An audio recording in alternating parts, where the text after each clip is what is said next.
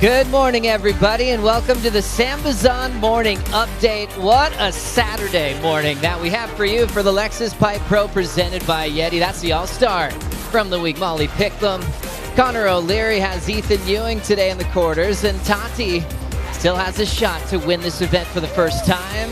World champ on deck, Caroline Marks, trying to hang on to yellow, and local boy, Eli Olson, gets a little adrenaline going. That's his morning coffee, but look at the size of the waves. The Hawaiian Water Patrol activated, 6 to 10 foot air for finals day. Ethan, the number 2 seed, checking in with Beach Marshal Raymond Chito as he prepares for his personal best results in the making of his career here at the Bonsai Pipeline. The stage is set, glassy conditions, big wide open caves if you want it. Let's have some fun today. Joe Turpel with Felicity Palmatier. I am so psyched. How are you feeling this morning? Oh, I'm buzzing. I have watched so many guys and girls get absolutely tubed this morning, and the sun's just popped out over the mountains, and I think, you know, it's the last day of the waiting period, and it is going to be the best. As we look right here, this is one of the most coveted trophies in pro surfing ever since the 70s. This pipe event was going down, and now look what we have today in 2024. Chances for maybe a new champion. There is John Florence in the draw on the men's side. On the women's side, we've lost some big names like Moana Jones-Wong, Carissa Moore. So it looks like it could be that fresh season where we might have some new stories to tell on the podium. For sure, definitely. There's opportunity, and there's a lot of opportunity on both sides of the draw for someone to really capitalize on this. You know, there's big names out of this, both on the men's side and the women's side.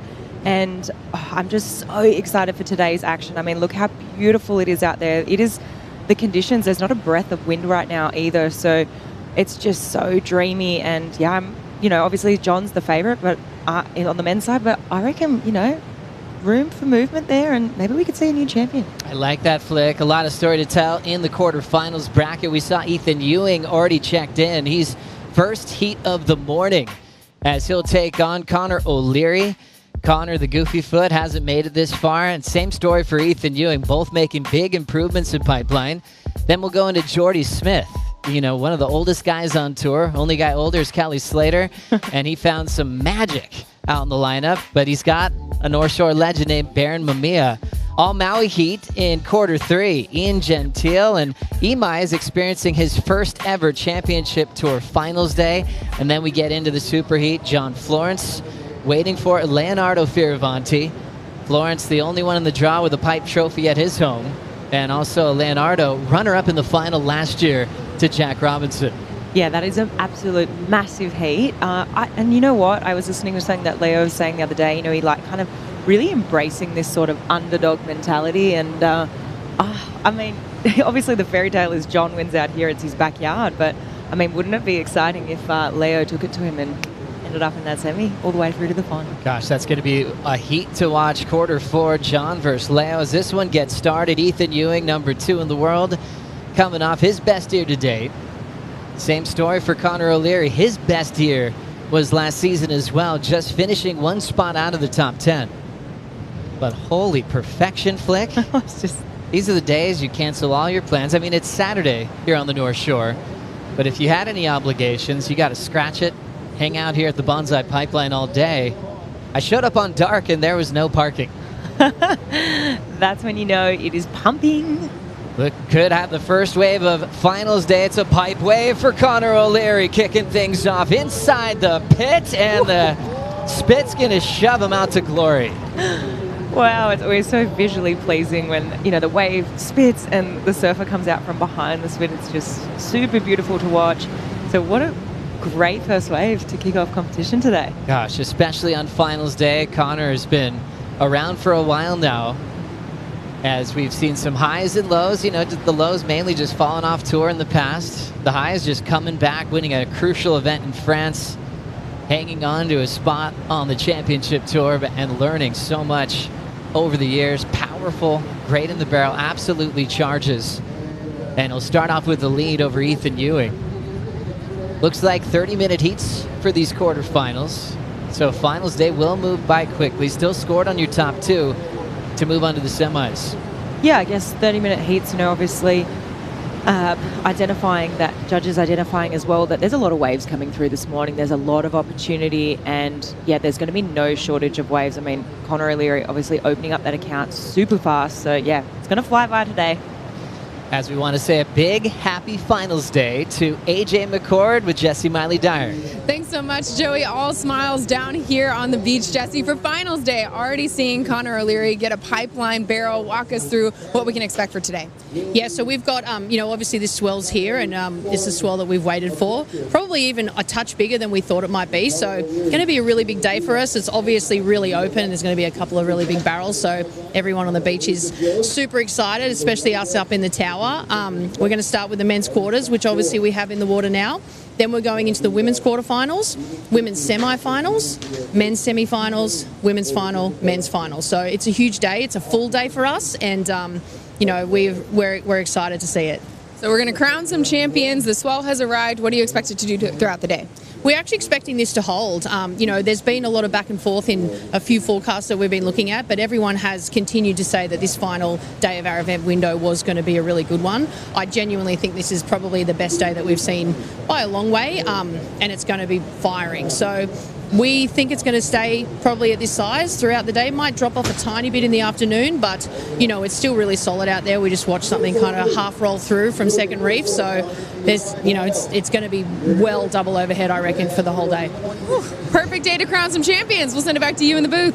Thank you, AJ and Jessie Miley-Dyer, our chief of sport. As you see today's schedule, men's quarters, then to women, then to semifinals, and it will just keep flip-flopping till we have our champions at the end of the day, and we'll see who will be kicking off the season. World number 1 heading into Sunset Beach. It's all happening so quickly. Sunset starts on Monday. You ready? You ready for that? I just want to really stay present at the moment with what we have in front of us. Last up, Connor O'Leary. This came in at a 5. Yeah, great first wave for Connor. He surfed that so well. You could see how far forward he shifted his feet on the board there just to really make sure that he cleared that barrel, and just, it was just really beautiful to watch. And from here, you can kind of, he almost lost it there for one little second. You can see his back foot kind of came off the back of his board, but this is what I mean. Look how far forward he is on this board. His back foot not even on his grip, just to really make sure that he's coming out of that barrel, shift that weight forward, get a little bit of extra speed.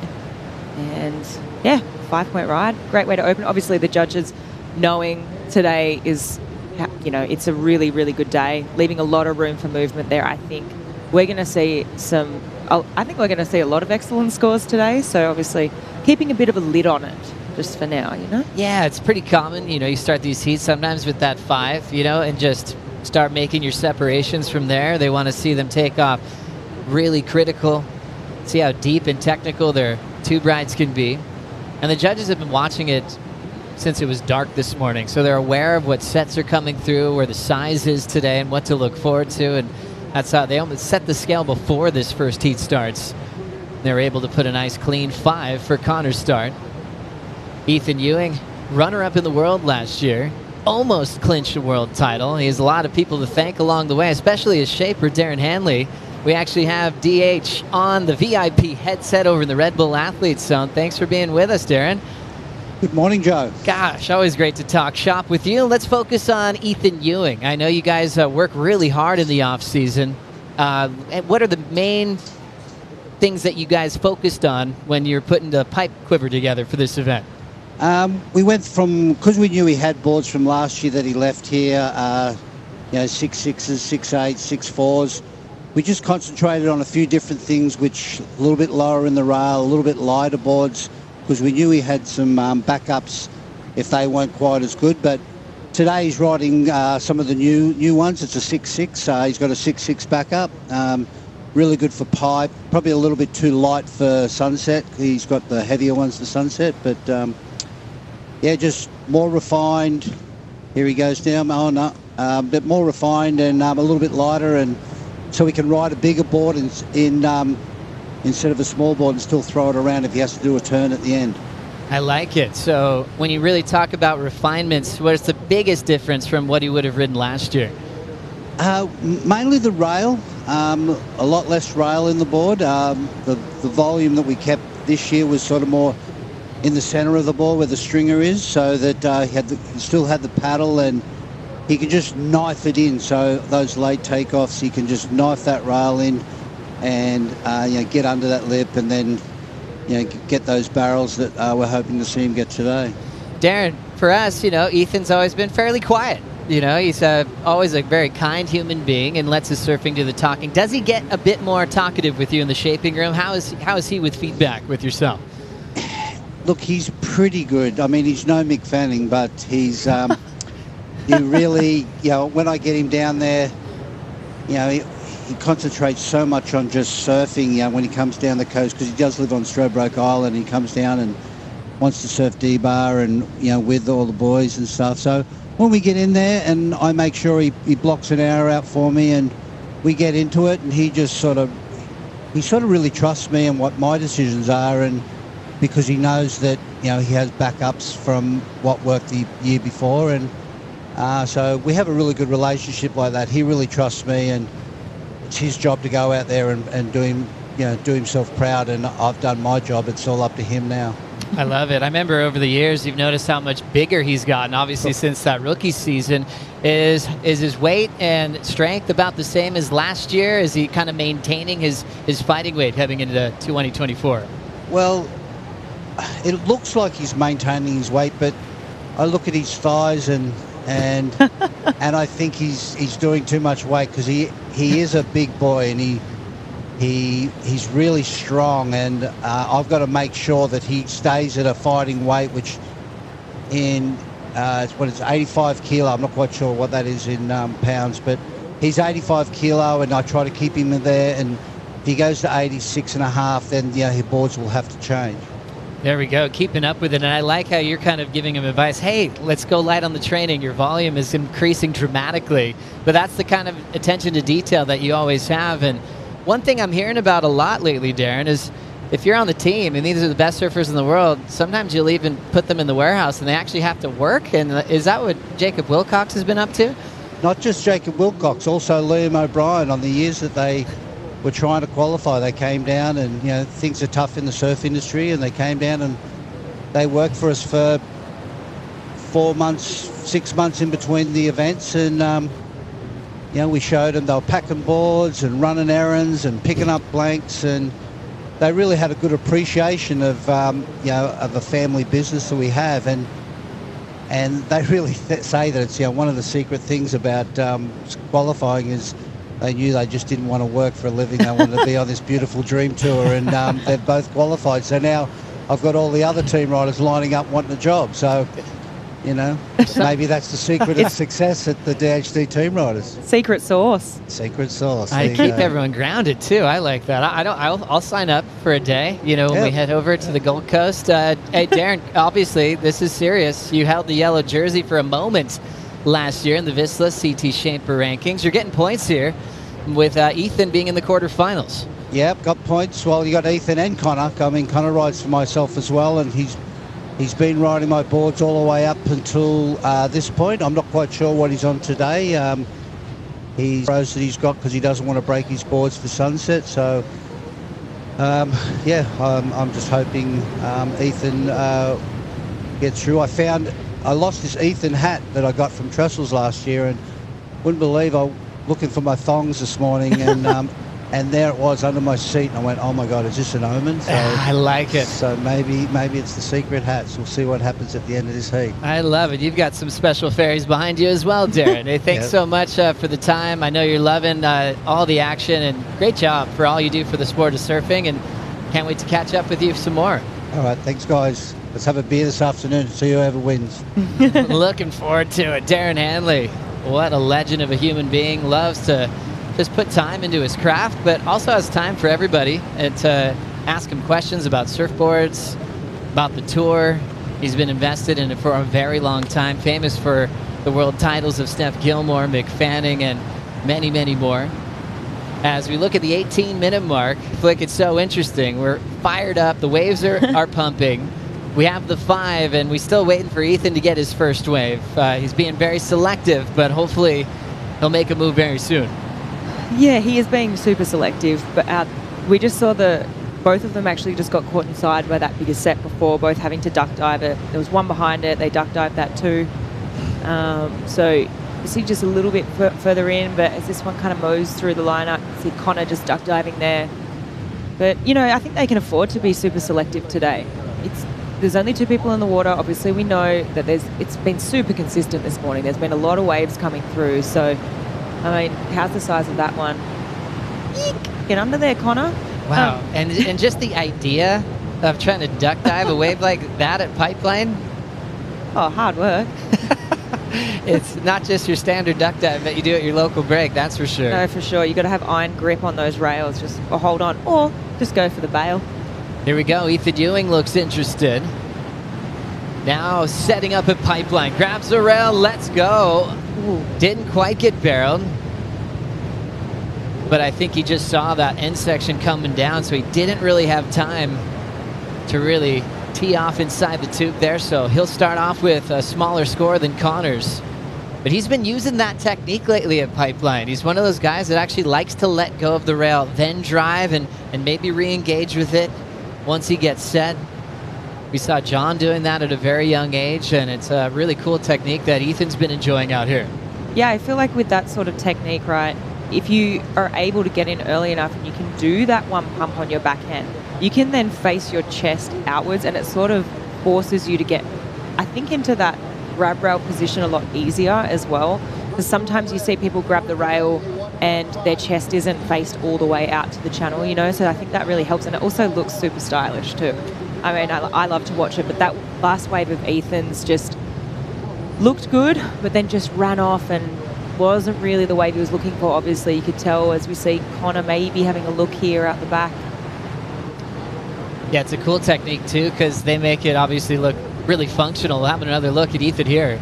Yeah, he grabbed there, but then he let go, and he almost looked like he was going to try stand straight up in there for a second, but that's you know, it sort of had a real bend on that wave. You could see it, and it just ran off in front of him, grabs the rail first. Sort of almost looked like he was just going to stand straight up, but that wave there just running off. I mean, he could have almost stood straight up in that thing, and then, yeah, he just got a lick to the head this morning. Wake up. Exactly, yeah, that thing That's just not going to tickle. attacking him, got out with the pin drop. But yeah, he was hoping that thing was going to stay open so he could have burned off some speed and got nice and deep in the barrel. Story for Ethan Ewing at pipe and backdoor is just so much improvement. He's put so much time into his craft. It's like we're watching him improve on the fly. It's really great to see it. The waves that he's caught throughout this event, especially on opening day as well, were some of the best he's had in his career. For sure, and I think you've got to attribute, you know, he's working with Shane Dorian. As we see him knife the takeoff, this one he's nice and deep. The Stratty boy gets tangled up on the foam ball, but what an effort. Well, yeah, I think, you know, obviously working with Shane has attributed to a lot of that. I mean, Shane is an absolute guru. The other, we have a broken board. Ethan's board's broken, snapped clean in half. Water Patrol straight on in there. And they'll get him into the beach. So already a broken board in the first heat of the day. You can see that back half still connected to his leg there. And he'll have to make the switch. 13:50 on the clock. We'll see how much time this takes for Ewing.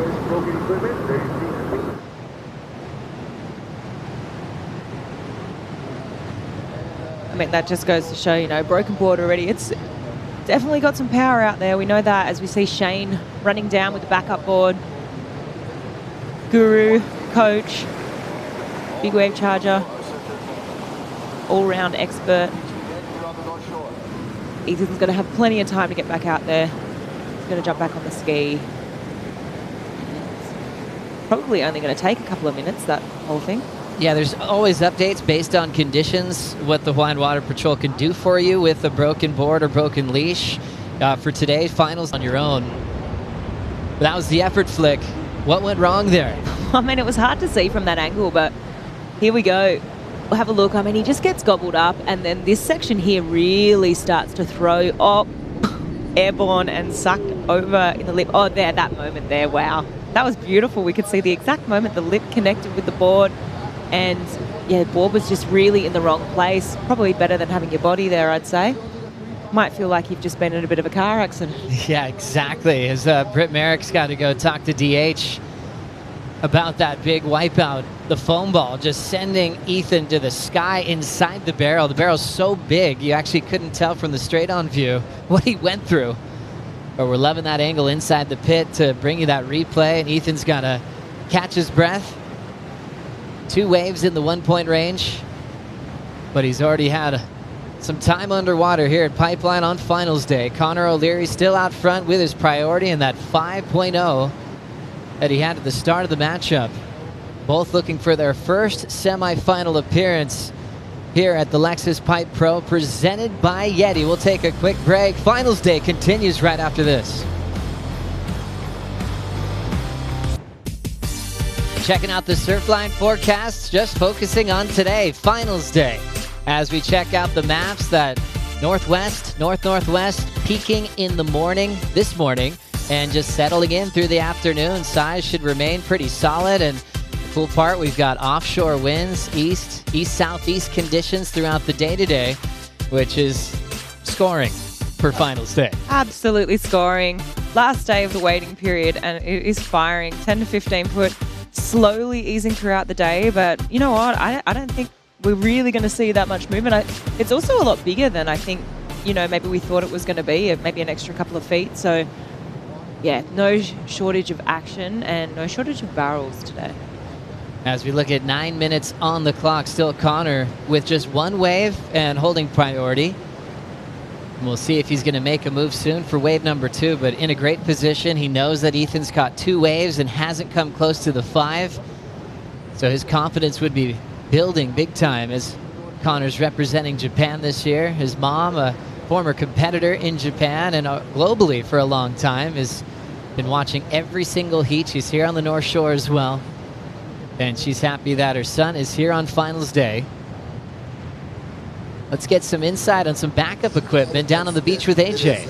Yeah, Joey, I talked to Shane Dorian as he was giving Ethan his new board, confirming what Darren already told us a few minutes ago, which is Ethan's backup equipment is the same as what he started this heat riding, a 6.6. I asked Shane, what did you tell Ethan? And he said he just reiterated his confidence in him as he headed back into the lineup, told him to take some deep breaths, but reminded him the time is ticking. So he's got to get busy out there, and certainly we're seeing that now. So much, AJ. Ethan Ewing has learned so much. He's always had world title talent ever since he won a world junior title over Griffin in the final many years back. He has really tightened things up. He actually fell off tour after his rookie season, but he was famous for opening up his CT career with a 9 and just didn't back it up. He had a lot of heats like that through the rookie year where he had all the talent in the world, but he had to work on heat strategy and really learning how to play the game. For sure. I think when he first came onto the scene, everyone was blown away by his style and just how much it mirrored Mick Fanning, Andy Irons, and everyone was like, wow, this guy's, he had so much hype around him, right? And I think a lot of that pressure might have just played into his head a little bit. But right now, I mean, it's we're looking at a different sort of Ethan. Obviously, that beautiful same style that he has always had, but now he's just got, that mindset is so strong, and he's obviously grown so much into his own body, and physically he's so much bigger and really matching it with all these guys on tour now. But yeah, he's definitely a force to be reckoned with. Obviously finishing runner-up in the world last year, and for me, I was blown away with the surfing that I saw on finals day from Ethan. I think that was some of the best carving maneuvers and variation of carves that I'd ever seen in my life. I'm right there with you. There was a special performance recovering from injury. Most people thought his year was over. He did everything in his power to come back and brought the best modern day rail game I've seen at lower trestles, finishing at number 2 in the world. As we have our good friend Strider Wazalewski up and here on finals day, absolutely frothing with these conditions. How you doing, Waz? Wow, that's all I gotta say. I mean, ever since I woke up this morning and got to look out in the ocean, you just knew it was on, and it is pumping, and it's just a big A-frame TPs, that 13, 14 second interval, really standing the waves up high today, and it's gonna be pumping all day. The buoys were knocking all night, so we're on. We thought it was gonna be on, and we had the last day of the waiting period, so we knew we were going to be on, but then we are really on because of the size of the waves. Well, take us through the positioning, with these waves that are solid and it's firing. We've only had a few waves ridden. What's your take on that? There's a lot of work to position yourself out here right now, and because of the shorter interval, they're moving in different places, so they're moving across and down the reef. So everybody kind of in the channel, the photographers, everybody pushed pretty far over. So that means that the waves are pushing over, which, you have to find a new lineup, so to speak. There will be some bigger sets today. The buoys got a little bit bigger last night, so I feel like there's going to be some second reef roll-ins. And whether you sit out there or not, that's your strategy, but it is going to be intense all day. Thank you so much, Striders. We're watching the pack paddle out towards some opportunity. O'Leary's still holding priority, and he's casually looking at this one, and now deciding to hold back. Remember, when you have priority, you have to really be careful when you look over the edge and make sure you can maintain priority without losing it for taking too long of a look. Connor looks more interested now. Now setting this one up at Backdoor. It's a big cave. He's got a ton of speed. Wave spits behind him. 2 decisions for Connor this morning, 2 makes. And there's the fan club representing Japan. That's his mama Kemi with her arm to the sky. She is so fun to sit next to when her son's in the water. So many great celebrations, but especially when you're in finals day at Pipeline, she is so thrilled. Oh, she is. She's always so stoked. Every time I see her, she's just ball of energy, so positive. She's going to be so happy right now because that was an absolute nugget. That one was just a really big TP. Connor read that really well. Just from the takeoff right to threading that barrel was just beautiful. The lip on that wave was just so thick too, so late as well. So beautifully surfed to grab that rail so quickly and get up underneath it. Spat out, and beautiful read there. So that was a great second wave for Connor. Really see that he shifted his weight forward there, really just trying to drive out of that barrel. Really well surfed. Gosh. 2 nugs now for Connor O'Leary. 2 teepees. Exactly, and how thick was this wave, Flick? Oh, man, you can just see it right there. really TP'd, but the thickness of that wave, I mean, wow, it's just sort of gurgling on that reef there, and how's the spin of that wave? You can really see when it's all warbled on the inside there, you can really tell that, you know, that wave had a lot of thickness to it as well. See Connor jumping on the back of that ski. He'll be back out the back in no time. Yeah, we saw him actually waving for it after he rode out of that wave successfully. So he was definitely calling the Hawaiian Water Patrol to give him the lift back to the channel. And they were right there to grab him and get him back in position shortly. 3 minutes to go. You see the demand of a day like this. Strider was talking about these guys dealing with a lot of movement, a lot of new energy in the water. As we're expecting it to potentially get even bigger, Strider, throughout the day. How's Connor looking? He looks like he utilized that jet ski. I mean, that was a heavy backdoor wave, so it put him in a pretty precarious situation. But now he's paddling back into the peak. He looks pretty focused and psyched, ready for more action. He's got a little grin on him, which we love.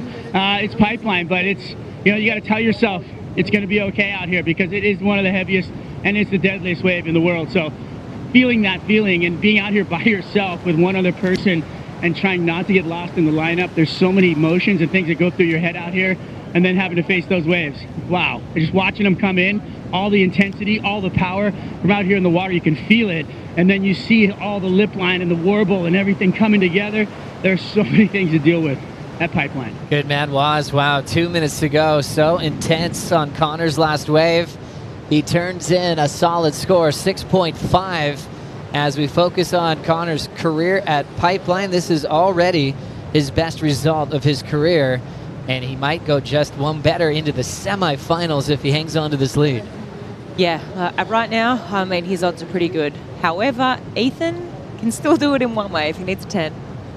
But, you know, time is a ticking, and, I mean, there looks like there's going to be a few lines on the horizon, so might see one last roll of the dice. I mean, he's obviously got the jet ski there that he can utilize to get back out the back, but then Connor's going to have priority. So it's looking pretty challenging right now for Ethan. Needs that 10 to advance. He has priority right now. There's some sets coming through.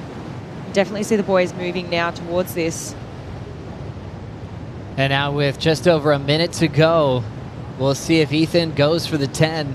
He knows that's what he's looking for to try to make it to the semifinals. So take a look at this wave. Wow. Expecting him to lose priority. He does. Oh. Now Connor controlling the lineup and the lead with 52 seconds to go.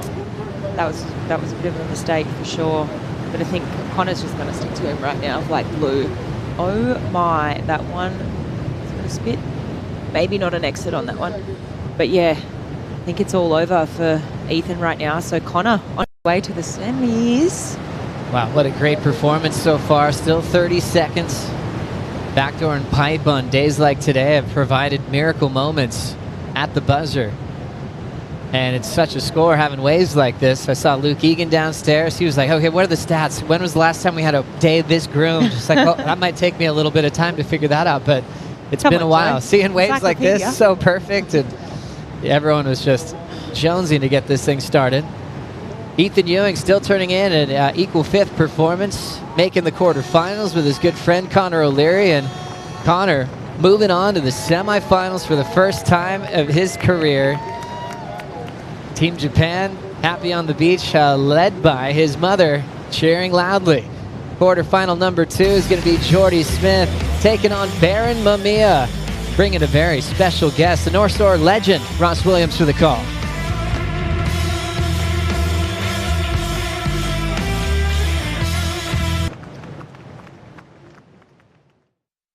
Congratulations, you have provisionally qualified for the 2024 Paris Olympics in Tahiti. I'll try my best to win another medal for Brazil. That's a deserving spot to achieve an Olympic gold. It's the biggest sports stage in the world. Really looking forward to be on that platform. It's been a huge goal of mine. I will hope that I can make everybody proud. Gonna have to play to see. Guarantee that I'm gonna be there. To inspire the next generation. That will and that want to win is stronger than I've ever felt.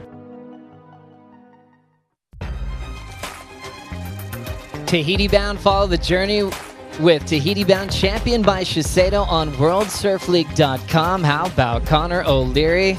Great performance, one at Pipe, one at Backdoor. Great to balance both peaks as we have Jordy Smith locking in against Mamiya. Big deep cave, and that one explodes and takes down the South African local boy. Baron Mamiya knifes the takeoff right behind him with the armbar and comes out without a problem. What a way to start off quarterfinal number 2. Jordy with a big opportunity to get a huge score, but Baron will have the lead as he's surfing on his home break. Big reputation at this wave since he was about 12 years old. And now look at him today, having the time of his life in conditions that he would be dreaming of to be surfing with his friends, let alone in a heat with one other guy out. Hawaiian Water Patrol on the assist as we get set up for this classic. Jordy Smith, one of the elder statesmen on tour, been around for a very long time, and he has been improving at this wave more recently in the last handful of years, making this a pretty radical heat against Baron Mamiya, Joe Trappell, Felicity Palmatier, and local hero and super coach. And he's getting really good at pickleball too. Ross Williams, thanks for joining us. Yeah, thanks for having me, Joe. I don't know about the pickleball call, but I like it. Just had to throw that in there. It's really good to see it first off, especially when waves are good. You know, even if there's not a contest on, when I run into you, this is what it's all about. I could tell you're really feeling alive this morning. Yeah, definitely buzzing. And this has been on the maps for, a good 7 days now. It was, everyone knew that this was going to be a special day, and I'm just really stoked we made it here, and it's proving to be a great day. So I'm really happy to be here. I'm happy all 3 of my surfers are still in the contest, because today really could be one for the books. I mean, it's really special conditions lining up. And also looking at Jordy's start, bit of an air drop on the takeoff there, Flick. Yeah, that was radical. Absolute fireworks to start this heat here. Jordy gets in, makes this drop, that inside rail engages, and realizes he has to just start driving down the line here, and that wave sort of running off in front of him, but you could just still see that red jersey. So he did make it, and then Baron behind him, armbar in the face of that wave, comes flying out. Such a good start to the heat. What makes Baron so good out here, Ross? Baron's one of the very few people, maybe, top 3 in the world that actually toys with pipe and backdoor. A lot of people come out here and they can get really good barrels, but they're more or less sort of surviving. Baron will perform in these types of waves. He's not worried about making these inverted drops. He'll slow down when he has to. He'll speed up when he has to. And actually, Jordy made a bit of a mistake there. He kind of had the Medusa effect. He made the drop, he did the hard part, and then he just stood there and kind of got really stiff, where he probably needed to do one big pump would have made that barrel. So, Baron's mega comfortable out here. On a 6-3 from Channel Islands, jumping on the CI program through the off-season. That was a big announcement for Baron, but he's been loving all the boards he's been getting from Brit Merrick and the whole CI factory. So 6-3, a little bit more foam than what he was riding the other day, but that 717 just came through, and that's a great start. Jordy Smith will have priority, and now a 1.5. Right now, you'd look at Baron just reveling at his home break, where Jordy Smith is always here to kind of have something to prove, and he certainly has done a great job at that in the last few years. Under the hook, Mamiya without priority. Oh, wow. Oh, nice little flex there from the local boy. Yeah, Jordy didn't even have a look at that. That's going to hurt. Joe, you were talking about surfboards. It's a real funny equation today because the waves are big, which makes you think, oh, I got to ride a really long board. But as you can see, these 5-6 footers are so inverted that the transition is really steep. It goes beyond vertical. So you need a board that has curve, a board that will allow you to kind of make that drop and not detach too much. So that's everyone's trying to find that magic number of what board to ride. It's really interesting when you watch Baron's footwork as well. He moves quite a bit up his board, which is kind of rad. Watch this decision here, Flick. Man, Jordy's going to be kicking himself because that was just so late. It is unbelievable. I don't have no words for that takeoff, and just got to echo what you said, Ross. I mean, he's really playing with it. This is so last minute and so casual. Watch his front foot right there. You see that? I mean, that it's counterintuitive because it's almost like dropping into a half pipe. you have to lean forward. If you lean back, you're going to go in front of the barrel, or you're going to get hung up and eat it. So, and that's what makes the best surfers so good out here is they're not afraid. They're so committed. It's just all about head forward. Also checking this one out, Barron again, going pipeline, slams on the brakes, and will he come out over the foam ball? And just getting exploded after he was doing some crazy yoga position and the lip landing on the back of him. This would be an absolute dream come true for a local kid like Barron Mamiya, who's always been a threat at Backdoor and Pipeline. With or without priority, he's already looking like he's running away with this heat, Flick. Oh, he's having an absolute heyday out there. It's unbelievable. He's toying with it. I mean, that last pipe wave we saw as well. I mean, he was just seconds away from coming out of that. That one just kind of clamped on the end there. And, obviously he came shooting out. But, I mean, if there's some other big sets stomping through and he has priority, wow, watch out. Connor O'Leary's into the semifinals for the first time of his career at Pipeline. He's with AJ. That's right, Joe, and no one knows that stat better than Connor himself. On to your first semifinal here at Pipeline. First semi since G-Land in 22. You had 5 quarterfinal finishes last year. How did you get past that hump today? Yeah, I mean, I just kind of didn't really think about it as much today. I think just the waves and how good they are and how great the conditions are and the sun's out, and I mean, that kind of took over more so than the pressure of getting out of that quarter slump. So it was actually trickier than what I thought. Paddling out before it started, I was like, oh my god, there's so many good waves, but just had to treat it like a heat and not make too many dumb decisions. And at the end of the day, if you're making heats, it's all that matters. So yeah, I'm stoked that I got one at the start and then got that crazy, scary backdoor wave and managed to squeak out. And with the conditions being so different than what we've seen earlier in the window, how did you make the decision about your equipment today and what were you riding? Yeah, I was riding a Tokoro 6.4 today. I've had some pretty good R&D on the Tokoros here for the past couple of years and even at Chopes and stuff. And the other day I was riding a DH just because it's a bit smaller. And yeah, 6.4 feels pretty good and I'm going to keep riding it, I think. I mean, I don't blame you. Do you have anything you want to say to friends and family watching you from Japan? Yeah, 日本の皆さん、今日勝ってとても嬉しいです。クォーターファイナル去年5個だったので、今日セミファイナルでとても嬉しいので、集中して、次のヒートもっとチューブを入って、応援お願いします。Can I do it in Australian as well? Australian English. Hey to everyone at home in Australia, all my friends and family back in Cronulla and Lennox and, all over Oz as well. Thanks for the support. Man, it feels good to get out of the quarters and, yeah, hopefully get a few more barrels in the next one. And, yeah, it's a great day and thanks for the support. Congratulations and omerito. We'll see you in the semis. Thank you. Good on you. That was great, Connor. And arigato. He's been doing such a great job representing both countries, but officially for Japan this year, which is so beautiful with his connection to his mother as a longtime competitor representing that amazing country. Back to Barron Ross. Again, under Jordy's priority. So, there's a pretty big discrepancy, and that's the beauty of pro surfing. Everyone has their sort of horses for courses, and for Barron, you can see, he's got this lineup wired. He's reading these waves come in before Jordy is. If these two surfers were out at J Bay, it'd be flipped around. We'd be all talking about Jordy. All eyes would be on Jordy. But we're at 6 to 8 foot pipe, and it's the opposite. All eyes are on Barron, and he's definitely proving why he's the favorite. Wow, just got tangled up there. Barron feeling so good after just a few minutes off the clock. Already had a couple of big 7 range numbers as Jordy combo needed to break down a 14.5 total, and he did it just within a few minutes. Back-to-back waves at Backdoor, Felgo and Pipe. Let's hear from the man.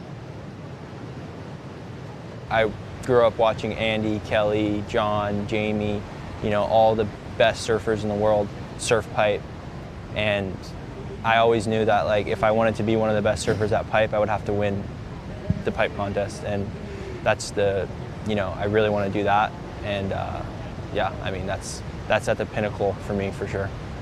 I think that chain's going to be out for the majority of the season. I think Waz is kind of psyched. He's probably saw that and was like, ooh, I need one of those. For sure. He's such a calm human being on land and just absolutely charges.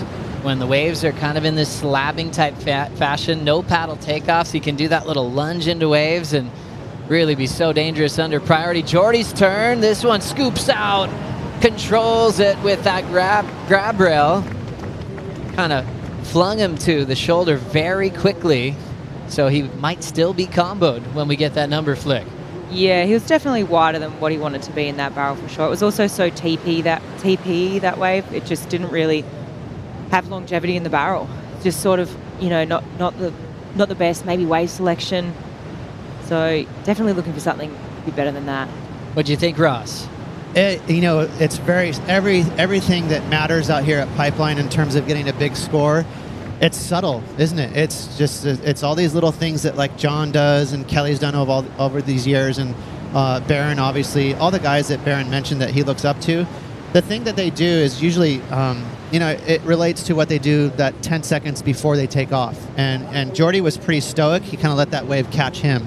You really have to position yourself right behind the apex, right behind the A-frame, like you were saying, Flick, and that's when you get those deeper barrels and those scores start elevating. Pretty rad moment for Baron Mamiya. Speaking to being a local boy, Ross, like yourself, getting to compete in pipe against everybody in the world as you made finals in the past. I mean, what would Baron be going through right now? Just trying to calm down and stay present. Yeah, I mean, that's going to be his homework today, right? That's going to be his challenge. And that's he desperately wants to win this event. So he's going to have to try and stay calm and stay focused. And not get too ahead of himself, because you know how it is when you have a home game, you're expected to win. Sometimes you try too hard, but at pipe you just need to put yourself in the right spot and let things happen, and he looks really calm right now. 16 minutes to go. Baron's still out in front. There's that heartbreak moment when he basically had Kelly Slater, the GOAT, up against the ropes in that famous 2022 year, and Kelly, you know, did what he does all the time at pipe and beat him with just seconds on the clock. And I thought Baron walked away from that, you know, really well. You know, he could have been devastated, but I think since it was Kelly, didn't feel too bad, and he's just been saving it up ever since that loss to be in the position he is in today. For sure. I mean, if he lost to anyone else but Kelly, I think he'd be spewing, but, you know, it's Kelly.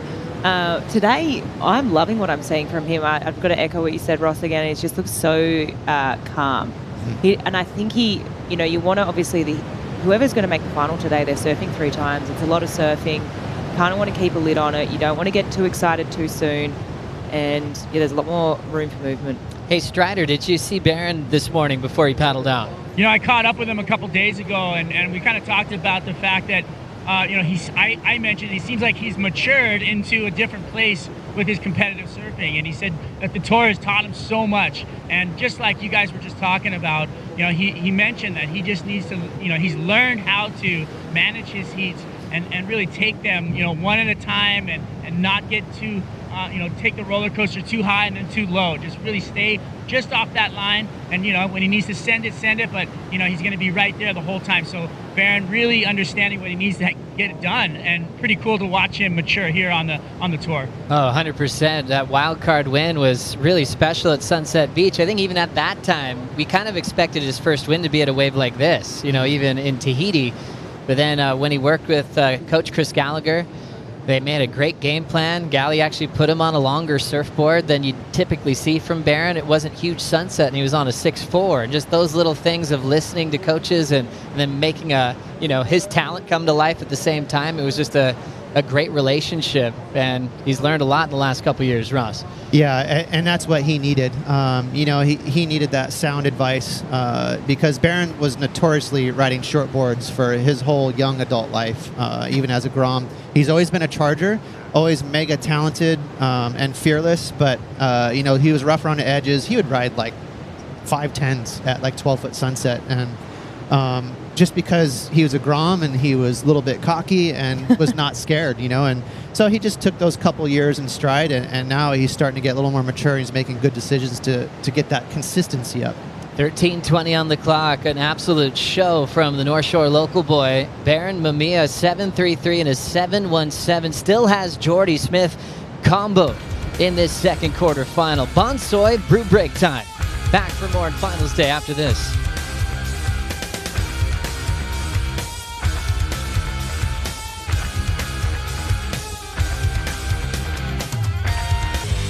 Let's take a look back when Baron had what he called That day, the best day of his life back in 2022. He was a wild card call-up to Sunset Beach, and he beat the world. Tears came from his eyes. All of his best friends were screaming from the beach, cheered him up, and the party continued here on the North Shore. And you know, when you really think about why Barron's here, it's because of this win. From that win, he was able to keep a spot full-time on the championship tour, and he's been here ever since. Learned a lot in a short period of time, and he's ready for more this year. Put a lot of time into his training in the off-season, more focused than ever, jumping onto Channel Island surfboards, and his boards are looking great. You know, went from more shorter boards with that wider stance, and they're really aesthetically pleasing now with what they're making for him for this event. As we go to the Pacifico fan picks, almost even, just a slight edge for Barron with 52% calling a heat win for the local boy. Yeah, it's interesting. I mean, I know Geordie's got a lot of, he's surfed a lot of contests out here. He's got a ton of experience. He's spent a lot of time in Hawaii, but I mean, my pick this morning was just Barron. He knows every inch of this reef, and he's just toying with it. So, I mean, and it's obviously clear right now with those 2 sevens. I mean, Geordie's still got 10 minutes on the clock, but he needs 2 waves. 10 minutes on the clock. Back to you, Strider. Yeah, you know what? We got an interesting situation out here in the water watching the positioning of Jordy Smith. So Jordy is way over here by the channel by Pipeline. Like, if you have a marker at Pipeline, you would be 100 yards off of it. Barron not moving, not saying a thing, sitting back and knowing he's got him in combo, and he knows he's out of position, and he's just letting him be there. And I love the fact that Barron knows if he paddles over there, he's going to follow him, right? So he's just letting him do his thing, and he's just going to let it play out. And unfortunately, Jordy is way out of position for a good wave right now. Wow, thanks for the insight, Strider. Ross, put your coaching hat on. Are you agreeing with Waz here? Barron doing a great job. Yeah, well spotted. I saw that about 5 minutes ago, and I've been kind of itching to talk about it ever since. So well spotted there, Strider. And I couldn't agree more. 100% Barron's happy to sit there. He knows that Jordy's out of position, but it looks like Jordy's slowly but surely trying to get back in the right zone. But keep in mind, Barron has priority. So he's sort of dictating, what's going on out there. But that being said, Jordy is obviously a regular footer, and he has a specific wave in mind. And where he is now is actually fine for those rights. He's looking for those medium-sized double-ups. You can get a 10-point ride out here in a heartbeat in one of those waves. So Jordy's still very dangerous. Wow, really smart pick up there. Barron understanding this reef so incredibly well. Had the lead and didn't mind just sitting out in the wrong position. Jordy starting to move back into the zone to try to break down the combination that he needs to move on. I think what a great opportunity this is for Jordy. Coming off some injuries more recently. He hasn't been in the headline news like he's kind of been in for the majority of his career. I've always felt like Sunset, just a beautiful wave for Jordy. He's always had a special relationship there. Already with at least an equal 5th result here at Pipe. Things are heading the right way for Jordy Smith when you think about the world title race. For sure. I mean, it's early days, but I agree. I also think he's done really well. He obviously cut his foot pretty bad to the point of needing stitches at the beginning of this event. So sort of just being able to still surf with an injured heel. I think it was on his heel where he got the cut. I mean, and he said in a post-heat interview, this hasn't been an easy thing to do. And you can really feel it when he pushes on that back foot. So beware of sort of that wounded warrior. Maybe he's just surfing a bit more free, a little bit less expectation. I've injured myself and but here he is in the quarterfinals, and that often is the story. Sometimes you're injured, you end up doing a lot better than expected. Very true. Let's see how Jordy's found himself in this situation. Jordy started backdoor, Ross. Yeah, real technical drop there. You can see he got airborne, but then he did chill for just a second, and that was the culprit there. He needed a big pump, and you can see Barron was on the other side of the spectrum in terms of speed, so he was trying to slow down the entire wave. And Barron's just a master out here. He looks really comfortable. Under the lip without priority on a cave. Mamiya back-to-back scores in the 7 range, and he hasn't looked back. Got tangled up on the one at Pipe, but still flexing with his local knowledge. Sat right next to Jordy out of position, and he didn't mind it. With 6:35 to go, as it's time for a heat check. You can see both surfers being really patient, waiting for certain types of waves, and maybe just the big part of that too, being a little out of position for Jordy. 1.5283, Mamiya getting the 7s to start. And you can see how the judges reacted to their best waves so far with their top scores on the bottom of their screen. Just under the excellent range. The main thing the judges are doing is just making separations. And it's all going in favor of Mamiya at the moment, still with 6 minutes on the clock. Yeah, it's really interesting because Jordy's 1.5 was really close to being an 8. You know, if he just would have had that big pump, he could have squeezed out potentially. His 2.83, if he would have got himself 10 feet further back as he paddled in, it could have been like a 6 or a 7. So it's all about the game of inches at pipe and backdoor and positioning before you start paddling for the wave. But also a great start for Jordy. He's had some great waves out here. You know, typically he was spending the off season right here on the North Shore, but he was really mainly in South Africa for the last few months at J Bay and also at Cape Town. But he looks outside of those stitches on his foot. He looks really healthy and really happy coming into another lap around the world. 5:15 on the clock. Well, we have you here, Ross. I mean, we got to check in. How's John feeling this morning? Heard he was late for the meeting in the dark on finals day. Well, I know I coach Betty Lou and Tati, as well as John, and I've had a first heat with one of the three every single day of the competition. So I have like just this automatic, I'm there in the dark, who's ready? And I went over to Johnson's yard real quick, ready for John. I'm like texting John, where are you? Like, what's going on? Because for some reason, I got him and Tati mixed up because Tati has heat one. So, you know, he texted me back like an hour later, probably after waking up, like, what's going on? I'm like, don't worry about it. I've had a cups of coffee. I'm good. But he's feeling really good.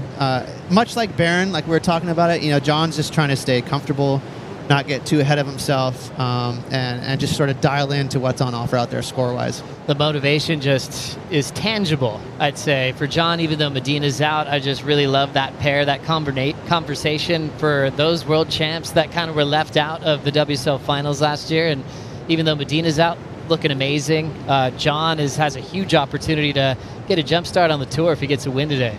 Oh, for sure. I mean, this is where he wants to capitalize. This is his backyard, and he knows this wave better than anyone, right?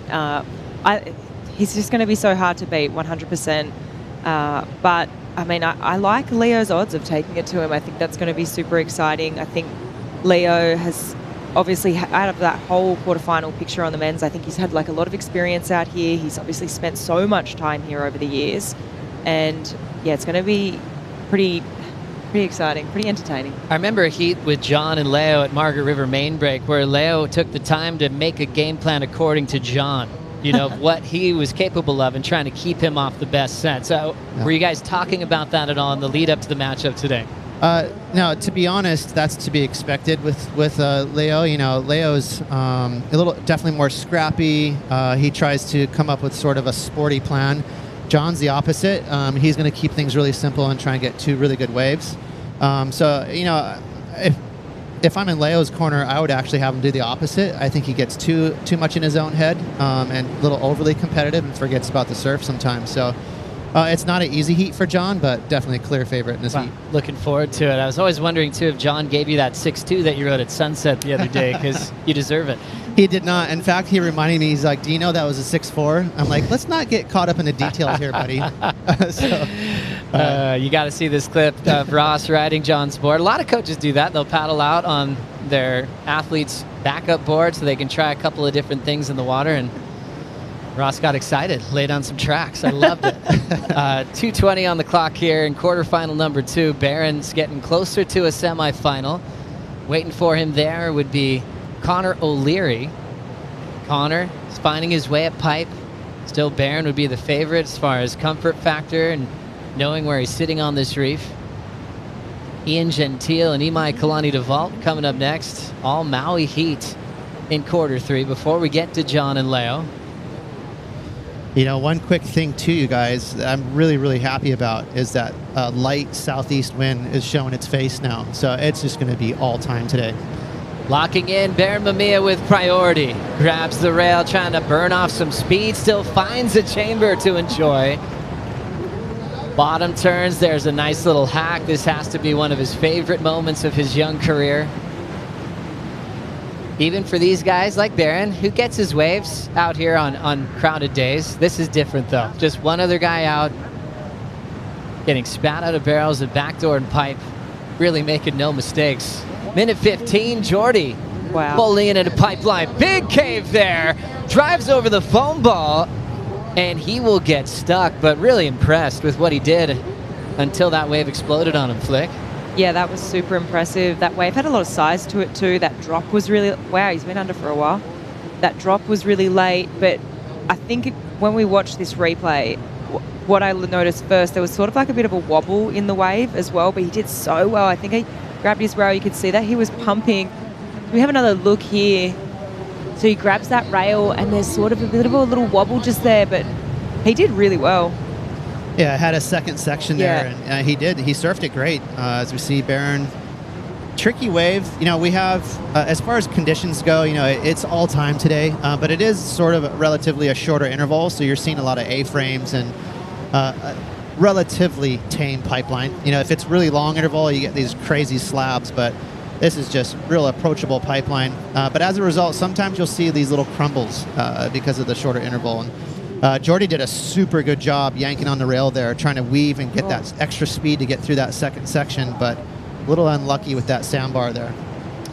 2 seconds to go. We're going to close this one out, but still loving the effort from Jordy Smith. A few big sections, and unfortunately just didn't quite make it out of the ones he chose.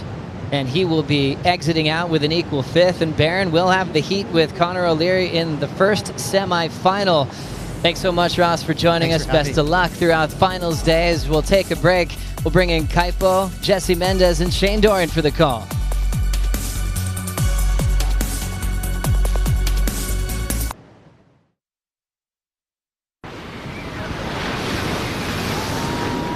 We do it better than any place around the world.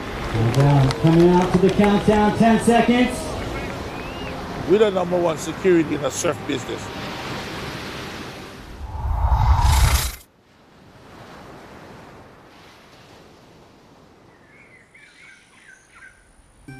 Kanaka Solutions, humble beginnings to where we at present time. You start building a relationship with all the surfers. It's almost like a ritual that every heat that goes out, every heat that comes in, man, they make sure they shake your hand or you get a hug, simple stuff like that. It's in our blood, dude. Go do what you know best. We get to give back to people. We get to provide. Malama.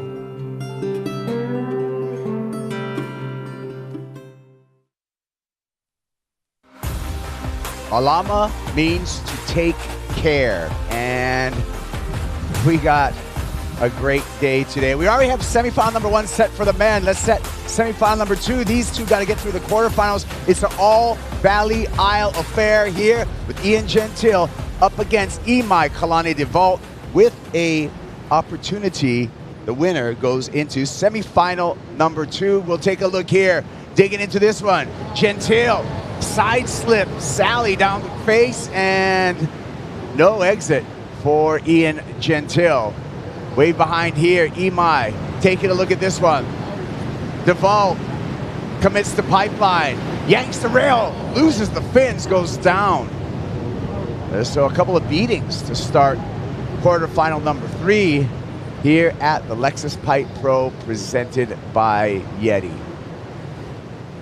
Welcome to the set. I'm Kaipo Guerrero along with former Triple Crown winner Jesse Mendez and a leader of the momentum generation, Shane Dorian. Shane, you've been in the thick of it already today, you know, coaching Ethan Ewan, being on the beach. And your thoughts about pipeline, competition, everything we have on hand? Yeah, I'm excited. Just like everybody else, we got classic pipeline conditions. I was just there for Ethan Ewing's heat. Unfortunately, he didn't make it, but yeah, I'm really pumped. Had my coffee this morning, and I'm psyched to see a classic day of competition. Jesse, it's going to take some bravado this morning to make it through heats. There's no holding back. I know, it's like pretty much a perfect day at pipeline. There's amazing backdoor waves as well, and I think throughout the day we're probably going to see even more backdoor waves because the swell is starting to shift a little bit more north. The winds are just southeast and perfect as we speak, so it's going to be such an exciting day, and I can't wait to watch it.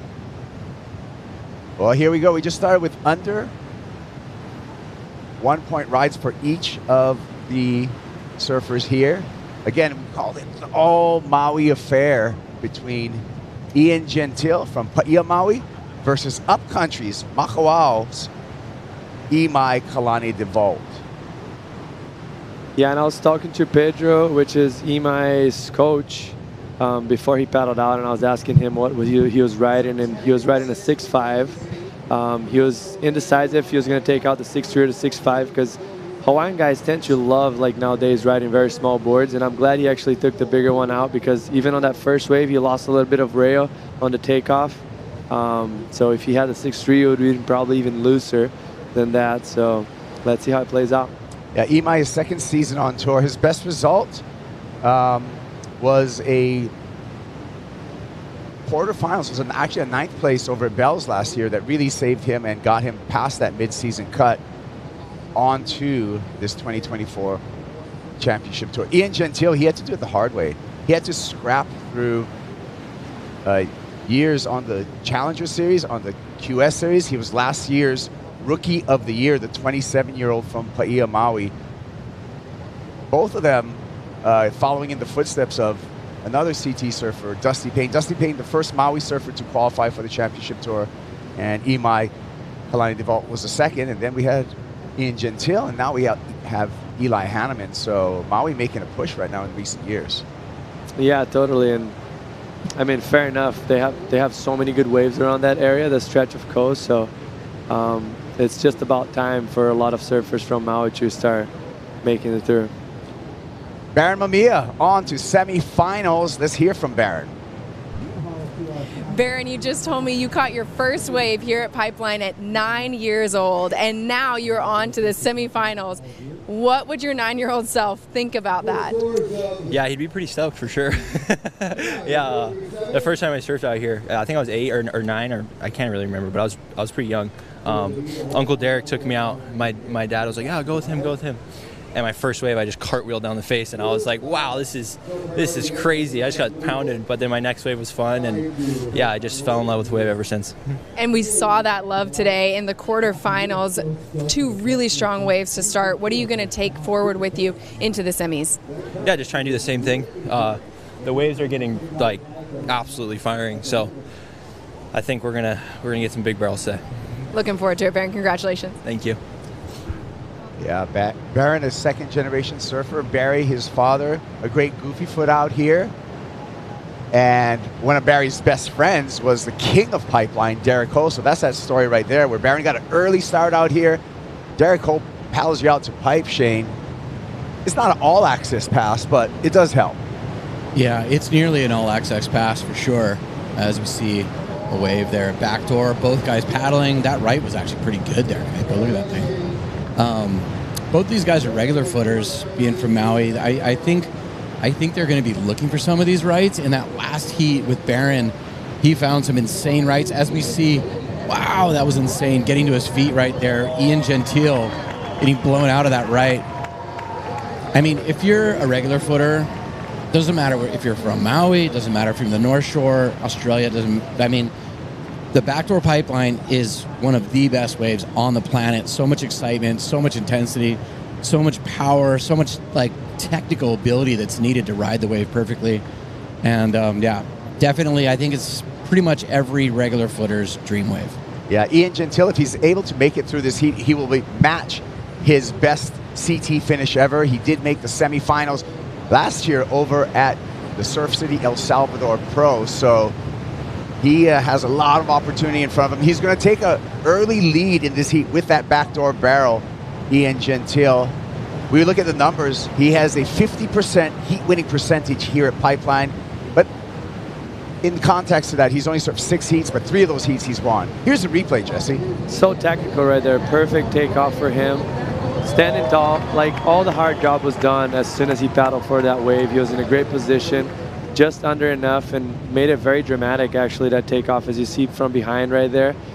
Little air drop into the barrel and just getting to spit out. That was a beautiful rhythm wave for him, and he's going to get rewarded very well for that. I mean, he made it look so easy, but it really, like, if you slow that drop down, it was so technical. You could see that his board was in the air. He was completely disconnected at one point. he basically did an air like down the face, like completely disconnected, got reconnected, kept his composure, but he made it look so easy. Just insane positioning, insane. And the reward, a 7.67, so strong lead. Break this down in slow motion. Yeah, as you see right there, when he took off, he was so late, like Shane mentioned, that he had to put his foot forward so much. And that's key because it just gives you that stability on the front of the board, has more foam, a little bit wider. And if you put your foot all the way on the back, you just have so much drive as you touch the wave and get so much traction that you kind of lose control. So perfect read there for him. And yeah, see Imai Palin, maybe losing priority again. Yeah, so that is a priority error for Imai Kalani DeVault. He's going to hand over heat control to Ian Gentile, who has the lead and now controls priority. Interesting note, Shane, with Ian Gentile. It's almost looking like a soul surfer. He has 0 logos on his board.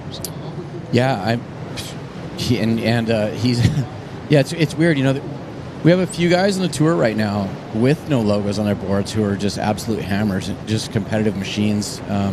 But Ian Gentile, he keeps his head up and just keeps grinding away. He doesn't let that bother him at all. He doesn't seem disgruntled or bitter about that at all. He just puts his head down and keeps going and stacks up the heat wins. You know, that's kind of what it's all about at this level. And really cool to see Ian. I think just as a surf fan, as you know, just someone who's born and raised in Hawaii and super proud of our Hawaii surfers, seeing Ian grind his way onto the tour from the Challenger Series, and then see him rise above. I think a lot of people didn't really see him getting to where he is today, and he had an extremely long road, right. Like a lot of adversity that he had to kind of go through. So it's really cool to see him competing here at the top level. He actually kind of disappeared out of a lot of expectations, right? At 14 years old, Andy Irons called him one of the best 14-year-olds in the entire surf world. So he had a lot of eyes on him as a young teenager. Had to step away, went undercover, and then came back with what we see right now. And also with Ian, Jesse, he's got a great support squad. Leandro Dora, Iago Dora, Jack Robinson, they're all in the same camp. Yeah, and they all kind of match their level of energy, you know, they're all pretty calm, so it's a good crew to be around, and for them it's great. And Ian is just one of those guys that you can't really tell what he's feeling because he hides it so well, and he actually translates that into his surfing. He's just so calm out there. It makes everything that it's tough look so simple and easy, and it's so hard out here in such a powerful wave. Look at these waves stacking up. Priority with Gentile, but there should be a lot of opportunity because there's multiple waves in this set. This is a pretty interesting heat too, because I wouldn't say either one of these guys, even though they're both from Hawaii, they're not like a Baron Mamiya that like grew up surfing out here. They didn't really go out of their way to like become a fixture at pipe. They're not pipe specialists. And I would say that they're not the most comfortable Hawaii surfers out here at this break, especially when it's big and gnarly. It doesn't, to me, it's a really interesting heat because they are a little bit less experienced at pipe, even though they've both been surfing out here since they were really little. It's not that same level of comfort. So I feel like it's a real even playing field out there, and hopefully they get a lot more opportunities. I mean, the conditions are like really turning on. So it's cool to see Ian get that right that he got. That was a super technical wave, and he surfed like he's been surfing out here since he was born. And probably a confidence builder. Well, the next heat, quarterfinal number 4, we're going to see John Florence up against Leonardo Fioravanti. We got on the VIP headset John's uncle and shaper, John Peisel. Well, thank you for joining us, John. Right on. Thanks, guys. Stoked to be here. Hey, good morning. Yeah, I want to talk board designs because the board. Oh, look at this action. The Ghost. Well, we'll see. We'll see if someone goes. Okay, we're going to go back to board design. The Ghost that you developed with John Florence has changed the way that surfers look at step-up boards. Talk us through that design and what happened in the development of that board, John. The Ghost really came from, I don't know how many years ago. It was in the early, or 2015 maybe. I just started, I took some boards, some step-up boards that we were making, and essentially just chopped the nose off of it. So that made everything kind of, if you take a normal step up and then pretty much get rid of the front half, or not front half, but a front few inches. You're kind of widening up the front end, flattening out the rocker up there, and you're pushing the wide point a bit forward.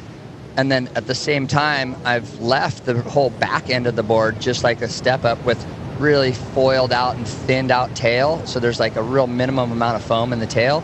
And then the rails, the same thing. The deck is really domed, and so the whole board has a very refined rail, which gives it a lot of sensitivity. And at the same time, your volume is pushed up a little bit forward so that you get this maximum paddling power with extra foam under your chest. And a flatter, there's one right there. A flatter, actually he's riding a little different board, but a flatter entry rocker, which actually that accounts a lot for paddling too. Rocker makes you how you paddle. It's not just how much foam's in your board. It's actually how the board's moving over the water or through the water when you're going slow. So if you have a flatter rocker in front of you, you're going to get into a wave a lot easier and a lot faster, even without making the board way bulkier and bigger. So what I'm hearing from you, John, is volume doesn't always necessarily equal paddling entry into a wave. A correct rocker can actually make a lower volume board paddle into a wave easier. Absolutely. There's so many different factors, and people kind of tend to look at that like volume number, like 31 liters or whatever it is, as a thing that's really important. But that does play a big part in it. But the design of the board plays even more. I mean, if you look at guys, yeah, Johnny. Sorry. Go ahead. If you look at guys that are, oh, there we go. Look at boogie boarders, body boarders. Those guys, they're barely on anything, and their boards are so flat that they can get into waves super early and easy, like a longboard almost, because the flatness just lets them skirt right over the water. You know, they're not pushing water like this. They're actually just going straight over things. Hang on, John. We'll be right back. Imai, backdoor barrel, traveling long section in front of DeVault, and nothing going there. Back to John Peisel. John, were you able to speak to John Florence this morning as what board he's choosing to ride in the quarterfinals? Yeah, I was just next door over at Petey's house with them, and he's riding a 6.4. It's called the Next Step, and that is actually the board that the Ghost came from.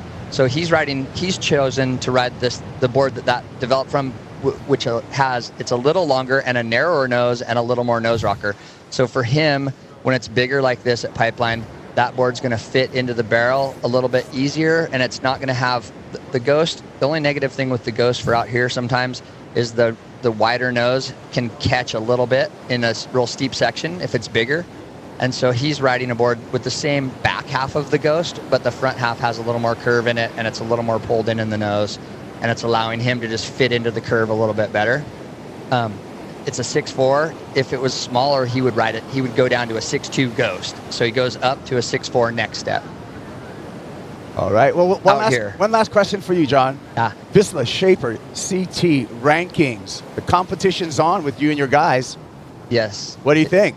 I think it's awesome. It's fun. I like to see how everyone's pretty fired up on it. For me, it's a little funny because I've always had a very narrow approach to my team. Like, I keep it really tight and kind of focus, kind of like a sniper. I'm aiming for that number one target, you know, and I don't take like the shotgun blast approach. So I kind of have a little less of an advantage in that sense. But I'm super stoked on all my team riders and everybody that's doing good, and just watching these guys here. And it's fun for everyone else to compete with that, and those guys are happy to do it. So it's good. It's fun. It's nice to see this year there's a lot of focus on talking about board design. I saw DH this morning online, and just seeing different guys and having these conversations about boards, I think is really cool, because it's just such an important part of the sport. And it's nice that we feel good, you know. We're like, all right, we get a little pat on the back, and that's pretty sick. It's not, we're in the back working, you know. Give us a list of your CT squad. I want to hear who do you got on board? In the men's, I've always just only stuck with John. Like, that's what I always tell people is like, I'll give you 100%. I want 100% from you, but I'll give you 100% too, you know? And John, that's been real special for me. I hate to like pull away and be like, oh, I got to make this do and all these different things. I like to be able to just be like right there for him. On the other side, on the women's side, I have Tyler Wright, and that's a very similar thing for me, where I'm like, hey, I want to give her everything. Then I do have two women from Australia. I got India Robinson, and I have Sophie McCullough. And those girls are amazing, and they've been back and forth on the tour. and they have come from my Pyzel Surfboards Australia, so that's their team down there. But when they come here, I work with them. When I'm traveling down there, I work with them too. And it's the women's, it's a little different. I feel like it's a little easier. Sometimes they don't go through as many boards, and they tend to just like, they're easier to like equip for some reason. Whereas working with John is we go through a lot of little tiny changes that improve things along the way. And sometimes we even go backwards. Like this board here is something that he was riding years ago. And then he's like, I showed him some footage from way back, and he's like, wow, that looks really good. So he kind of shifted back to that. So that really requires a lot of focus for me, and it's really fun. Well, thank you for your time, John Pyzel. Yeah, thank you guys. Really appreciate it. We're going to get back to the action here in quarterfinal heat number 3. And it's been all Ian Gentile standing out with that 7.67 for the backdoor barrel, Jesse. That's really been the only kind of meaningful number that's been put on so far in this heat, and we're down to 9 minutes and 20 seconds. Yeah, Imai is just not having it this morning. It's tough to watch him. Actually, he's such a good surfer and just not really find the rhythm. But looking back and kind of putting on a seeding perspective of things, like this is such a good opportunity for both of those guys being lower seeds, being on the quarterfinals, surfing against each other. Those guys usually expect to surf against Gabriel, John, or I don't know, someone else at a higher seed. So it's a good opportunity for them to gain ground. Yeah, right here, Imai just feeling the teeth of Pipeline, Shane. Yeah, just looking a little out of sorts. It's been a little bit of a funky period in this heat with not many really good waves through the middle section, and that was a poor choice on Imai's behalf. That wave was never going to score more than maybe a 2 at the most. Yeah. You made a good point, Jesse, in that guys like Ian Gentile, Imai Kalani DeVault, all those quarterfinalists have a lot of opportunity because the usual suspects, past champs, Jack Robinson, Italo Ferreira, Gabe Medina, Kelly Slater, none of those past champs have made it to this final day. So it's an opportunity for all of these surfers in the quarterfinals, and especially you make it to the semifinals and finals. That's the way to kickstart your year. Totally, and they're probably now with their coaches thinking about that. They know exactly what's going on. So it's a great opportunity for them to go head-to-head with someone that you're not the underdog. It's always better. As much as it's fun and challenging to go against the big names and beat them, it's also good to have like something more matchable. You're right. Well, here we go. Quarterfinal 3. We're going to step away from it for just a sec. We'll be back with the conclusion. Will it be Ian Gentile into the semifinals? We'll find out.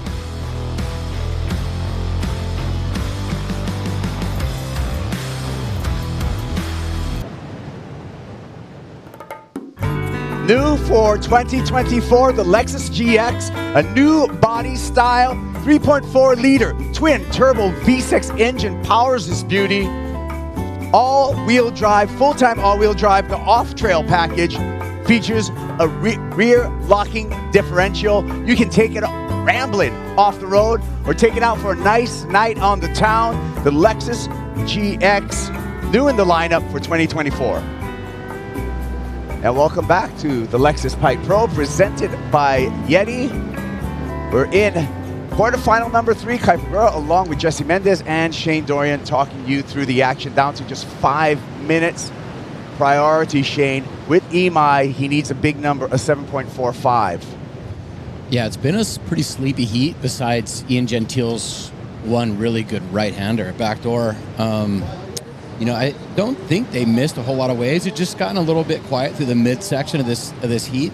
What I do like about it is I think in that first heat this morning, in the Ethan Ewing, Connor O'Leary heat, it was a little bit, it had that feeling of like the peak of the swell.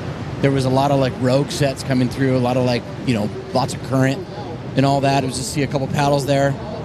We'll stick with Ian Gentile on the split peak. Gentile gets in and out. Meanwhile, Imai went backdoor. We'll catch up on that with that split peak and see how that affects the scores and situation in this heat. It looks like Imai on a clean paddle back out. So either he pulled out or he had a completion. We're going to find out.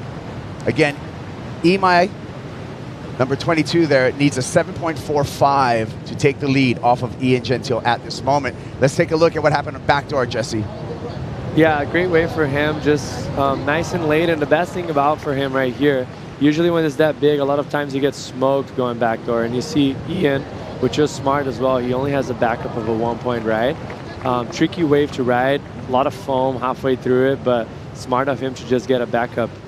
But that's a nice angle right there. You can see both of them splitting peaks, and yeah, smart move for both of them. Imai needs to get his ball rolling because there's not much time left, and he just paddled back out. He has priority, so could be take advantage of this momentum shift maybe. Yeah, I think both executed. Imai needs to score, and Ian Gentile wants to get rid of that 1-point backup you can see in the scoring screen right there. So we're going to wait for the judges' decision right now on these last 2 waves, and that will really set the situation in this final 3 minutes, Shane. Yeah, for sure. It's funny, you know, when you're on the beach and you're waiting for your heat here at the pipe event, and the waves are classic pipeline, you're thinking of going out there, giant barrels, you're going to be, you know, like hanging on by your toenails, getting blown out of 10s. But, you know, we see a lot of heats like this that sometimes get a little quiet, and you got to go back to heat strategy, got to go back to trying to get a solid backup, and it goes back to, you know, your basic contest at the end of the day. Yeah, Jesse, I feel like you have to be able to adapt to actually what's in front of you every single minute. Totally, and pipe has lots of moods, you know, and as much as even when it's perfect out there, like a day of today, it could be a slow heat, and also you could have very close 10-point rides that turns out to be a 1-point ride. So you got to be smart and make smart decisions, and they're doing that right now for this moment of the heat. Well, here's the update. Kalani DeVault, 5.17, a 4.33 for Ian Gentile. Situation, DeVault with priority, Imai with priority, and needs a 6.84 with 2 minutes remaining. And this is when things get really, really tense, Shane. For sure, as you see some of the Maui crew there cheering on their boys. I mean, one of the boys from Maui is going into the semifinals here at the pipe event. The first. It's Friendly Fire. Yeah. You know, and as you said, Kaipo, we had a lot of carnage amongst our top dogs. So huge opportunity here. Here's a huge opportunity. Drops into this one. Big open barrel for Imai. And he gets spit out, but not on the board. So close. We talked about either a 1 or a 10 situation. We were going close to a 10. But just a game of inches there, Jesse. Wow, what a takeoff he had. That was so critical, and that's such a bummer for him. He did all the hard work, and just as we mentioned, a 1 of a 10. That's just a 1-point ride that could have been the ride of his life. So close, Shane. His ticket out of this heat, too. Yeah. I mean, that was a phenomenal wave, just like a super tactical drop. Really big wave, like a real set wave today. Had that real apexed, intense look. You see him getting that air underneath his board there. As deep as can be, he's right on the foam ball. And he looked like he had it. I mean, he really drew a perfect line there with that really late drop. Is disconnected, reconnected, perfect bottom turn, pumps off the bottom, stays high exactly how he's supposed to. You can see that foam ball slowed him down just a tiny bit, Jesse, it looked like, huh? Yes, and then he just kind of lost balance and fell backwards, which is kind of common when you're that deep in a barrel. Like, it happens because there's so much turbulence going under you, and obviously probably not seeing anything half of that barrel with that big spit that came through. And great effort, though. That was beautiful surfing from him, as much as he could have done right there, I guess. Yeah, so Imai will be taking away an equal 5th place, which is a keeper result in the context of things, but it will be Ian Gentile into semi-final number 2. Hey, on screen we just saw some of the girls, Katie Simmers and Tati. Yeah. I don't think they've ever had an opportunity to surf pipeline this good. No, it's going to be a groundbreaking day. So excited to see them out there. It will be a groundbreaking day. By the way, quarterfinals for women will be following the quarterfinals for the men. But we got one more quarterfinal to get to. When we return, John Florence in the water with Leonardo Fioravanti, Lexus Pipe Pro, presented by Yeti.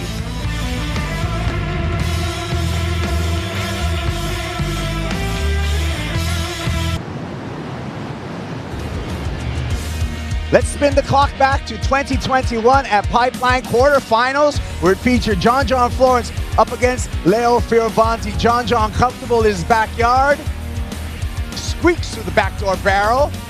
No problem. Fioravanti put on a fight, but could not overcome a charging John Florence. John in the quarterfinal, two-wave total of 17.67 for the North Shore local. And John defeated Leo Fioravanti in this quarterfinal on the way to a finals appearance where he took the title in 2021, defeating Gabe Medina. John went all the way this year.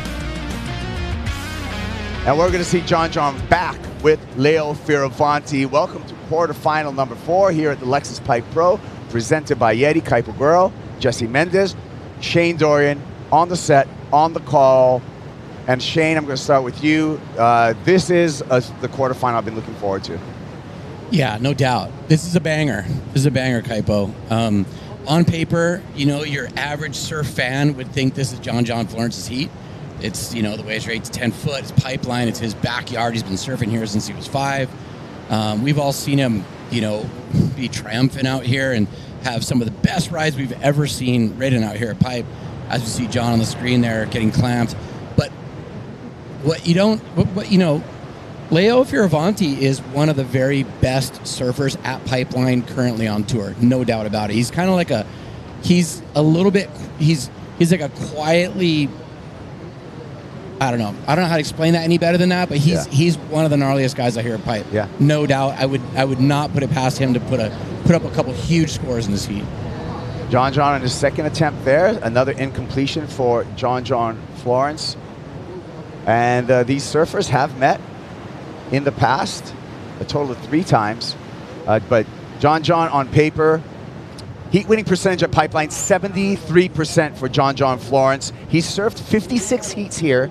He's won 41 of them. But let's take a look at the head-to-head matchups here between Fioravanti and Florence. John got a win in 2021 over Fioravanti Margaret River. 2021, we saw that Pipe quarterfinal where John beat Leo. Leo got him early on. 2017, Leo Fioravanti was able to beat John Florence at Cloudbreak in Fiji. Look at the max heat score there, though, for John, really swaying his way with that 17.67 max heat score and his max wave score of a 9.07. Mind you, John also has had 3 10-point rides in competition here at Pipeline. Strider Wazalewski out on the water. What do you got for us, Strider? Well, we've just been watching, you know, the backside tube riding prowess, John and the no-handed pump. I mean, it's like one of those things, I call it the hula hoop, because you're just basically swinging those hips to get that board moving and keeping that upper body in a solid motion to where you can just dial yourself in. It's nothing easy. I always feel like I'm going to get my head taken off when I try it, so I always grab my rail. And I think that, you know, obviously John and Kelly and all these guys that do it at Pipeline are incredible with it. So the technical side of that's super fun to watch. I think a smaller board also helps with that effect. Yeah, thank you for all that insight from the channel. We just got a replay of John Florence. Came real close twice, but still yet to really put a meaningful score. And Leo Fioravanti, Strider, sitting with patience, with priority. Can you tell us about Leo's positioning right now? He's on point. He's making a very great effort to put himself in the best position for this heat. Sorry, I'm kind of like a gecko out here. I'm making sure I'm not missing anything or get caught inside. And you know, there's the way the waves are breaking out here. There's lefts, there's rights. It's all over the place. But the fact that, you know, he's put himself in this position to have priority and sitting and waiting for that wave that he knows he can execute on, and that's what he's got to do. He's got to find the best waves that he can ride out here to beat John, because John's just going to get reps. You know, you can see him just wanting everything that comes through.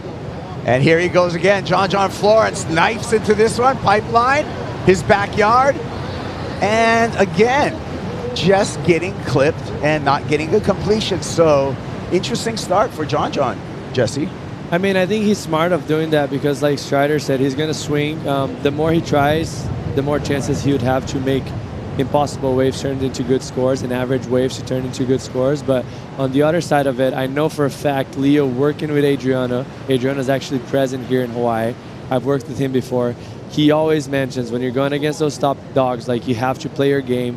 Don't get razzled by them. Don't try and play their game and try and be on the best waves, because that's going to maximize the chances of you beating those guys. Because if you start getting rattled like it happened right there, and John almost sold that wave, that was a bad wave. Like, yeah. So he was smart to just keep his composure and wait for the good one when he comes. Yep.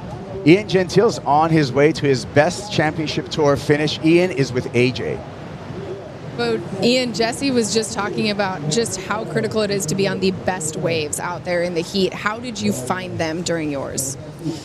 Honestly, I was kind of lost out there. Like, couldn't really tell, like, if I should be trying to go left or go right, you know. And then had a little priority slip up from Imai, and that right came in. And so after that happened, I was like, oh, you know, maybe I'll just try to get another one of those. And then it just, like, I swear a good wave didn't come in for a solid 10, 12 minutes. And then I was, like, really lost. It's like, am I even in the right spot right now? And then I just backed it up with that 4, and Imai had the wave, I think, at the end. I heard the crowd, like, I thought he came out. So I heard the crowd, like, so I don't know, I thought I lost.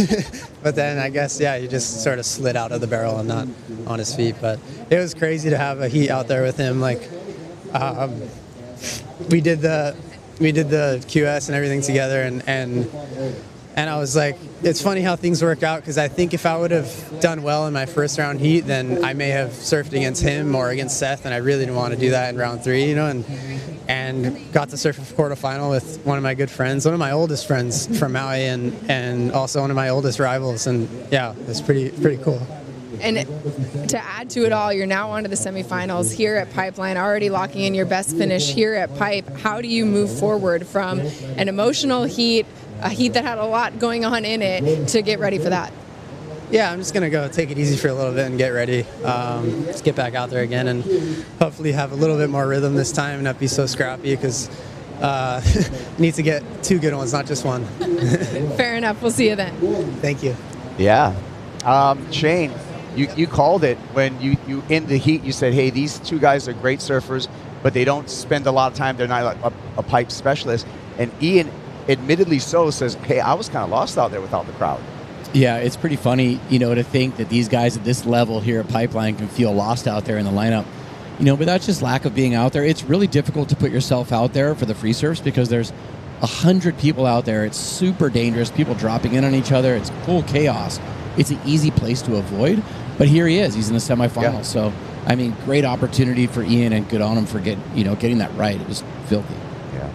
John Florence, we know he's capable of big numbers out here. We talked about his career, where he's had 3 10-point rides in competition on the CT level here at Pipeline. Let's take a look back to one of those 10s in 2009. Look at the Grom. He's just a child. John drives through, disappears, second section for Florence and the Grom in 2009. Got a 10-point ride. So cool to be a surf fan and see him grow up from, like, being a literal child out here at Pipeline and doing his thing, getting 10s. Yep. Crazy. 10s this year. You get a Yeti Tundra 110 stuffed with a bunch of other Yeti merchandise. And that's what we'll be going to give away all year. Last year we just gave away the Tundra. This year we're giving away the Tundra with ramblers and tumblers and all kinds of Yeti gear. Set swinging through here. Fioravanti with priority, and he's going to take this one. Beautiful looking wave. Leo under the hood gets clamped. Sat for a long time and not able to execute there. John Florence, wave number 2 of the set. John, this is what he does. Pulls up high, tight, foam ball fight, and he loses that one. Yeah, I've actually seen a lot of this happen this morning. Barron had one of those too. Like, pipe does that sometimes. Like, it gets so hollow that it, like, almost all the energy turns into like a clamp, and then it reopens.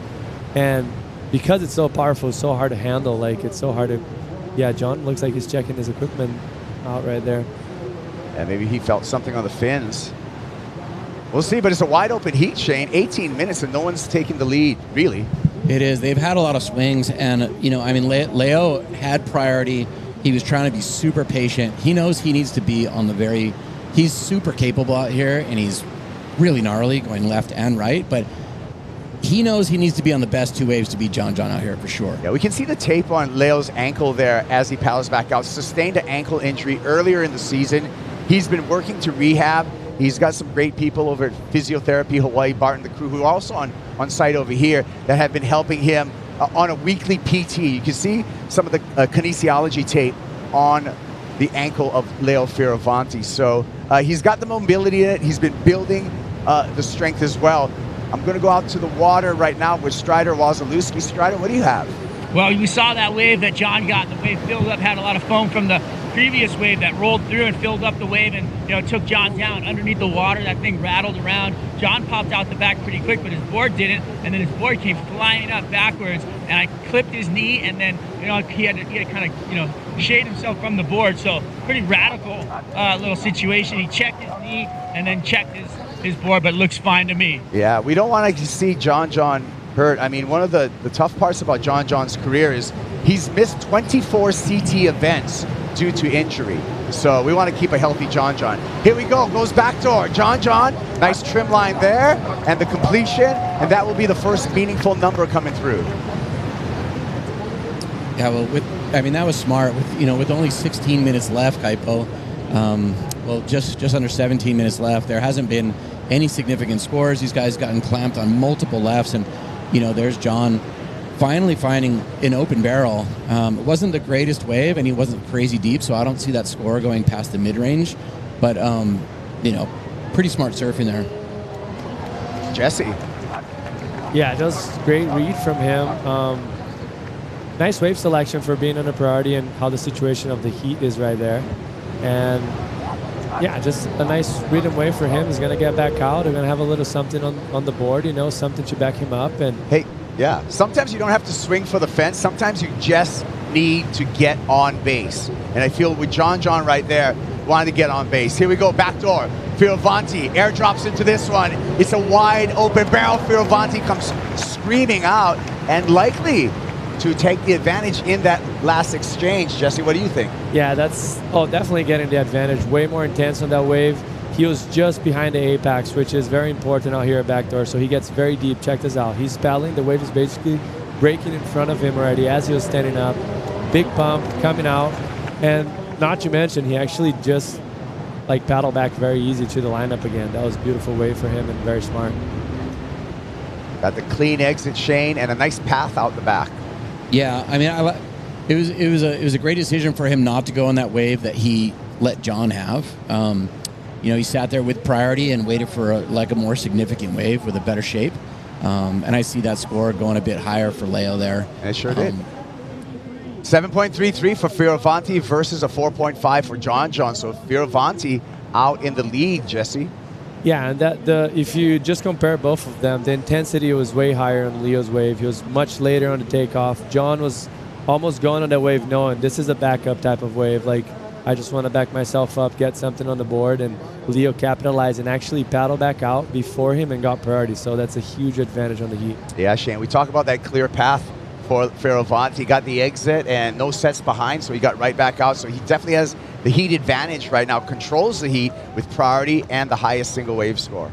Yeah, I think with Leo, his strategy is very simplified. He needs to go out there and catch the best two waves of the heat. Otherwise, he's going to lose. Just that simple, because John is too talented. He's too comfortable out here. He has too much experience. The downside of how good John is, he's such a magic man. He's pulled it off so many times. He pulled a rabbit out of the hat, turned 7s into 10s, and he's so crazy good that he'll almost go on anything that looks kind of good, and that can work against him. And if you have someone like Leo out there who's sitting with priority and cherry picking the two best waves of the heat, that's dangerous. I love that analysis right there, because it seems like that's what's playing out in front of our eyes right now. We got more sets on the way, Jesse. Fioravanti just putting himself into a really strong position. Do you think Leo is able to rattle John at this point? Yes, of course. There's no doubt on that. I don't think he's going to get too stuck in his head because, like Shane mentioned, he doesn't need that perfect wave to come his way, as you see them paddling right now. But it definitely plays in his mind. There's no doubt. You're in the heat. You have a lot going on, a lot on the line. And Leo is actually one of the best at doing that. So John is definitely not taking Leo lightly. He knows that Leo is more than capable of being on the podium at the end of the day. Yeah, of course. And the one thing that we can say about Leo Fioravanti and his personality is he is over the top competitive. When he, like, it's all business for Leo. He fell off the championship tour in 2022. He was so, like, distraught and almost angry about it, where he came back on the Challenger Series, swept the floor with everyone, winning the Challenger Series in 2022 to come back onto the championship tour in 2023. He is a voracious competitor, Leo Fioravanti. Fioravanti in the lead right now. Can John come back in quarterfinal number 4? We're going to find out when we return to more action from Backdoor here at the Lexus Pipe Pro.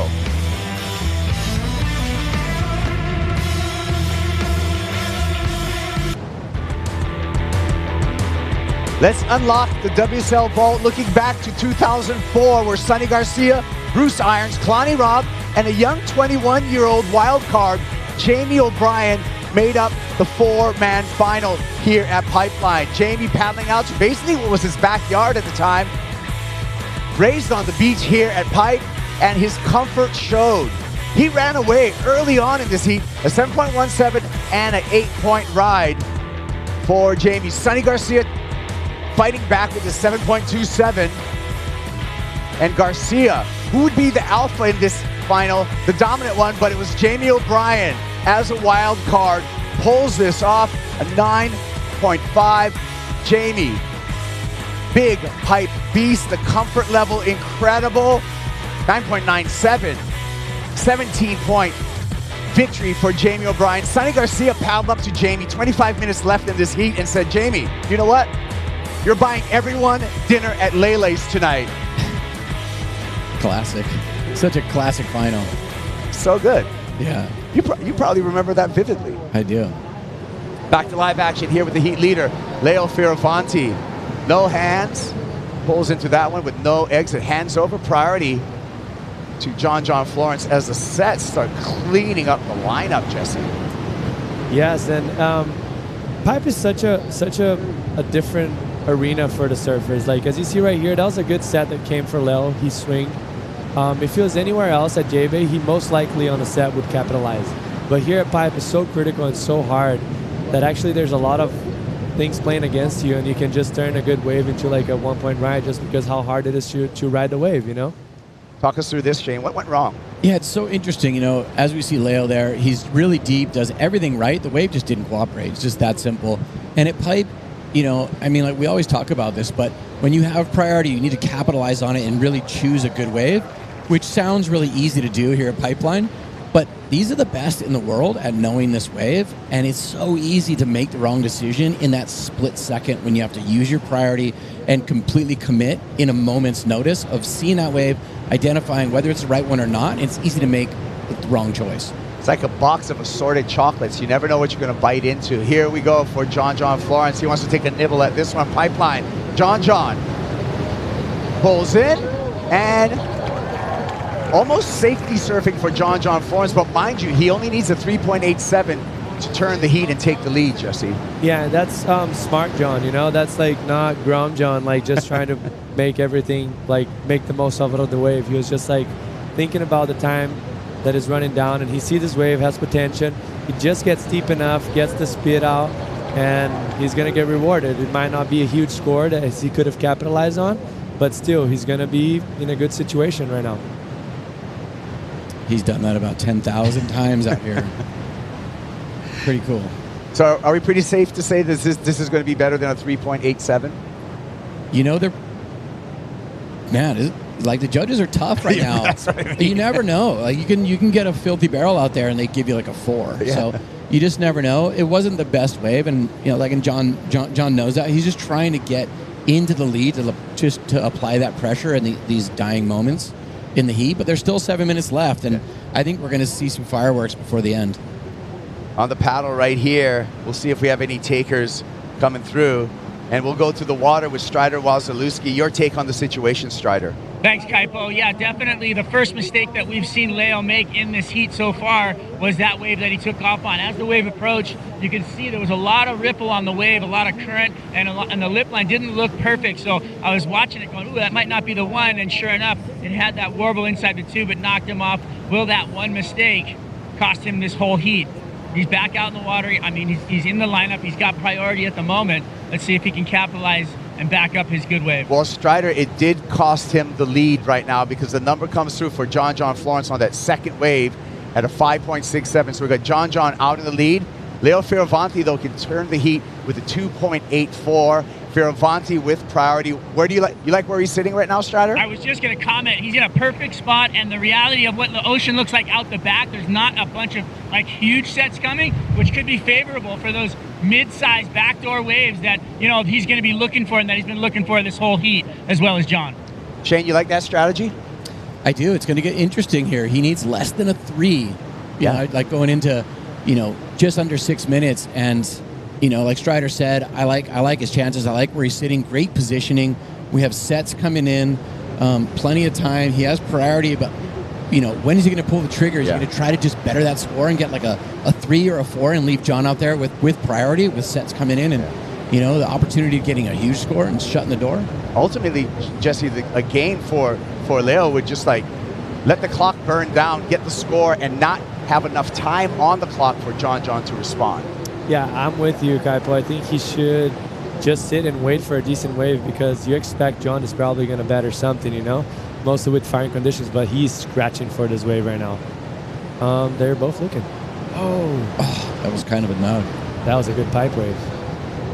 Yeah, a little bit out of position there, John. Super uncharacteristic of him. That's very, very, very rare for him. I was really surprised. Like Leo actually went looking for that right, which to me obviously looked like, to me it looked obviously like not a good right. And then John realized right away, right then, that, hey, this left looks pretty good, but he was a little bit late to react, and it put him just a little bit too far inside and too far under to make that drop. I like what you're saying, Shane, because John, pretty much should realize that he's under priority. So take a look left because Leo's looking right. So you can see him a little bit deep there, and he let that one get away.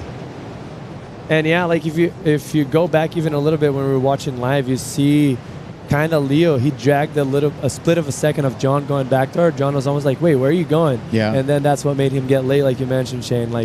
And that was a missed opportunity because that was a great wave. Yeah. That would have been the best left we've seen ridden in this whole heat. Yeah. John Florence, 12th season on the championship tour, a 2-time world champ, 8 event wins, and we're celebrating John's 100th career event here at Pipe. So, and I feel if John chooses, he's got the talent, to do this lap on the world tour another 10 years if he chooses so. But I feel like he has a lot of options for what his future may be. No doubt. I mean, John's in his prime of his life. He's the prime of his career. I'm excited for John this year. He's, I've been spending a lot of time with John this season here on the North Shore. We've been doing a lot of like sauna and ice sessions in the afternoon with his brother Nathan, and we've been having a lot of fun together. And John's he seems very happy, very focused, very like he's got great mental clarity. He just seems very decisive about this year, and he's injury free. He's the most fit and lightest I've seen him in probably 6 or 7 years. He's been training like a wild man. He's got his diet on lock. He seems like he's in a really, really great place. And I know that he's taking his coach, Ross Williams, to every single event this year. Wow. So I think he's really going to push hard, to give it a really big run this year, which I'm excited about. I like the fact that he's going to make Ross fly this year. Me too. Yeah. And we'll see Ross. But, you talked about injury-free, Shane, and looking at, statistically, John Florence, he's missed 24 CT events in his career because of injuries. He's injured both knees. I mean, the talent's always been there, but the one thing that has hampered him is like staying healthy through an entire CT season, Jesse. We're going to get back to that because here goes Leo. Remember, he just needs a 3-point ride. That should do it. That's playing the game right there. Didn't over push it. So Fioravanti, just a 2.84 is his requirement to take the lead off of John. I feel that he did that, so now we got to pull our attention back to John Florence under 2 minutes. John needs to respond, Jesse. Yeah, hey man, Leo plays the game so well. It's so smart of him to catch that wave. That wave had kind of like an average score potential. He did run a little bit more than he should have, but at this time of the game, he only needs a 2.84, and yeah, that's most likely going to be enough. And he finished it off as well. Like, he knows how important every little bit is, and he squeezed out of that wave. I like the fact that you said, and I'll get Shane's opinion on that Leo did play it a little bit safe. He did outrun it to make sure he completed that wave. Yeah, I mean, he did what he had to do. It wasn't the greatest wave. It was good wave selection with what we have on offer right here, especially here in the dying moments. It was a safe choice. But yeah, I mean, he played that wave a little bit safe, but he needed under a 3. Yeah, he needed 2.84. He got a flat 3-point ride, so he just did it by the narrowest of margins. And we talked about it before. He left no time on the clock, really, for John to respond. Strider. Yeah, Leo is definitely not giving up. He doesn't, even though he got the score, he wants to go over there and get back into John's face. He's paddling straight across. There's not a lot of time left on the clock. And you know what? This heat started before the heat. He was right behind John before the heat started, crept up on him and scared him. Hold the horses. Here comes John Florence. Big girthy pipe barrel. John comes out. John needed a 4.67. John has just turned the heat in the final 30 seconds. Wow. I knew we were going to have a nail biter with the way this heat was playing out, but man, that was incredible. Incredible stuff. Clutch moment, Jesse, and the execution and the girth of that barrel, impressive. Yeah, and that's the crazy thing. Those guys, they have something different. Like those big names, they usually, waves tends to come to them when they need it, but they also capitalize on the moment. That wave was so hard to make. It doubled up, was on top of the reef. Weird angle too for him where he was, and that was impressive. Look at the numbers coming through. It's feeling like excellent, and it is borderline excellent. Right on the edge there, 8-point ride. John Florence on to semifinal number 2, where he will be meeting Ian Gentile. Oh, that was exciting. Thank you so much, Shane. Insane finish. Epic for John, and I can't wait to see the girls next. Can't wait. Jesse, thank you too. By the way, we're going to step away, but when we come back, women's quarterfinals in the water is going to be Caitlin Simmers up against Tatiana Weston Webb in quarterfinal number 1. John does it in the final seconds with this ride right here.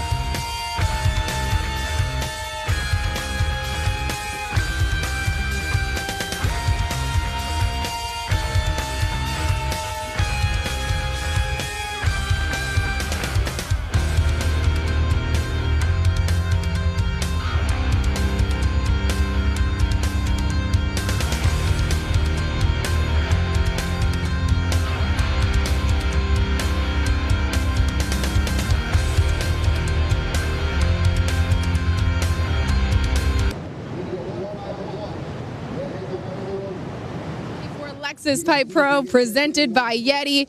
What a quarterfinals finish for John Florence in the final seconds. John, you turn that heat, punch your ticket to the semifinals. What is going through your mind as that wave is coming to you? Yeah, I was just like, oh no, I need a score. And I was just stoked I had that opportunity, and I was like, it looks like a weird kind of double up. It was a really weird wave, and I ended up being a little deeper than I thought it was. And then I got a good pump though, and it was just a fun wave. How did all of the times, all the moments, all the ways that you've put in here at Pipeline set you up to have success when it was a weird wave that you needed to figure out how to get a great score on? Yeah, I think just understanding that pipe's unpredictable, and so when I got into it, I just knew I had to pump, even though it seemed like it didn't have a lot of wall, and especially today when it's like has a lot of west in it, so wow. Katie Simmers getting things started with the women's quarterfinals.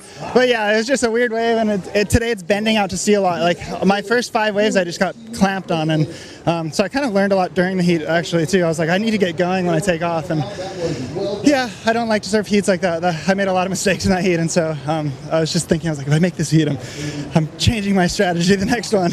All right, change the strategy, get ready, see you in the semis. Thanks. Thank you, AJ. The whole beach erupted on that buzzer beater moment for the local boy, John Florence, getting excellence right at the buzzer when Leo looked like he surfed a perfect heat. It just flipped it. And now we've got the semifinal set for the men. And as you can see on screen, the women already getting started. This is what happened during the catch-up with John Florence. Katie Simmers flick. Whoa, Katie takes off so deep on this one at Backdoor and comes flying on out. What a way to start the women's quarterfinals. She is already on fire. Laura, what'd you see here? Oh my goodness, just behind the peak, completely backdooring that section. That is what we love to see.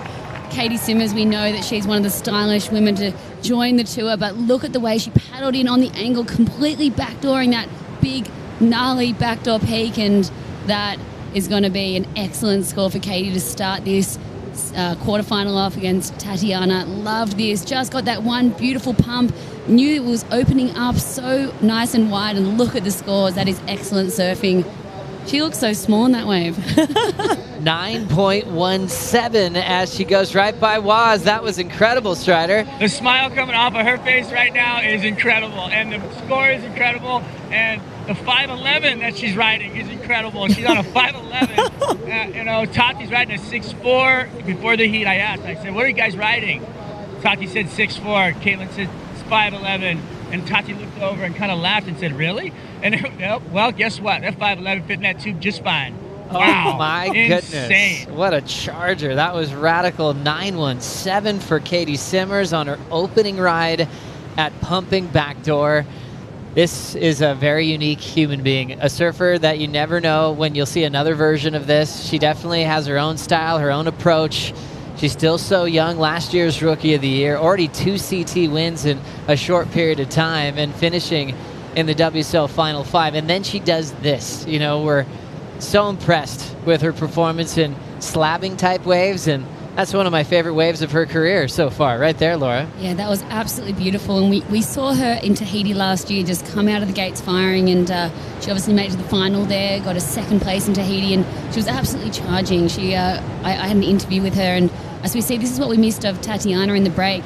Really nice back pipeline wave, pulling in, but unfortunately, just as John was saying in his interviews, that they're clamping some of these waves. So the pipeline tending to be a bit difficult right now. Few of them just shutting down. Looks like Tatiana's having another look though. Tatiana Weston Webb will lock in. Whoa, big backwash there, but controls the takeoff and has to go straight up and out. And that'll be another small score. Plenty of time for Tati to get going. But yeah, it's interesting when you look at what she might be looking for, the pipe left. And like John just said, he got clamped about 5 times on the left in his heat, and then made it a little bit more dramatic by getting a buzzer beater when he needed it the most. So we'll see how Tati adjusts, identifying how quickly she has to get going if she wants to make those waves. Joe Turpel with Felicity Palmatier and Laura Enner are 2 of the hardest charging women on the planet, breaking down the quarterfinal. What was so funny? No, seriously though, this is really a treat because we've got great conditions for this quarterfinal series, and Katie's already living up to the expectations today. Oh, well and truly. These waves are pumping, and I just feel like the women haven't had this opportunity yet during this waiting period to really show us, you know, the performance level and where it's at for women's surfing and in Waves of Consequence and at Pipe and Backdoor. And wow, straight out of the gates, Katie just proving so much why women should be here. And, you know, we are way more than capable. That was just, her read on that wave was sensational. Just looks so casual, so calm. And yeah, I'm happy to be here calling these heats with you too. Laura, you've seen Tatiana for a very long time. You've got to compete with her for many years. How do you think she's going to respond to such a big start from Katie Simmers? Oh, well, we all know that Tatiana has that hard charging, no fear gene in her. So I feel like we're going to see something special from her. And I was even, you know, speaking to Jessie and speaking to Ross, like Strider mentioned, she's on that 6.4. We've seen moments from her out at Pipeline. We've seen her charge at Tahiti. We know that she is more than capable of getting those 9 and 10-point rides. So I feel like we're going to see something special from Tatiana. I can't wait to watch her just get a big pipeline barrel. So I'm hoping that happens. And, you know, when I saw these quarterfinal matchups, this was my favorite one because I know both of these ladies are just going to bring it and they're going to push each other and up the level even more. Tatiana Weston Webb has 4 CT wins in her career in 80 events. Also 2 wins for Katie in 11 events. That's how quickly Katie's taken over the world. But Tati's already achieved a runner-up finish in the WSL Finals to Carissa Moore back in 2021. Missed out on the final series this year, but she worked really hard in the off-season. She's been working with all the Brazilian coaches and trainers, really focused on fitness. Her coach is Ross Williams, but he said it's amazing to see her work ethic. They've actually changed her boards up a little bit, adding a bit of foam. because she's really, really strong heading into 2024. And Ross was saying it's just the best he's ever seen her surf in the lead up to this event. So everything's working really well for Tati. In the quarters is where she's been stuck in this event before, but we all know she's a favorite to win. We'll see how she crawls out of this one, Flick. For sure. I think I was speaking to Tati before this event, and she said last year was really, really difficult for her emotionally. It was an emotional roller coaster. Obviously, her filmer, Greg, got diagnosed with ALS, and that just, emotionally, that's going to take a big toll. And then on top of that, she also was dealing with a few niggling injuries throughout the year, and that was hard, like a few little hiccups here and there, and sort of just looking at them like challenges and, okay, like we can get through this and finish the year. But yeah, she said coming into this year, she feels as strong as ever, and you can see it in her surfing. And I don't think with Tati, like Laura, you were saying, her commitment level, there's no questions there. She's going to go. If the set presents itself, she is not going to hold back. I think it's maybe her wave selection, because sometimes that can get the better of her. Sometimes she's like, I'm just, so excited to charge and show the world what I've got. But I think it's going to come down to wave selection and probably identifying what John had said earlier in that post-head interview, like the waves are clamping a bit, like, you're going to have to really try and make it to that channel, or maybe not be as deep on those pipe waves, which is what she's looking for. What a glorious day as we check out this view from the sky on the North Shore. Just two surfers out. That's Tati and Caitlin. And remember, Caitlin just got one of the best waves of her career at the start of this heat. Can't get enough of this 917, Laura. Yeah, just absolutely perfect positioning. That was as incredible as it gets. I want to see her just get another one like this, even bigger, even longer. She's got it in her. And yeah, that 5'11" that she's riding looks absolutely sweet. I mean, she's such a petite young lady. And yeah, 5'11" must be a big board for her. I think she usually probably rides around 5'5".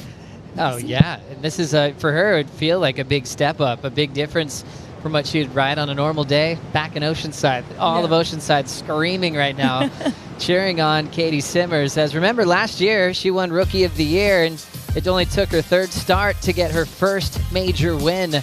That was over in Portugal. And then in Rio, a few events later, got 2 wins in a rookie season. That's impressive. I mean, the last woman rookie to win 2 events in the same year was none other than Carissa Moore back in 2010. So you're already making those comparisons to all the greats, but she's doing it her own way, Flick. That's what we love about her. Yeah, wow. I always forget how young she is. I know we all know she's young, but I mean, 18 years old now. Like, wow. It's such, you've got to think that she's got a long career ahead of her, and she's already won 2 events on her first year on tour. Yeah, so I just got the word that her normal board is a 5'4", and I saw her coach Tommy Witts on the bike path this morning, and he had one of her boards, and I was like, "What's Katie riding today?" And he was like, "I don't know, 5'7", 5'9", 6'0", as we see her. Katie, wave number 2, pulls in super casually and tries to sneak out in a tough spot. Lip lands on her head, and she will be incomplete on her second effort here at Backdoor. Has that casual, easy style, but she definitely felt the power of Pipeline on that wave. Wisely gets off her equipment. So a significant step up when you think about a 5'4" to a 5'11", as we see now Tati finding some room to move at Pipeline. Love that adjustment after being incomplete. She got out in front to make sure she made the exit. She'll still be chasing Katie's lead, but that's a much better performance, getting clear up the lip line and getting a completion on the board, Flick. Yeah, I think it's going to feel good for her to get that one nice tube, come flying out, get a bit of confidence, paddle back out. I know she's probably looking for one a little bit deeper, a little bit throatier, a little bit thicker, but I'm liking what I'm seeing from Tati. We'll have a look here at the replay, Laura. Yeah, nice positioning. Slightly on the shoulder there, but I think, she just wanted to make one, like you said, Flick. She just wants to get that confidence up. This could be a backup score for her, as we see. Let's see what happened on Katie's wave. This wave, unfortunately, just stretched out. She tried to sneak through the doggy door and almost had it. And then, unfortunately, that backdoor lip just sending her flying to the beach. It's interesting when you're in a heat, what you have to do to get the score. And for her trying to force the exit on that, she probably would have only done that in a heat. Where you think if you're free surfing, maybe she would have held her line a bit longer or even tried to punch through. But when their job's on the line, they'll do whatever it takes, take those risky moments to potentially just taking a lip right on the head. For sure. That's why we love these events. The the surfers are willing to just throw themselves into it for points. And I mean, it makes it exciting, but also, kind of scary starting the year off here at Pipeline, because you have to think, I've got a big year ahead of me. I don't want to get hurt, but I think when these surfers are in a heat, they're not even thinking about that. They just want to get barreled, get the scores. They're happy to just absolutely go for it. We've got the Hawaiian Water Patrol right there. You are in safe hands, and yeah, these girls obviously wearing helmets as well. They're gonna send it. It's such an interesting scenario when you see quarters like this with a huge swell like this, and they're thinking about maybe getting the best wave of their life while they're doing their job. I mean, that's what Pipeline provides for the men and women, where this might happen in their heat, but also the world is watching, and they've got the attention of the fans on the beach when they're walking out. It's easy to get distracted, but it's also great if you can channel that and provide the motivation to go on maybe the biggest one you've ever had, Flick. For sure. When you are an athlete and you rock up to the beach or Pipeline today and you see that these are the conditions you're presented with, you're like, wow, this is the dream tour. This is what I dreamt about when I was a little kid. I have posters on my walls of, people like Rochelle Ballard or, these are the moments that I've been waiting for. So I'm sure these girls and these women are really, can't wait to make their mark in conditions like this and put their body on the line today. And I just have to, just explain that feeling when you're out there, you've got priority and there's sets rolling through. You see the third reefers capping and you're like, okay, this is my time. I've got priority. I've got nowhere to run right now. And that's going to be Tatiana soon, because it looks like there's some lines coming through, and I can't wait to see what she does with it. Oh, she's worked so hard for this point of her career to have priority at Pipeline on a pumping swell. Always a favorite in waves of consequence, especially hollow left-handers, where she's had perfect 10s, even in the big beach breaks in the southwest of France. Remember seeing Tati after a 10-point ride she got, and she was so excited, but also kind of surprised, because she said, I was the only one that wanted to run today. She was kind of just speaking out at the time, where when the waves were pumping, she wanted to push the entire tour, because she's like, I want one. And it was kind of a cool day, because she pushed everyone to run that day at France years ago, and then she got a 10 to back it up. And that made so much sense. I think that was a big turning point, not just for herself, but for the World Tour.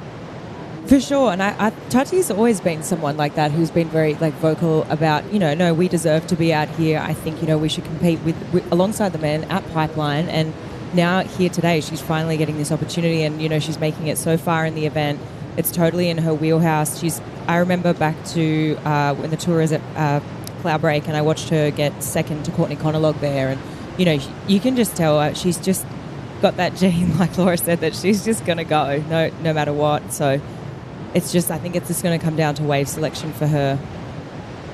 Down to 13 minutes on the clock. Tatiana needs a 6.48.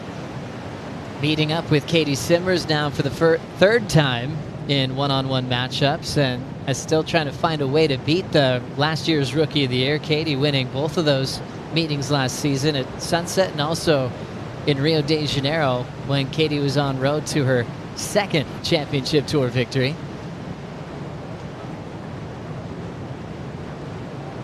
As you can see, Tati still with priority. Katie kind of been focusing on the backdoor section, especially with the 9.17 start, 1.13 when she tried to exit the doggy door and got clamped on. So that's the experience quickly at Pipe. You have a hero moment, then right there dealing with the energy, getting picked up by the Hawaiian Water Patrol. As you see, where we're sitting there, those tents there, the judges are on the top floor. And then that house there with the solar panels on top, that's the famous Jerry Lopez Pipe House. Herbie Fletcher was involved with that one as well. So those two big names would be sitting there watching Pipe for decades. And often Strider would get invited over that house to hang out as well. Right now he's in the water, and we're still celebrating that start from Katie Simmers was. Yeah, that was amazing. And I actually got to live over here at the Pipe House with Jerry Lopez and everybody. It was an amazing experience. Got taught how to live over here by Laird Hamilton. But back to this heat and back to the water and what's happening out here. I mean, we are in a gladiator pit. I mean, when there's a lot of people in the water, here we go. Oh, Caitlin Simmers grabbing the rail. Wow. Looking at Pipeline, the wave spits behind her, but great technique. Grabbed the rail and just a little bit out in front, but really impressed with her ability to charge. Tati is on the next one. Doesn't get into it, Waz. What are you seeing behind it? There's another big wave coming behind it. I don't know if she's going to be able to get underneath it and whip it in time, but these waves are just giant. Nope, she's going to have to paddle over this one. It's like a gladiator pit out here. You've got the beach and all the people. This is the closest you could probably get to a wave of consequence, to the actual action. And then, when on a regular day of pipeline, there's hundreds of people in the water. It's kind of somewhere to hide. But at the moment, there's nowhere to hide. You are out in the water, two surfers, one's going home, one's moving on. And when you make a wave like Caitlin did, and you hear the roar of the crowd, and it's just like, I can only imagine back in Roman times feeling that same vibe. It's just like the insanity of the feeling, that vibe that comes off that beach must feel incredible to get spit out of a barrel at Pipeline and feel that. Gosh, it's proving grounds, and things just stayed the same in surfing history. Strider, what were the list of chores you had to do when you were staying at the house right where you're looking? Jerry's mom always made us clean the deck, and every grain of sand had to be blown off the cement out there on the patio. Everything had to be clean. There was not one grain of sand allowed into the house. Jerry was a stickler. Laird was. Johnny Boy Gomes. Everybody was told to clean up after themselves. Nobody came in the yard without washing off their feet. And we've carried on that tradition here in Hawaii. So clean your feet before you get up on the decks. Make sure you take your shoes off before you go in the house. And everything's going to be just fine. Oh, it's actually really good advice that Strider's passing on. You'll still see Strider. It's like a habit. He doesn't even realize he's sweeping. He's still talking to you, telling you a story, and he's just constantly doing sand management, checking people's feet. And you'll get called out if you've got walking in the house with sand all over you.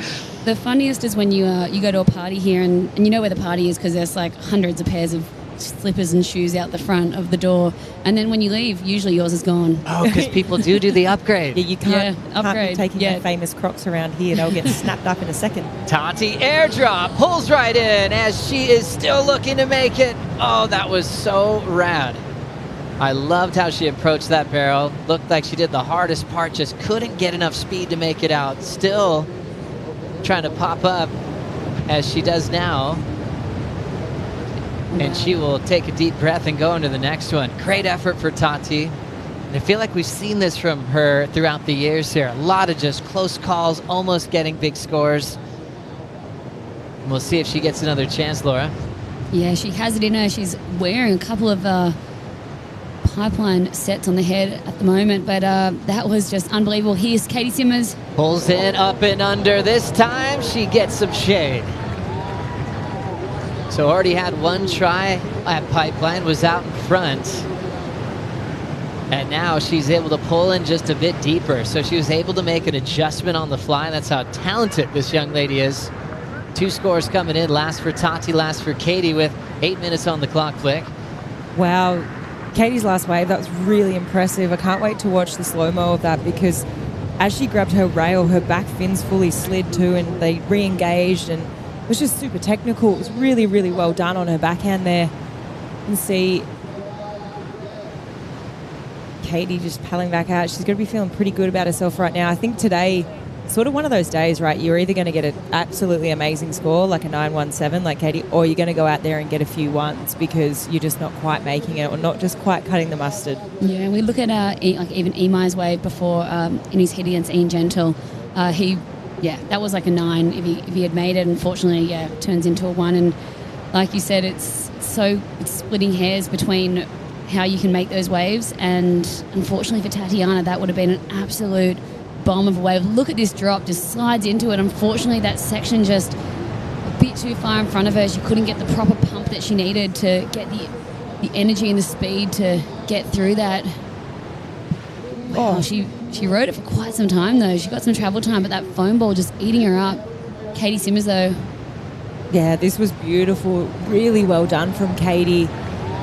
Nice little fade back there. Little snap in the pocket. But yeah, just getting that back up, which is just super impressive. So we have another look here. Just using the whole side of her body really to maximize that tube time, really slow herself down. As we have another look here, just beautiful slow-mo, that rail engage, those fins slip just there. She engages so well, uses the whole side of her body, her whole board was covered, comes flying on out. It was really good. Yeah, her technique on her forehand and her backhand is just absolutely textbook. She is an icon of the sport, and in those replays, she went for this absolute bomb. Looks like she's in position, throws herself super deep. Oh my goodness. Absolutely sending it on a really just a big closeout. Katie Simmers has another one to deal with right on the head. Hawaiian Water Patrol right by her side to get her out of there. Up, she's going to have to sneak under. But they'll be right there to pick her up. What a charger. Tati knifes this one. Still a little bit out in front. Can she slow down? Not quite. Still out in front of that one, trying to figure out the speed management that John was saying he was challenged with in the previous heat. As we'll check back in with Strider. Tati just paddling by, and she's got to get. She said, wasn't too deep. She needed to get deeper, and really kind of gauging those tips she's had to make. She's had a wipeout in the barrel. That one that she was super deep on was insanely technical, and riding the foam ball almost came over it right at last second. And my hats are off to both of these ladies, but Caitlin Simmers is a hammer. I mean, what she's doing out here, the way she's charging, unbelievable.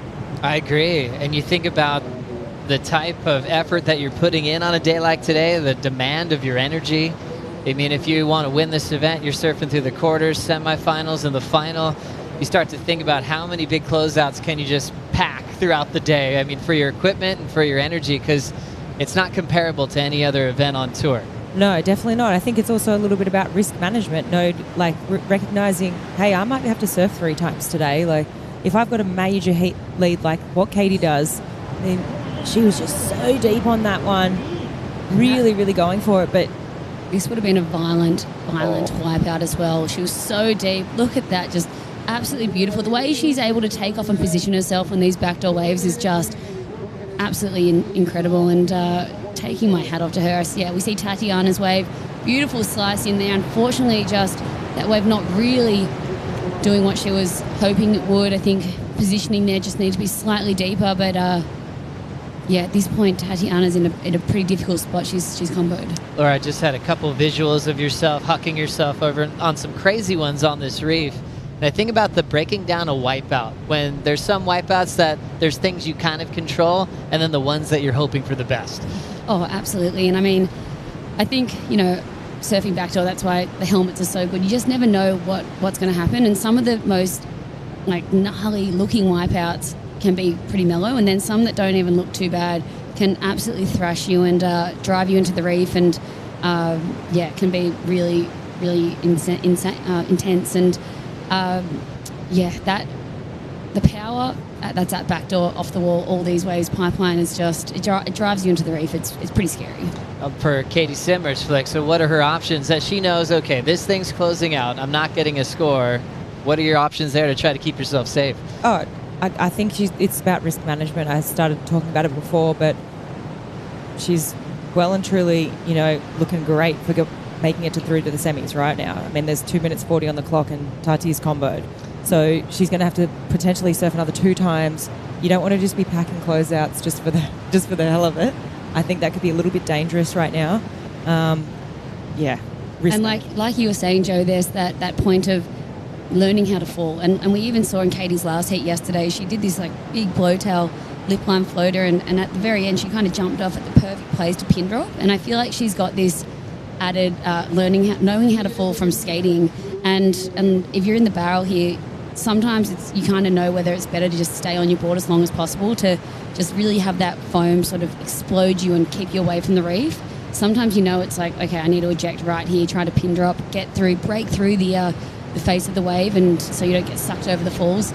And yeah, like you said, sometimes you just can't help it. That wave's going to do whatever the hell it wants with you. Oh, such a great time for pro surfing. The level just going through the roof as far as hard charging women on the championship tour, and really it goes to having the venue to be able to showcase that ability. If you don't have pipe on the calendar, we are not talking about this. And for the stage is set for both Katie and Tati to get the wave of their life, to show how talented they are over a crazy shallow reef like this one. Katie 9.17. She got a 6.67 at pipe.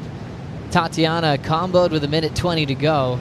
So it's looking like Katie will be staying undefeated over Tatiana Weston Webb and moving on to the semifinals to compete again later on today. We saw her improvement through last season as just a rookie on tour.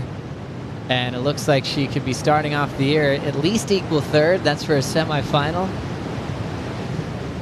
We'll see how the yellow jersey hangs with Caroline Marks as she's coming up in the quarterfinals as well today. Up next, it'll be Lulu taking on Brisa Hennessy. And they'll have an opportunity to have uncrowded pipe and backdoor on the best day of the waiting period, and maybe one of the best days for competition we've had out here in a very long time, Flick. Oh, for sure. This is the best day of the waiting period, hands down. And I'm stoked that we're getting to see the ladies today because I feel like it's just been really rough the last few days, and they haven't had that opportunity to really shine. I mean, obviously we've seen Molly, the absolute wave magnet, get a couple of moments here and there. But yeah, this is what we've been waiting for, 100%. And today is delivering. I mean, look at Katie's first wave, 917. It's just a sign of things to come. Oceanside never gets like that, ever. But she's loving it. She's just one of those freakish talents that actually said she didn't want to take her spot when she first qualified, wanted to do some surf trips and do some growing on her own. It only happened once before when Taj Burrow delayed his start to the Dream Tour. Qualified easily, just like Taj did the very next season. It's a different type of confidence that you don't see come around that often. Katie gets a big win over Tatiana Weston Webb. She'll move to the semifinals as we take a Bonsoy brew break and come back with quarterfinal number 2 right after this.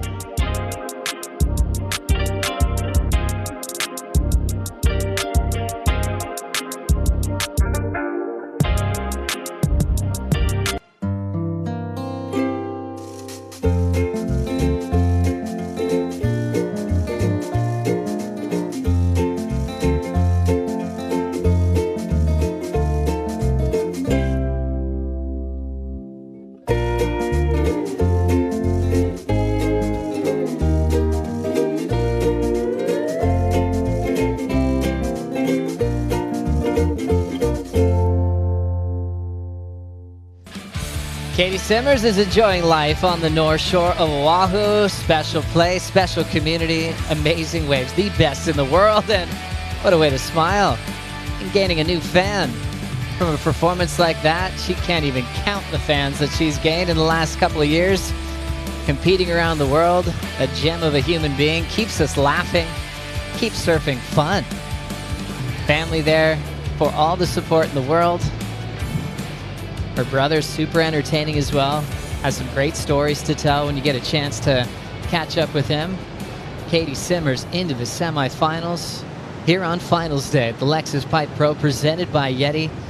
We had a lot of people here on dark to watch Finals Day, and they're so happy that they set their alarms nice and early because it has been amazing to watch the semifinals stack up. From John's buzzer beater, from crazy all Maui performances, Imai almost getting the score and just getting the foam ball, picking him up and throwing him upside down. There's been just nonstop action. Now we start a brand new heat. Luana Silva, representing Brazil, but raised here on the North Shore. Brisa Hennessy, representing Costa Rica, started her life in that amazing country and then moved over here to Oahu. So some cool kind of citizen of the world stories there, but both getting to have solid backdoor and pipe. What are your predictions for this matchup, Flick? Oh, I think it's even. No, you know what? I think my pick right now, just with performance over the last few days, just watching, is Brisa. I just feel like as we see Brisa having a look now.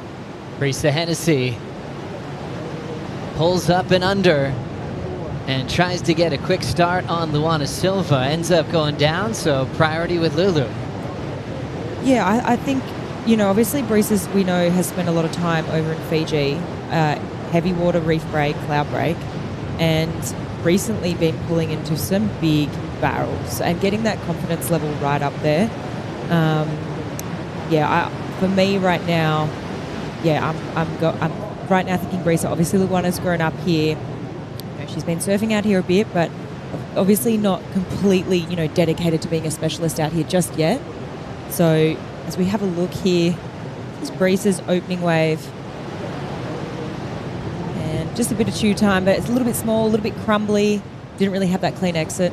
Yeah, I have to echo what you've said, Flick. I was actually over in Fiji in November, and there were some late season swells over there, and Brisa was out there every morning. She was doing step-offs on some massive days, and I ended up heading home, and she stayed, and obviously she was living over there with her family, and got so many good swells before heading over to Hawaii, and she was like, you know, I'd rather just get my comfort level up in cloud break waves and just like over these heavy water reefs. She ended up breaking her thumb, I think, as well, in those gnarly conditions. But then she wanted to get that comfort before coming here to Hawaii and having to deal with the crowd. That was her sort of thought. And she leveled up. She started charging. Absolutely charging, just like we saw in that first heat from Katie Simmers. Katie's with AJ. Katie, you have been begging for barrels here at Pipeline, and today you started off your heat with an epic one. Before we talk through that 9, I want to ask you, one of the things that we've talked about is just how challenging it is to get waves here at Pipeline. How much did you have to trust all that time you put in the water in order to be ready for this heat?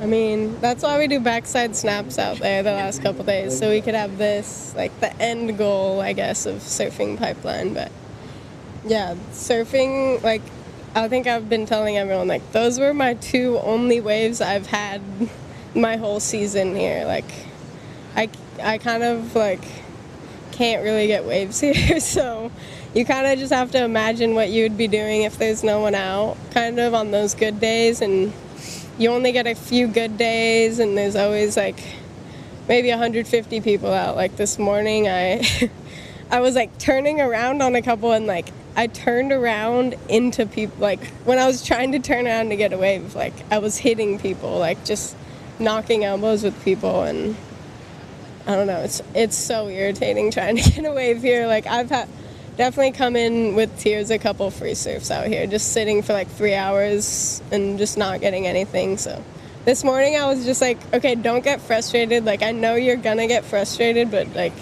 try to like, picture what it would be like with no one out, and kind of just picturing that definitely made me feel better about everything. And I, like, took one of, like, a horrible wave, like just a steep kind of foamy wave, and just had, like, the sketchiest drop, but just, like, get a feel for it, because the last couple days I've been, like, literally surfing sandbar and just getting, like, 1 foot little barrels or, like, doing turns. So it's so weird when, like, you wake up in the morning and it sounds like there's a storm, like, it sounds like thunder, but it's waves, and you're like, what the heck, this is terrifying. I was terrified out there, but I'm glad I got some. You didn't look terrified starting the heat off with that 9. Walk us through that wave and how all those waves that you mind surfed made it possible for you to actually surf that one and get a massive score. Shoot, it happens so fast out here, I don't even know what to say. Yeah, I guess I was just kind of eyeing those backdoor ones because I knew Tati was a goofy footer, so she wasn't even going to look at those. So I was like, yeah, I'm just going to kind of sit at backdoor in the beginning when there's no priority, and then that one came, I was like, I can't not go on that one. And it was just, I don't know, I just set my line, and the wave was, like, way ahead of me, and I was like, come on, like, I just want to make this, and then I was out of it. It was pretty nice. But I got pretty rattled on my friggin' big one I went on. That was a dumb decision to go. I kind of got, like, pushed to the reef on that one, but yeah, this wave is, like, so just scary. Like, me and Tati were just like, just be safe out there, like, get good waves, but, like, just try to be safe, because this wave is just, like, super just powerful, and I don't know. On to the semifinals. How do you get ready for it? Just try to calm myself down and be like, you're still trying to surf a heat. Like, you're surfing perfect waves, but still trying to kind of, like, surf a heat out there. Like, rather than surfing Pipeline, you're trying to surf a heat too. So do a little bit of both. A little bit of both. Can't wait to see it, Katie. Congratulations. Thank you. Thank you so much, AJ. And maybe one of my favorite interviews with Katie Simmers, you know, since she's been on tour, you know, she didn't have to, like, find the words to say. It was all flowing out of her. The emotion of finally getting the wave she dreamed of in the heat, surfing all those crowded days and coming in empty-handed. A total turning point. But you can tell for her, this is why she's here. It's got to be her favorite heat she's had on tour, Flick. Oh, for sure. And that was my favourite post-heat interview. We got a lot of dialogue out of her then, and a lot of inner dialogue that she's probably thinking about, but she actually let us in there, which was really cool to hear.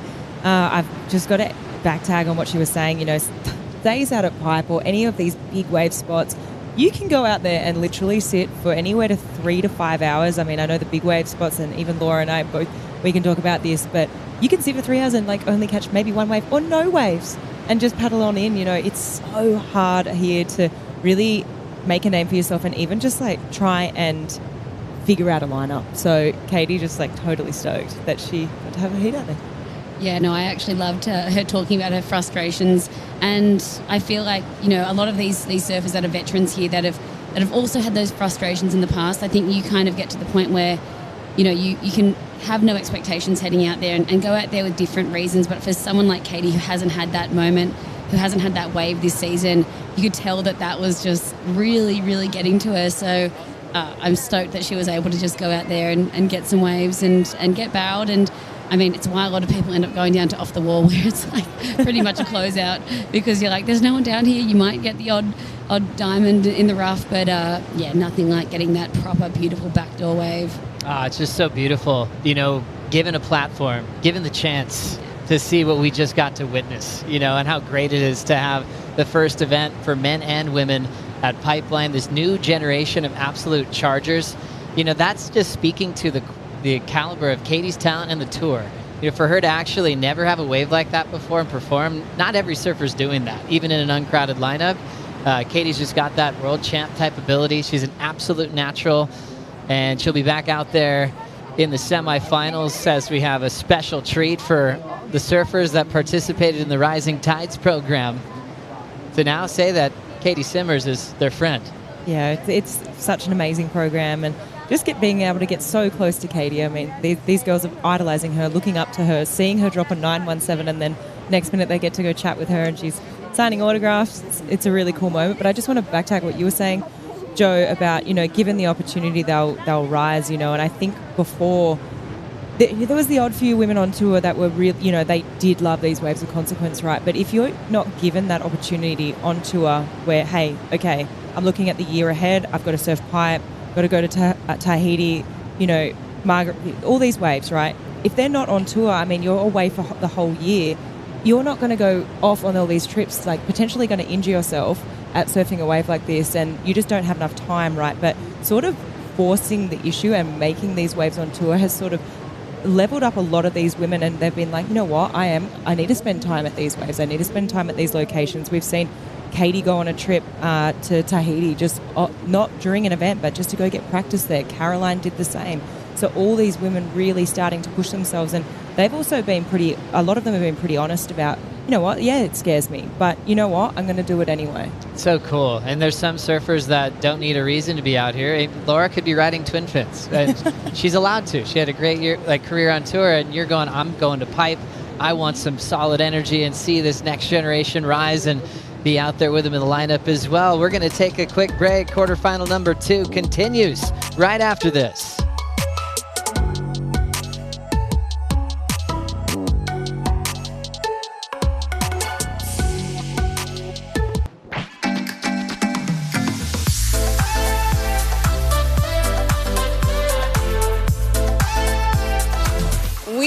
Back. I'm so excited for this very first Rising Tides of the 2024 WSL-CT season. This is what surfing is all about, is about sharing it with other people, especially the next generation, inspiring and empowering them to go after their dreams and to live fearlessly. I'm grateful to be surrounded by the people you look up to. I would love to be on the championship tour because I would just like to make my family proud and just win. Okay, we all gonna get some good party waves? Yeah! Sure. Thinking to myself when I was their age, this would have been the coolest thing ever to come surf with some of my idols and heroes. And that's where you actually start to see the pieces come together for these girls, because it goes from I dream of being on tour someday to I know what it takes to get there. Our future is in good hands. Absolutely love the WSL Rising Tides program presented by Pura Vida. They've had so many great stories over the years. One of my favorites, India Robinson, coming through that event and then being on tour soon after and caddying for her heroes. It's just so cool how quickly the turnaround is from the Rising Tides program and then seeing them get into the biggest stage in the world. Brisa Hennessy still with Luana Silva here in quarterfinal number 2. We saw Brisa go quickly on a smaller one at Backdoor and she went down. Lulu took a look, 0.3. So it's still wide open with 13 minutes to go. And as you set up those scenarios, it's just really different, at pipe and backdoor at this size. When you talk about just 2 attempts, kind of like what we saw with Jordy and Ethan this morning, or excuse me, Connor and Ethan this morning, just a few waves ridden, where there's still a lot going on in between the waves, trying to make sure you're choosing the right ones and making out the other end. As we see a paddle now, it will be Lulu. Little out in front of pipe, up and out. Yeah, that was unfortunate for Lulu. I feel like she was actually looking at backdoor there. I turned over my shoulder and the backdoor wave did spit, but it seemed like she just couldn't get into it. And so it kind of just left her having to take a look left and get out of there because she was just that bit too late to even try and make it into that backdoor section. I think when Ross was in the booth earlier, he mentioned this, and you were talking about there's a lot going down between these moments. I mean, you might only be catching a few waves during the heat, right? But I think a lot of it comes down to positioning, and they're constantly repositioning depending on, what sort of angle these sets are coming in on the reef, and if there's a little bit more water moving out the back. Like, you've constantly got to be repositioning out there. And he was saying a lot of the hard work is done before you even catch the wave, right? So depending on how deep you're going to be in this barrel is going to be where you position yourself 10 strokes before you even paddle in. So super crucial to just keep, repositioning, have those lineups, maybe those boils at those sort of certain sections in the reef that is those spots that are going to work for you. But yeah, the girls just doing a fair bit of repositioning at the moment. Looks like Luana maybe having a little look here. And hold it back there. So Luana Silva with priority. Just chasing a 0.54. So not much. They're just knowing that it's just coming down to maybe one decision now on the back end of this quarterfinal. Brisa had a couple of big wins over Lulu in Lulu's rookie season on tour. Silva had to go back to the Challenger Series. It was an incredibly emotional mid-season cut. It was kind of like brand new, hadn't gone through it yet in this version of it that we have today. And Margaret River was just this really sad kind of feeling in the Red Bull Athlete Zone. People not understanding really what the Challenger Series meant at the time and knowing how quickly they can come back. Now we've got some great stories coming out of, the new tours where the Molly Picklum come back, Chianca come back, Fioravanti come back, where they almost realize it's not getting sent off into your career. It's actually a new opportunity to reestablish yourself and actually come back better. Yeah, well, when I was on tour, it was, if you fell off the tour, you're off for the whole entire next year. So to have the opportunity to go on the Challenger Series the same year and then re-qualify and be back on tour, that is pretty amazing. And even though you're in for, it's heartbreaking to be off tour if you've been cut, you just have to pick up and move on and go do your thing. And, we saw Sammy Pupo last year, didn't make the cut at Margaret River, but then went on to win the Challenger Series at the Gold Coast. And he came out of the gates absolutely firing, qualified back on the tour, and everyone that has been through that Challenger Series after getting cut has come back in some ways stronger, more evolved. Betty Lou's been there, Luana's been there, like you said, Molly Picklum, Sammy Pupo, Joao Chianca. So yeah, it's pretty amazing. Then you see Snapper on the Challenger Series, and people started actually contemplating coming out of retirement, to make another run at the Dream Tour with 9:22 on the clock. We've seen a lot of action already on finals day. As we still have Brisa and Lulu in the lineup, I want to get you caught up with the pulse. Just focusing on the major highlights from the day. Connor O'Leary and Ethan Ewing, 4 waves ridden in this first heat of the morning. Connor ended up getting past Ewing with the help of this 6.5 at Backdoor. An absolute beast of a wave. Connor into his 3rd career semifinal. His mom loves it. And first as ever at Pipeline for O'Leary. Then Mamiya just put on a show for the local crew, representing the 96712 and the NSB. Baron Mamiya feeling comfortable. Little flex right there. He was feeling it. Couple of big 7s. Moving on to the next round, the semifinals. Then John Florence, Leo Fioravanti, really back and forth. 32 seconds remaining in the heat. JJF trailing, pulls into this pipe bomb. Got the 8-point ride. He'll be taking on Ian Gentile in the semifinals. 3 surfers representing Hawaii in the semifinals as we check out what's to come in the next round for the men. Look at these matchups here. We've got O'Leary taking on Baron Mamiya. Ian Gentile with his hands full with John Florence. Oh, wow. And I was just going to say, it is very rare to see John, have that emotion come out of him. But you could just tell right then that that meant so much to him to finally get the opportunity. He's had a lot of heats in the last couple of years that have just not gone his way. Or, with 30 seconds to go, someone's gotten the score. So he's going to be feeling amazing going to that semi-final. And, semi-final number 1. Connor and Baron, these are going to be some absolute crackers. It's pretty wild when you see kind of some cool stories there. It's like Baron Mamiya, a little bit younger than John, of course, but both with the strength of the hometown crowd and knowing pipe and backdoor like the back of their hand. And we've got a rider up. Brisa Hennessy hits this section off the top and will straighten out. It's always a smart way to reroute yourself, especially going right. Going all the way around, sometimes even getting scooped up by the ski to end up in the channel. Yeah, I think especially on a day like today, there's a few big sets coming through, so she's going to paddle around. Hawaiian Water Patrol are going to come in pretty quick and scoop her up. Yeah, I think Brisa took off on this one hoping that section was maybe going to bowl out and barrel, but unfortunately it didn't, so it's pretty smart of her to still just try to get a tap in there because, 6.5 minutes, you just never know what points might, actually matter at the end of this heat.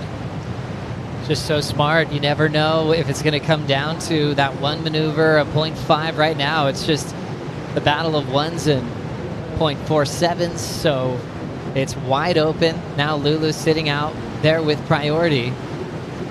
A surfer who grew up really close to Sunset Beach, but we're on the 7 Mile Miracle, so she's had reps at every venue here on the North Shore her entire life. Making the switch to represent her family to Brazil more recently, which is really cool to see. And obviously speaks Portuguese fluently. Fits really well on tour, especially with Portugal and Brazil on the calendar. And kind of feeds off the cool energy of the Brazilian Storm and all the success that's been happening on the men's side. So now Luana coming off the Challenger Series again with some bigger goals this season and went through the roller coaster of the Challenger Series of being 1 spot out. Then when the GOAT, the 8-time world champ, Stephanie Gilmore, said she was actually going to take a year off from competition, then Lulu got the announcement that she'd be on tour full time. And it's not just replacement moments. She knows she can plan on being here from Pipe to Margaret River, and she performs. Who knows, maybe WSL Finals. Absolutely, and I mean, like you said, that was a devastating moment for her in Saquarema to not make the qualification into the tour. And, she spent most of her off-season probably feeling like she was, just going to be focusing on the challenges again. But, to get that call up and to be here at Pipeline, it'd feel amazing for her. And obviously to make a quarterfinal finish, she's not done yet, but to make the quarters is just an amazing way to kick off her year.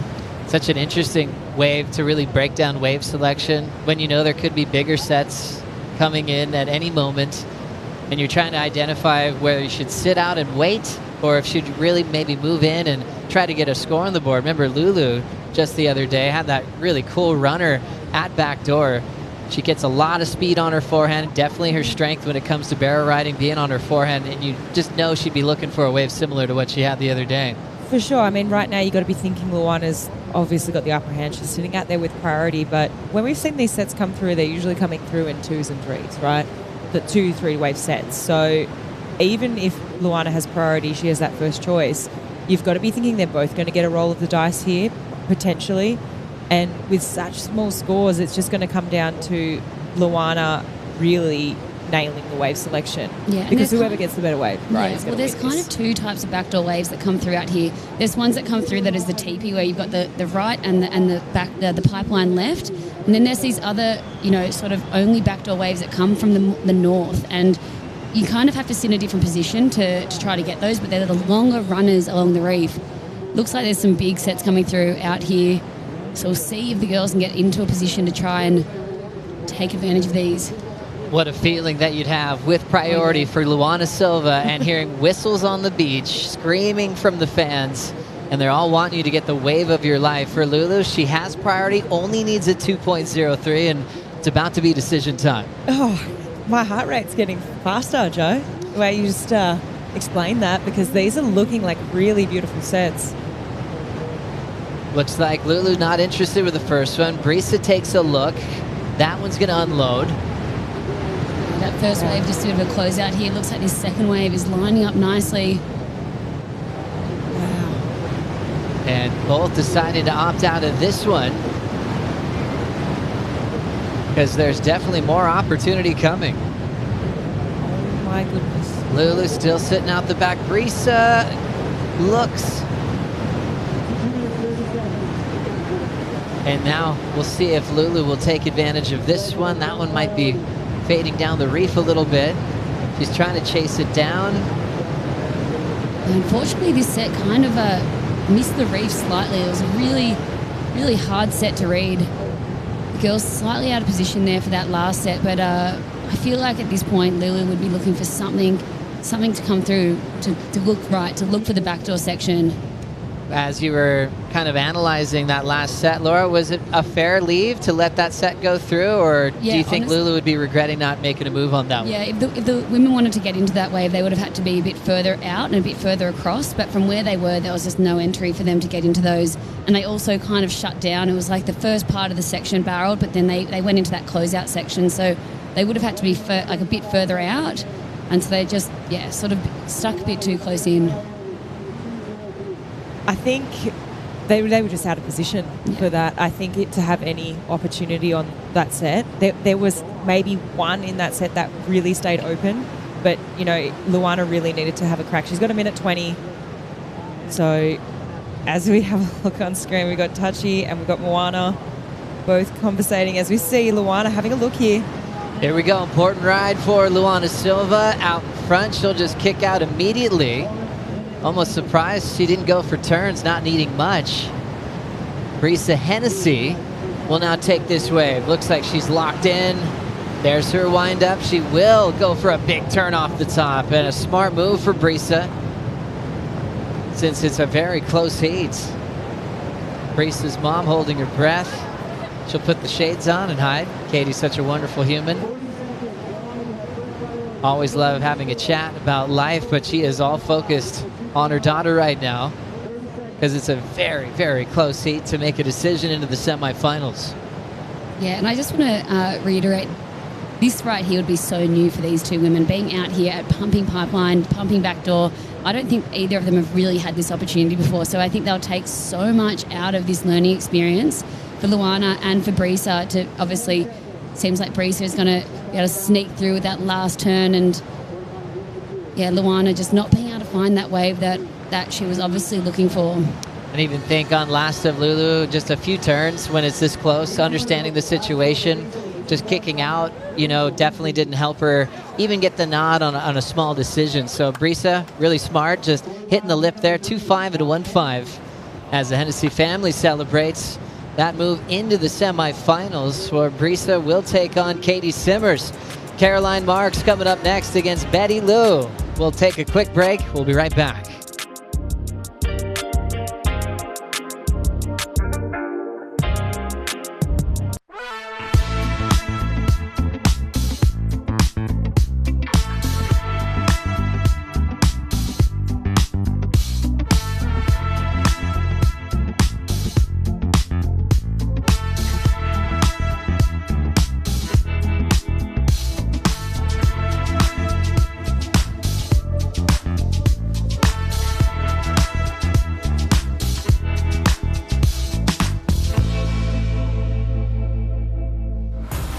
It's all happening at the Lexus Pipe Pro, presented by Yeti. Finals day, Brisa Hennessy coming out of quarterfinal.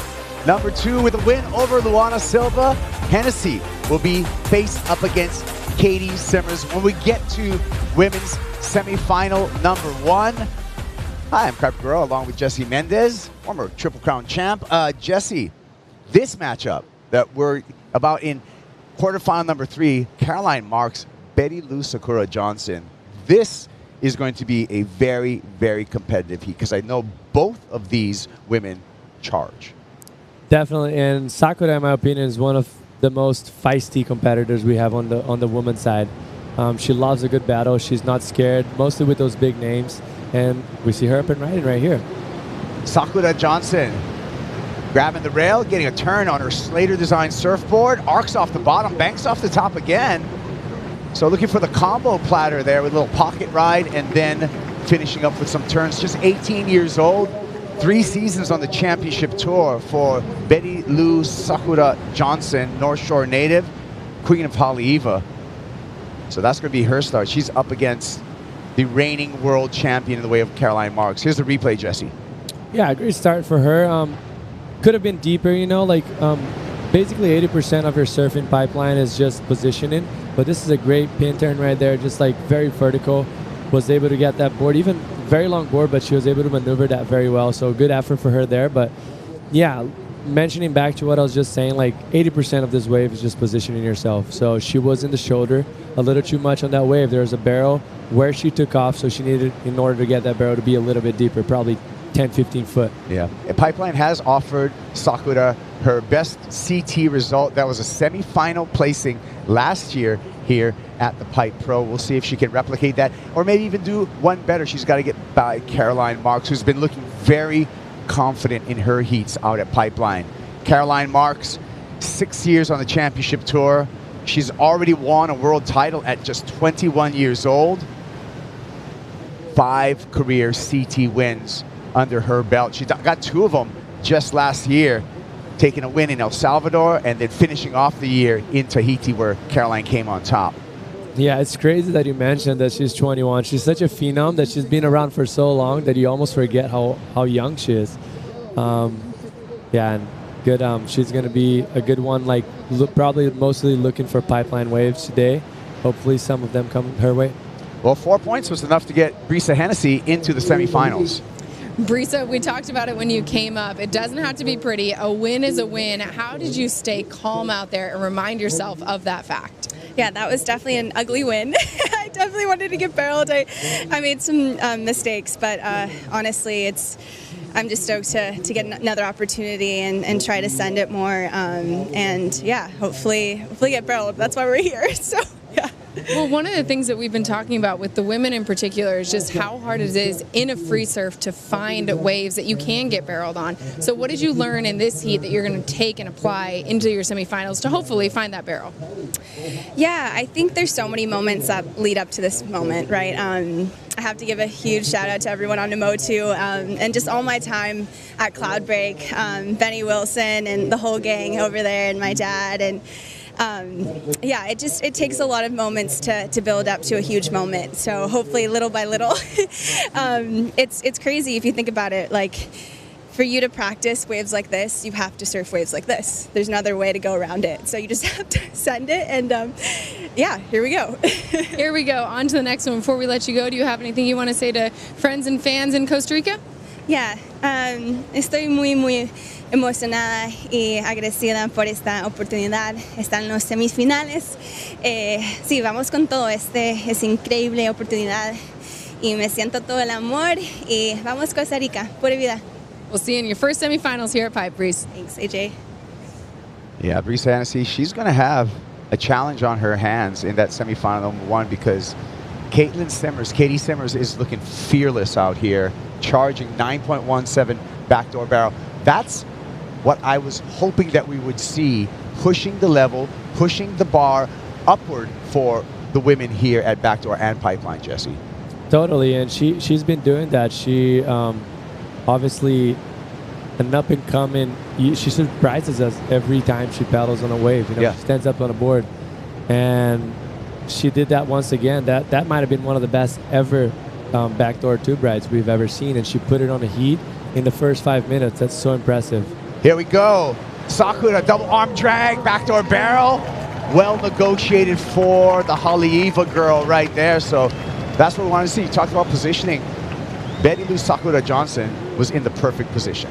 Perfect position. And just the difference in between the two waves. Perfect paddle, perfect positioning. She was just behind the curtain and was able to get a great barrel. And she's going to get rewarded very well. She's going to be so stoked.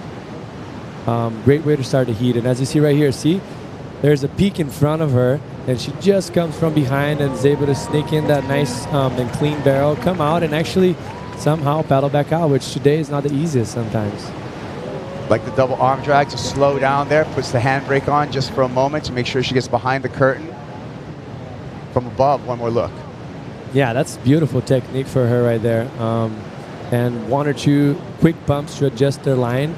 And as you see right here, she's paddling just a little bit behind. Caroline didn't even look at that wave, and he had a great potential to get an average score right there. And actually an easy wave to ride, you know, not much intensity on the takeoff. It just kind of came swinging at a nice speed. And as we see Caroline right here. Caroline goes pipeline, gets behind the barrel, and comes out. An easy one for Caroline Marks. So we'll see the number that is going to come through for Caroline. Last score for Betty Lou, a 5.67 for that backdoor barrel. The 3 Ps incorporated in there. Position, paddle, and then perform for Sakura. Here she goes again. From above, backdoor, pulls in, travels through this barrel, still traveling through it, and almost comes out right there. I like what I'm seeing. Yes, I definitely like. They're swinging. They're putting themselves in the right spot, and Caroline had a nice left right there. Good technique, good takeoff, and Sakura here, that was a jam of a backdoor wave. I think it just ran a little bit too much as she drove through that barrel in the end. She had to get very tight and high, and as she came through that fumble, she just kind of got buckled, but great effort for her, great ride for both of them. Yeah, looking for the pickup by Hawaiian Water Patrol on the jet boat ski. One more look at this one. Okay, this wave a little bit more of intense, you know, like hollower wave. But as I mentioned right here, that wave went pretty high and tight, and she kind of just got clipped by the lip right there. Like it touched her, and there's so much power involved in these waves that it's so easy for you to get buckled off. But great effort for her. She was going to look at a very healthy score if she had came out of that barrel. And you see here on the other hand, just Caroline, just a very easy wave to ride for a pipe. You know, it's still very, any wave here is hard, but just a little smaller wave, less power of the ocean moving through the reef, so it's just easier for her to ride. That's why the score reflected the way it is. Yeah, great effort for her. Yeah, 3.5 for first of Caroline Marks. Hawaiian Water Patrol, Red Bull Jet Ski, Abe Lerner, the pilot there. And looks like it may be Kamalani Ahui as the grabber holding on. Oh, no. Nalu Forsyth. The grabber there and the best in the business there. Nalu, the grabber on that Hawaiian Water Patrol jet ski, his grandfather, Wally Forsyth, was one of the original big wave riders back when they were making hot curls, basically balsa boards and stuff, and charging 20-foot Waimea. That was Grandpa Forsyth, and there he is, his grandson, as Hawaiian Water Patrol. Yeah, that's awesome to have actually the Water Patrol. Usually at pipe, you kind of have to do it yourself and figure it out yourself for your way back out. Mostly when you're rolling the dice at backdoor, it could be so brutal. You could spend maybe 5 or 6 minutes trying to pedal back out through pipe because you just keep getting smoked. And this is a huge advantage for them because it gives them the freedom to actually roll the dice more times, you know, and get more opportunities and maybe find waves that you might have not been looking if you had to actually paddle back out on your own. So, yeah, it's great to see everyone helping them out with the skis. And yeah, they're going to have Hawaiian Water Patrol, City and County Lifeguards, all the ski drivers. I anticipate I'm going to be very, very busy in the upcoming days because we're anticipating monster surf to hit the North Shore next week. So those guys get no rest. I know, and that looks so exciting for anyone that is on the North Shore. It looks like it's going to be some big days, maybe some iffy winds throughout some of the days, but still, you come to the North Shore, you want to see big waves. Yeah, we've been getting lately, so it's been fun. So Betty Lou, Sakura Johnson with that 5.6, 2.67, off to a quick start. 17 minutes remaining for these two surfers. Winner goes into semifinal number 2, and semifinals for the women will follow these quarterfinals. So that'll be our order of events today. And finals day, actually, Jesse, seems to be moving along really, really quickly already. Yeah, it's because the waves are firing. Yeah, there you go. It goes by quick. Like, it's exciting.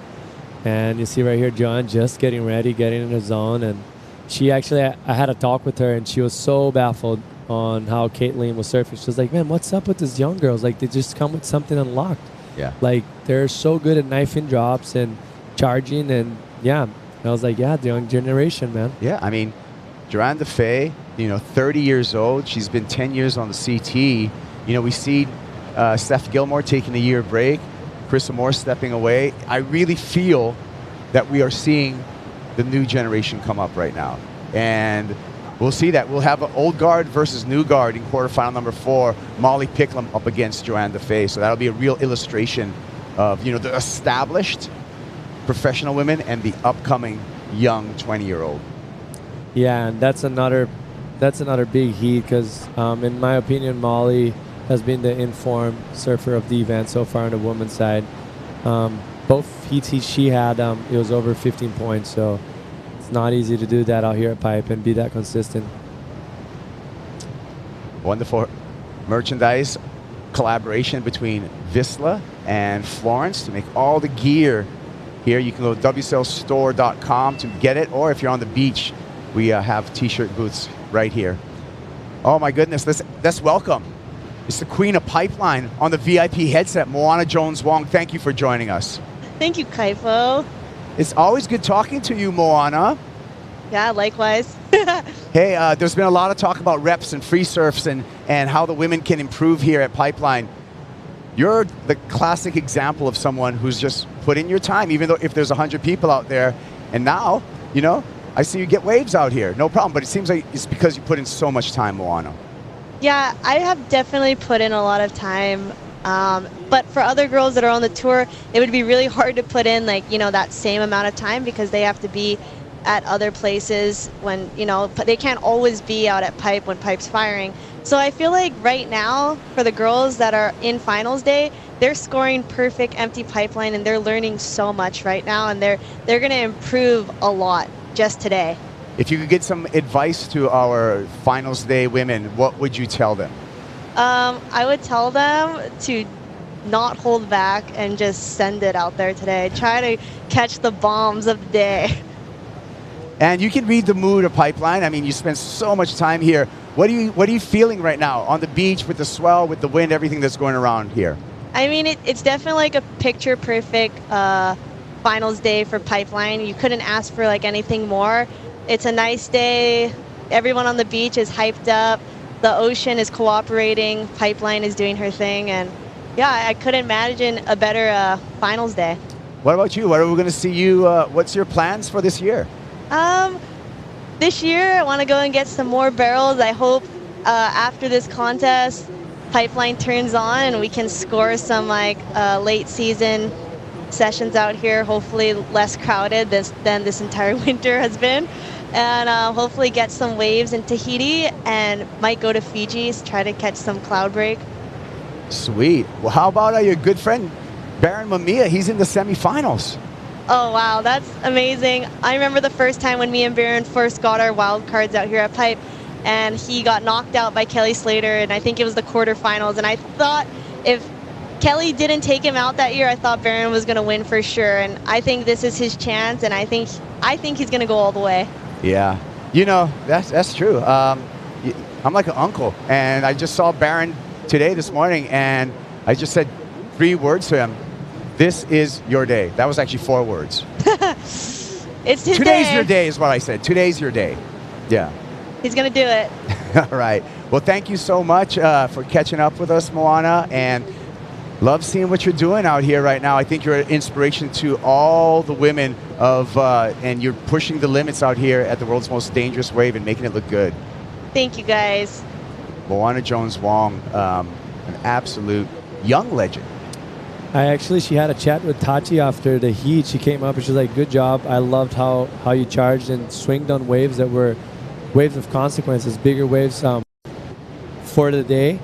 And she actually gave her a little tip. She was like, hey, you just need repetition in order to get comfortable with the takeoff. Once you get comfortable with the takeoff and being under, and airdropping, it makes your work much easier to down the line. So, you know, she's the best out here at Pipeline. Yeah. By a good margin because she has so much experience. So I listen to that, and it's nice that she's sharing that with other people. But I also feel, Jesse, you've caught pipe waves before. I also feel like you said it's just about the commitment. You have to be 100% when you're paddling for a wave out here.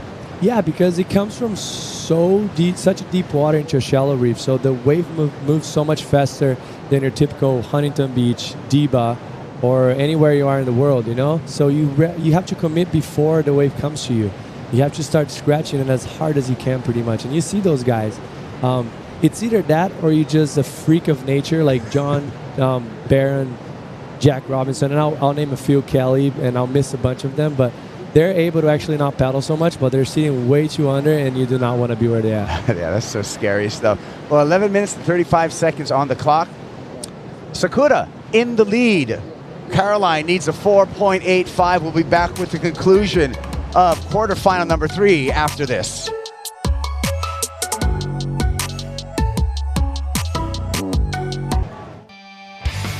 '23 Teaupo Ava Hawaii. The wave here at the end of the road. Caroline Marks bested everyone. Took out a win here. Set herself up for a Final 5 appearance and eventually a world title. Great surfing in Tahiti for Caroline Marks and the win, Jesse. Yeah, just on point. I was actually at the event. She picked right waves. She was surfing solid, consistent, and picking those runners down the line, which is great for goofy footers because you have that drive from your front foot and you're able to pump inside the barrel. So, yeah, just smart surfing overall for her, and that's basically it. Took the win. Yep. And here she is up against Betty Lou Sakura Johnson. Looks like we got a wave coming through here. Caroline looking left. Sakura looking right. We're going to stick with the backdoor wave for Sakura. Pumps through there. Nice adjustment of speed. Strains out for completion. Betty Lou Sakura Johnson looking to improve upon her 2.67. I think she just did that, Jesse. Yeah, good work from her. Identify a great backdoor wave. Just the size that you want for those girls today. Like, medium-sized wave, very clean, down the line, and Caroline on the split peak. Let's see what happened here. Nice takeoff for her right there. And, yeah, nice cover-up. She would have probably loved to be a little bit deeper. And what I've mentioned before, like when you're surfing pipeline and backdoor, you have to come from behind. Otherwise, the wave has so much power that just pushes you, and that's what happened right here. She was a little bit in front. Still a great ride for her, but I'm sure she would have liked to be deeper on that one. And on the other hand, here you have Sakura, which she was deep enough, but she had that extra pump right there that just put her a little bit in front, and then the wave started running. Not an easy wave to read. It was pretty straight, but still, like, she probably could have capitalized. There's a little bit more meat on the bone on that wave if she hasn't had that first pump and set her line. Score comes through as a 6-point ride for Sakura. She's got a strong lead over Caroline Marks, still waiting for the effort. Comes in at a 3-point ride for Caroline. There's all the numbers that formulated to that score, Jesse. Yeah, just I think those both scores were perfectly reading because way more intensity on Sakura's wave. She was deeper. The wave grew. On the other hand, Caroline's wave was actually getting smaller because that's kind of typical of pipeline. Like, it starts pretty tall and then it gets smaller as it goes. And backdoor, on the other hand, is the opposite. Like, there's a lot of growers, which we call in surfing, which you take off on a 3-foot and the wave ended up being a 6-foot. And she was just a bit deeper. She had a few pumps in the barrel, which is very technical, so way more degree of difficulty, and she got rewarded. Yeah, 2023 was the year of Caroline Marks here. 2 event wins, El Salvador and Tahiti. Look at the heat winning percentage last year, 74.3%, best on tour for 2023. That's incredible stats right there. Just think about that. And you're going against someone like that, you're like, whoa, my chances of making this heat are more slim. So good effort for Sakura right there, being the underdog. But in my opinion, with the conditions we got today, she would have been a great pick for this heat because she charges and she's from here. She's used to the lineup. 100% surfed this wave more than Caroline have, not being from here. So yeah, she's proving that as far as we have the heat right now, but we still got 6 minutes left. Yeah, their numbers coming in as far as pipe stats for these two. 3 starts each here at Pipeline. Caroline Marks winning 3 out of the 5 heats that she's surfed for a 60% heat winning percentage. Betty Lou Sakura Johnson surfed 8 heats at Pipeline, 4 heat wins for a 50% heat winning percentage between the two as we look at the numbers coming into this heat. Big sets coming through here. And Sakura's on the move. Hey, let me tell you one thing. I just looked back right now, and you can see it. It's straight offshore. It's getting so groomed and nice. As the day goes on, we're going to see so many good waves. It's very exciting to be part of this finals right here because look at this. Look at this one. Sakura, this thing's a beast. Draining down the line, spit through. Sakura Johnson comes out, and that was what we were waiting for. Are you kidding me? That's the intensity that we were looking for. A double up out here. It's so hard to get, so hard to get underneath, and that was beautiful wave from Sakura. And wow, hey, this has this has to be close at that point, right? Come on. That thing was a spooky, scary, wide, dredging backdoor barrel. Here it is. Check this out. Like, it starts to double up, and it gets on the first shelf right there. She has to knife it so nicely in 1, 2, 3 pumps coming after the spit. That was just perfectly reading. That was the best wave of the day so far on the woman's side. And check this out. The paddle, the wave doubles up. She was just under enough. Nice double hand drag, and right there she's just starting paddle to the metal. 3 pumps coming out of this after the spit. That's miles ahead of her 6-point ride. So that was as good as it gets for backdoor. Right here, she stalls, identify the wave's going to start running. 1, 2, and the third, and she shifts the foot forward too. Like, you see her back foot is in front of the front of the pad right there, as you see it. And that just gives her the stability and the drive that she needs for that wave. And that was amazing. Well, the number is a large one. A 9.7 for Betty Lou Sakura Johnson. Kind of surprised there's not a 10 in there, but hey, she'll take the 9.7. Yeah, any day. But, you know, I know it's very tough. It's easy to say from here sitting down. Yeah. Going backside backdoor is not easy.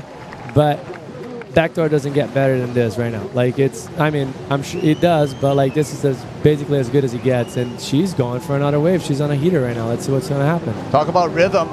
Another bubble traveling through the green room, but this one will not let her out. That 9.7 for Sakura, her highest single wave score of her professional career. 8.83 was her previous benchmark. She's having a great heat. Are you kidding me? She's like, has backdoor on lock pretty much by herself right now, and she's making the most of it. She's having such a good time right now. And sometimes it's about that, right? Rhythm, as well as just having the confidence. I'm sure coming out of that gnarly backdoor barrel like has put so much pep in her step and so much confidence for Sakura. For sure, because for those women right there, most of them, they haven't had that amazing barrel in the heat in a jersey here still. So for her to get that, it's like a barrier breaker, you know? She broke the ice, and now she's ready for more to come, you know? Like, she can't wait.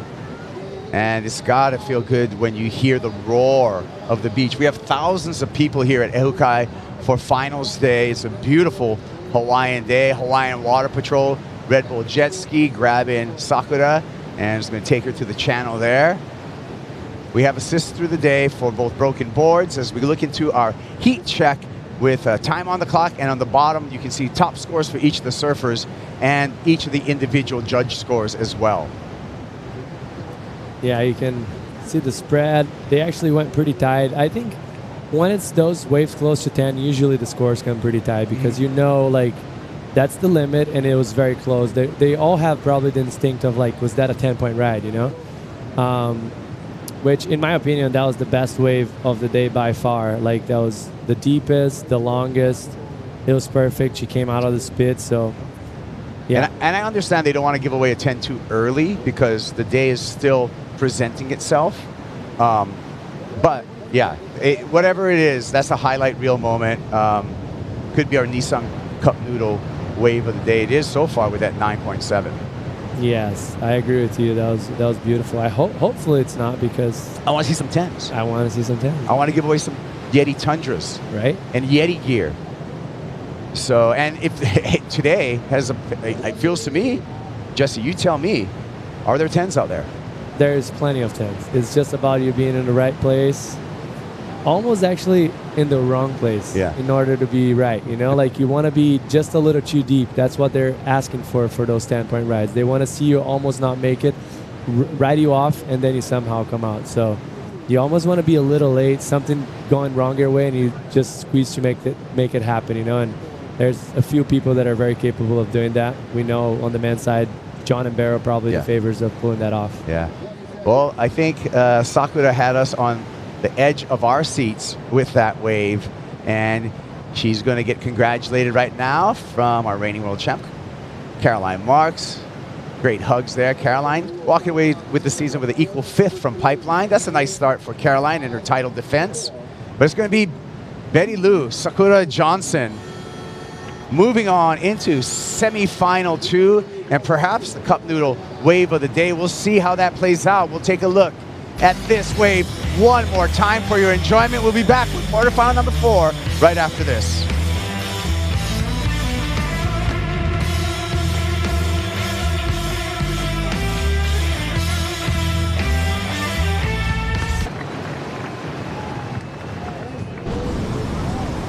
Congratulations, you have provisionally qualified for Paris 2024. Wow, that's amazing. Yeah, the Olympics was one of the coolest experiences of my life. With the experience under my belt, I have a really great chance at winning the Olympics. It would mean the world if I could get that medal. So many brilliant athletes. Just gotta work hard and do my best. You feel like you're representing every single person. You're a medalist forever. Those people are not forgotten.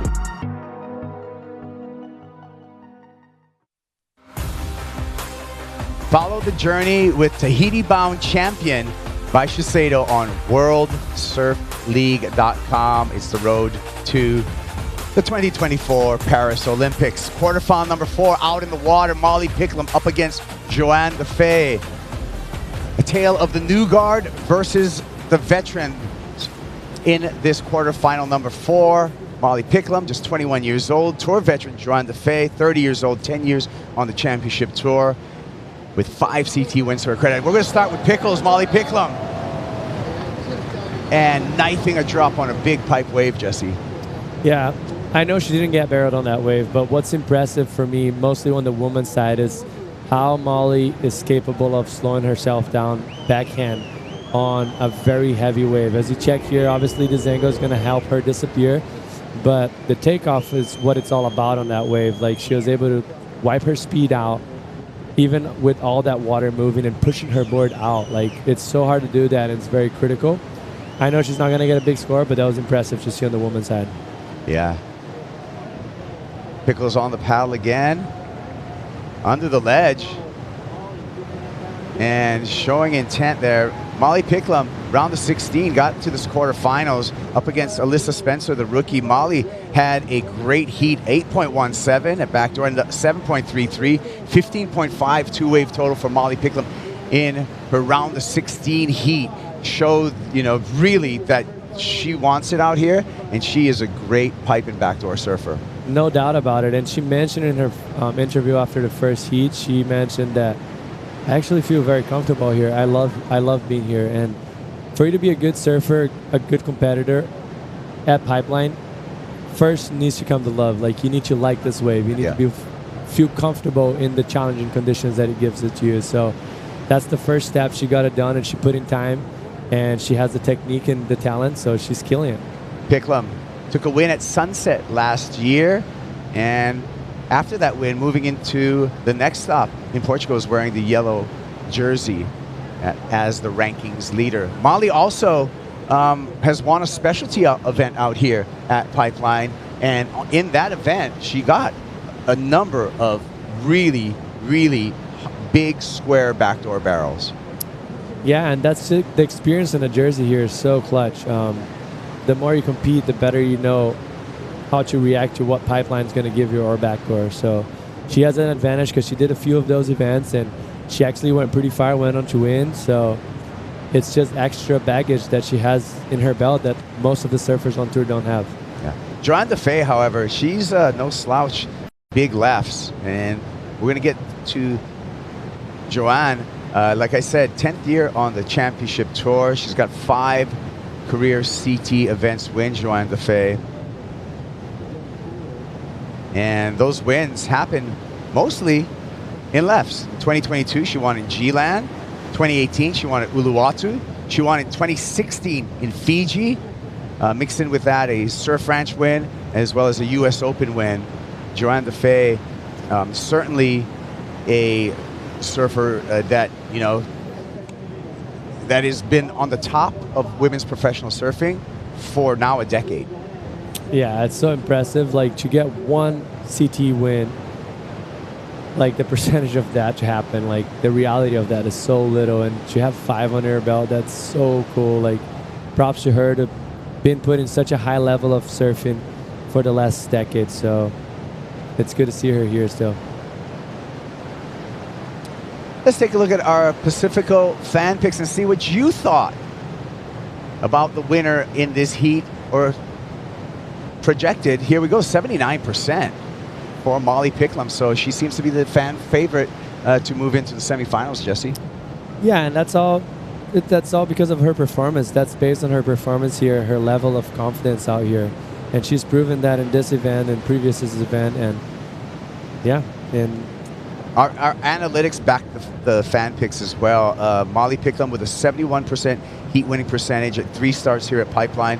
Picklum surfed 7 heats at Pipe and has won 5 of them.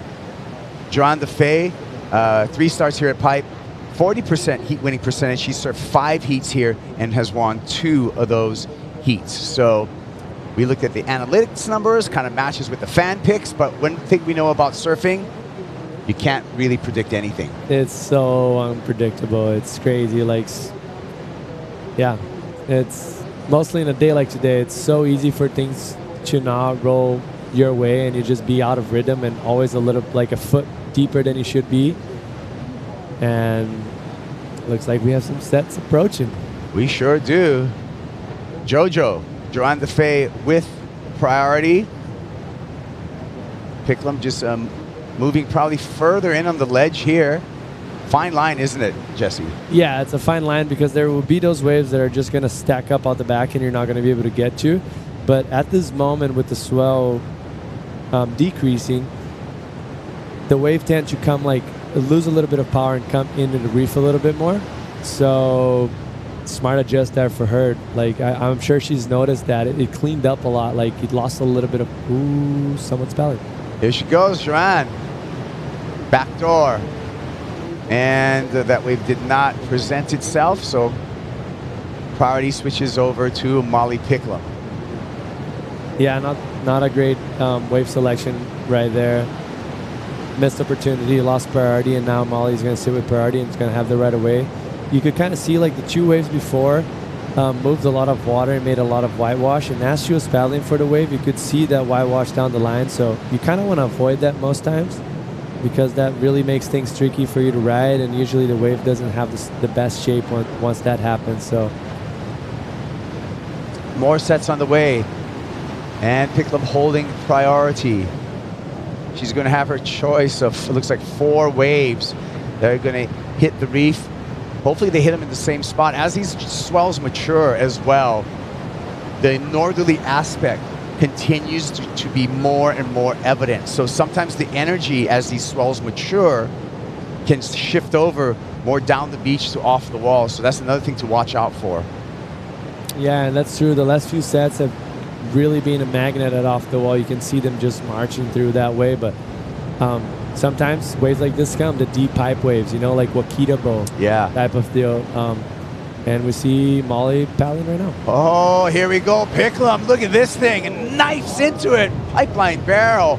She's going to get clamped, but charging. Yeah, she's charging. I knew when I saw the heat coming up, I knew she was going to do it. There's no doubt on that. Just sitting a little bit too deep. Maybe needed one big pump right there when she bottom turned, but still, I think she would have been too deep anyways. But great effort for her right there.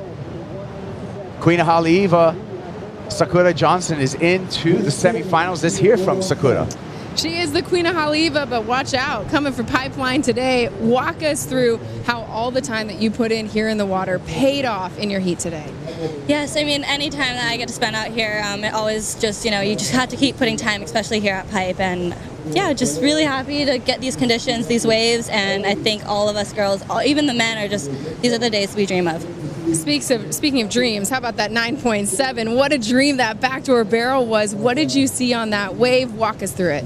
Oh my goodness, well that was under priority. Caroline had priority on that wave and she wasn't really looking, so I was like, okay, this thing is going to hit the reef really well. So yeah, committed, put my head down and went for it, and yeah, made it out, so couldn't be more stoked. Made it out with style. I know you've had some board changes throughout this competition. What are you riding into the semifinals? Right now, well today I took out a 6.6 Slater Tokoro. I'll probably take out the same board just because it helps the paddle power, and yeah, I can just get in it early and yeah. Pumped. I mean, why fix what isn't broke? We'll see you in the semifinals. Thank you so much. Thanks, guys, for your support. Yeah, that Slater Designs collaboration with Wade Tokoro, the Houdini model, under the feet of Betty Lou Sakura Johnson. By the way, Wade Tokoro, we've seen a number of surfers switching on that. When we talk about the Vissla CT Shaper rankings, semi-finalist Connor O'Leary has been riding Tokoros also in his heat. So Wade, you're getting some points. You definitely are, and yeah, I've rode Wade's boards forever, and it works so well everywhere, but here especially. And Molly. Picklam picks up this one, gets behind the curtain, tries to fight for an exit, but unable to do so, but staying very busy out in the lineup. Yeah, to your Wades, I mean, I've had a bunch of Wades. They're great boards, and Wade Tokoro does his own research and development because he's a great pipe surfer as well. Man, it's crazy how much Wade charges. Like, he'll be the first guy out at Pipeline. At dark, every time. Dark. And yeah, it's just, he puts into test, and no one better to actually put it to test than him, you know? Yeah, we'll keep on updating you on the Vissla CT Shaper rankings throughout the day, and we'll probably wrap it up today at the 8:05 post show with our current standings. Again, points to Shapers start at the quarterfinals. And a beautiful shot from above showing the beautifully dangerous reef here at Pipeline.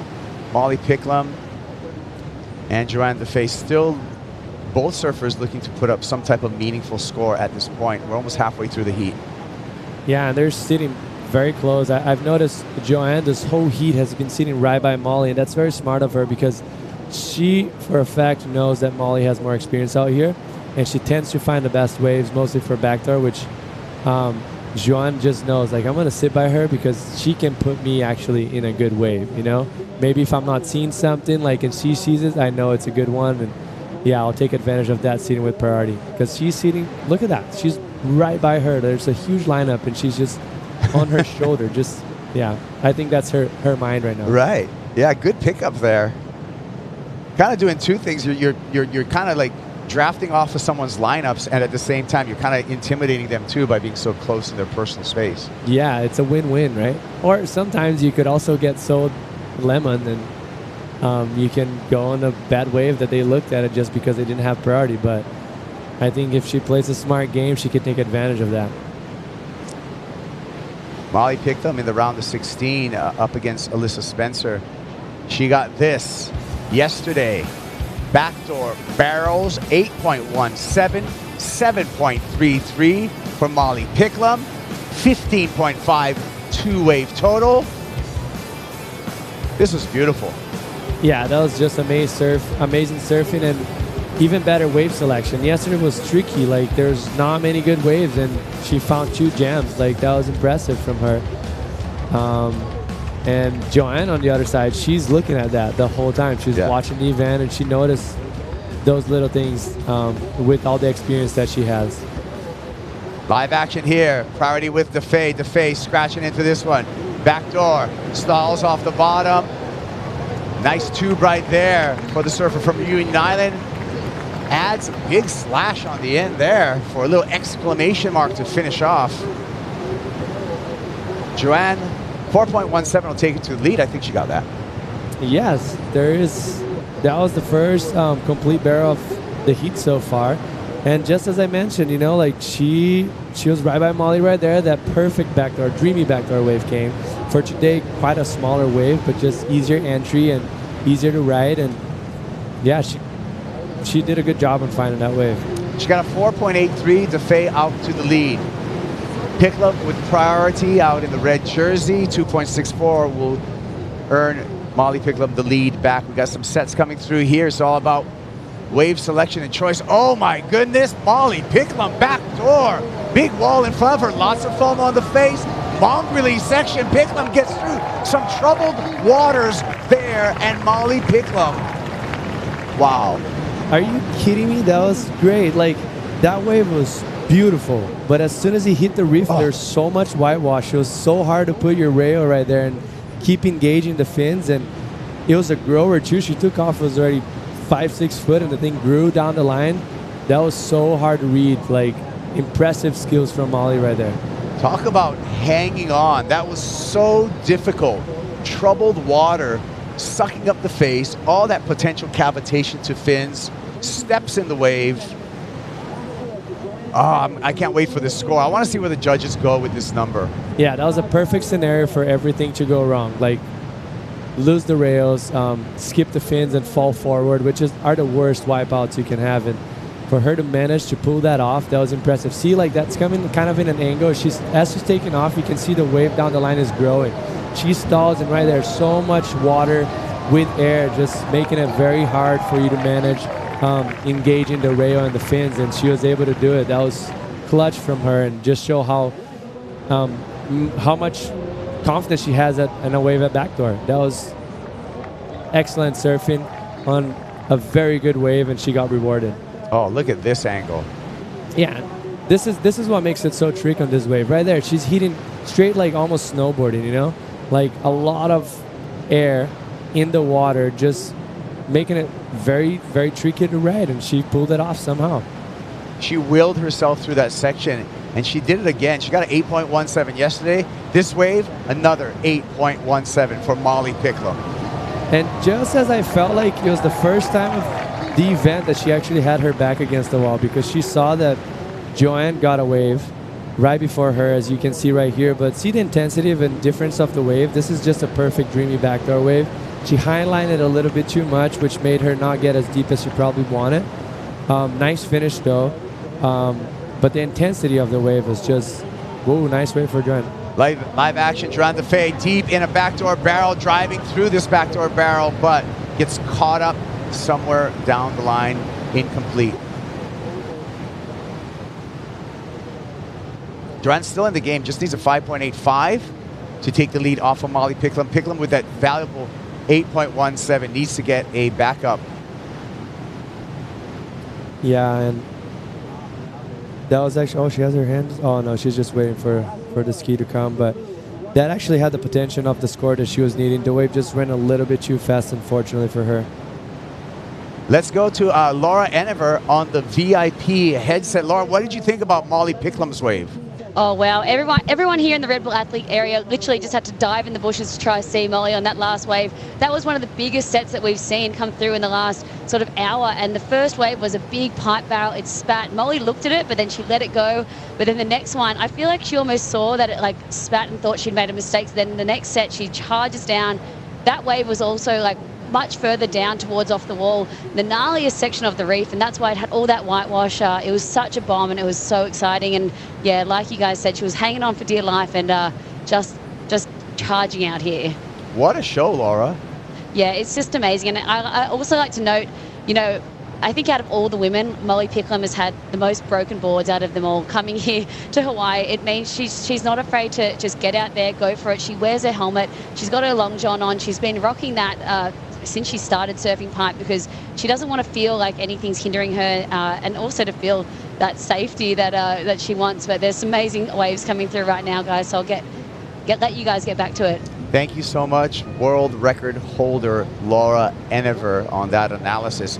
Zooming in from above, Pickles, Molly Picklum taking a look at this one. Scratching in, another backdoor bomb for Molly Picklum. Stalling off the bottom, again some foamy water to get through. A beast of a wave. Molly Picklum is going to ditch that 2.5 that she has in her scoreline. Man, so gutsy from her. She likes sketchy waves. Like, that was another grower backdoor wave with a lot of foam. Just not as deep, but almost just as intense. Maybe not just as down the line as the other one. But, man, I got to say, she's charging. And that answers what Laura just mentioned. She was the girl with most broken boards. So there's, as you see right here, we'll go back to that after. But take off, a lot of foam again. Oh. She's able to get a good cover up. She's going to better her 2.5. And she made the most out of that wave. That was a very hard wave to surf. And there's two, like, back to what Laura was saying, she broke a lot of boards. There's two ways here for you to learn. Like, you either break boards, or if you're not breaking boards, you're either not charging enough, or you just already passed that part of breaking boards, you know? And you're making waves. You're making waves. So in order for you to get that good, someone like John, Gabe, Kelly, and not break as many boards, you have to go through what she's doing right now, and she's killing it. Yeah, and she's got a great team behind her. DHD, Darren Hanley shaping Molly's boards, and she has a full quiver, and Darren's actually on hand to make any backups that she needs. The 4.33 checks in for Molly Picklum, and she has increased the need for Joanne Defay. Defay with priority, now needing a 7.68.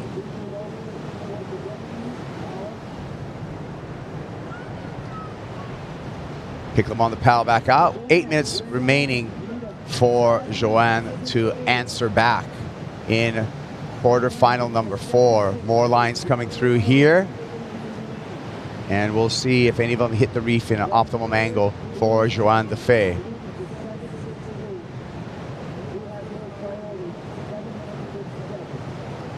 Just so you can see, we talked about it, it's kind of mixed out here. Not every set's coming from the same direction. I feel some are more northwest and some are more north-northwest right now as we see this swell mature. Yeah, totally, Kaipo. And that's why we're seeing all of those beautiful backdoor waves. And good call on Surfline, because they actually mentioned that last day of the event there's going to be a lot of backdoors. And occasionally there's going to be that beautiful pipe wave, and we see Molly up and ready. Under priority, Picklum, long wall in front of the Australian. Punches out the back. And it's time for us to take a break. We'll be back with the conclusion of quarterfinal number 4. Molly Picklum's been charging. She's already gone excellent. Will that continue? You'll find out after we return.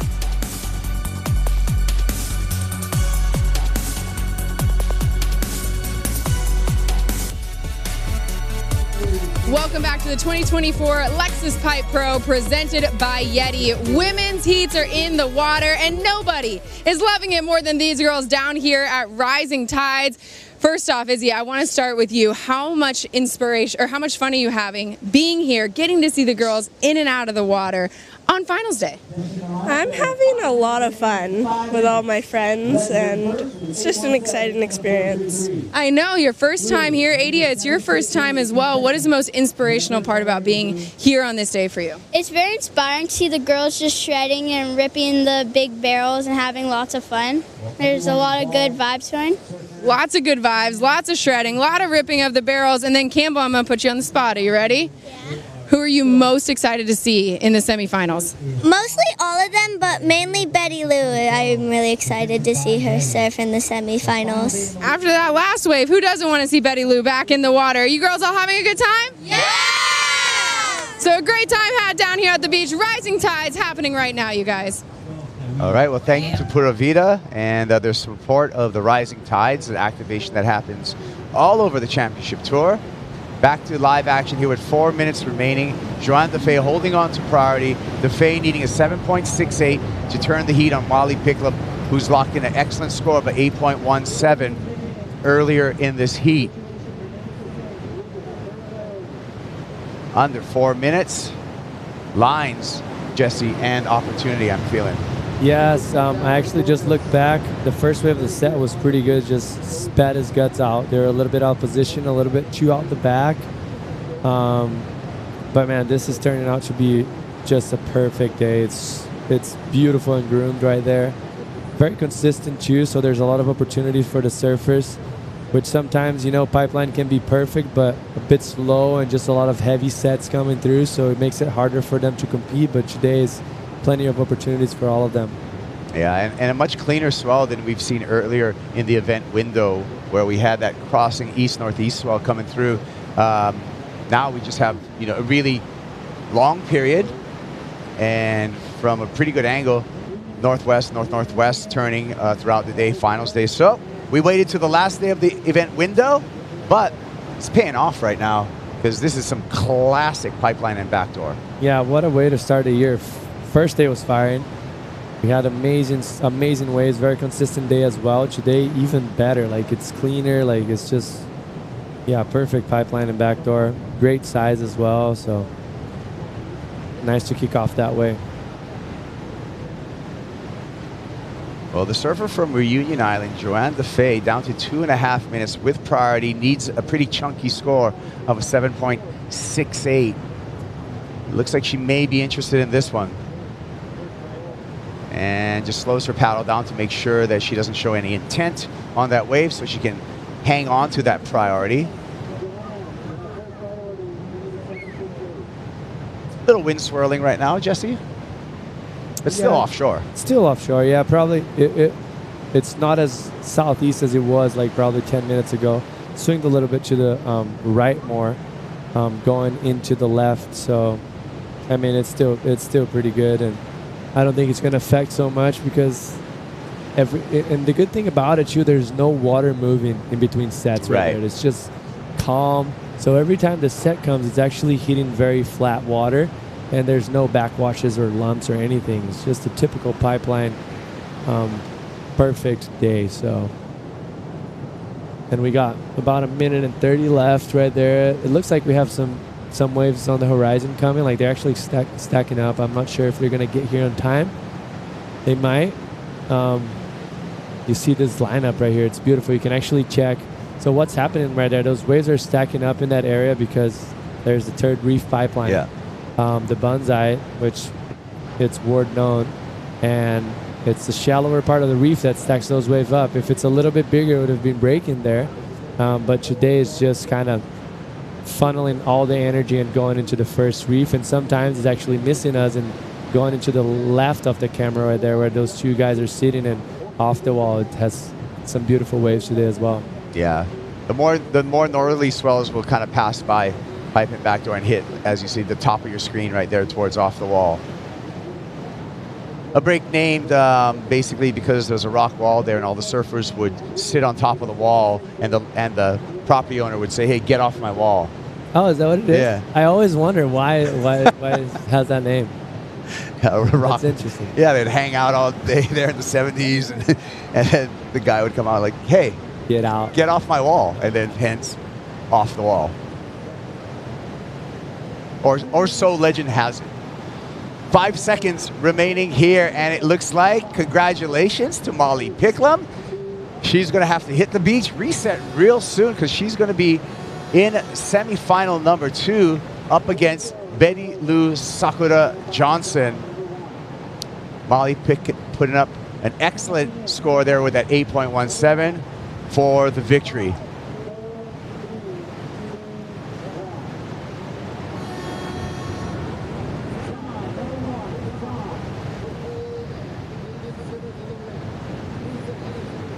So semifinal number 1 for the women has started. Caitlin Simmers versus Brisa Hennessy. Simmers. Oh no, that's Molly coming in. Can't tell from drone. We'll tell you something. We're gonna take a break. We'll be back. Semifinal number 1 out in the water. Caitlin Simmers up against Brisa Hennessy.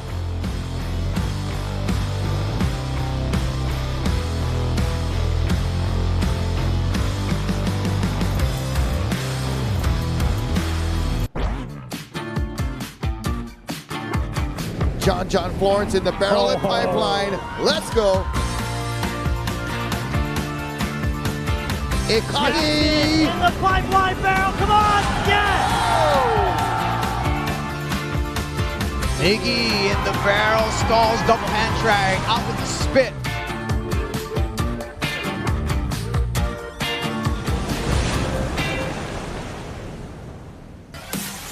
It's time for the semifinals here at the Bonsai Pipeline. Lexus Pipe Pro presented by Yeti.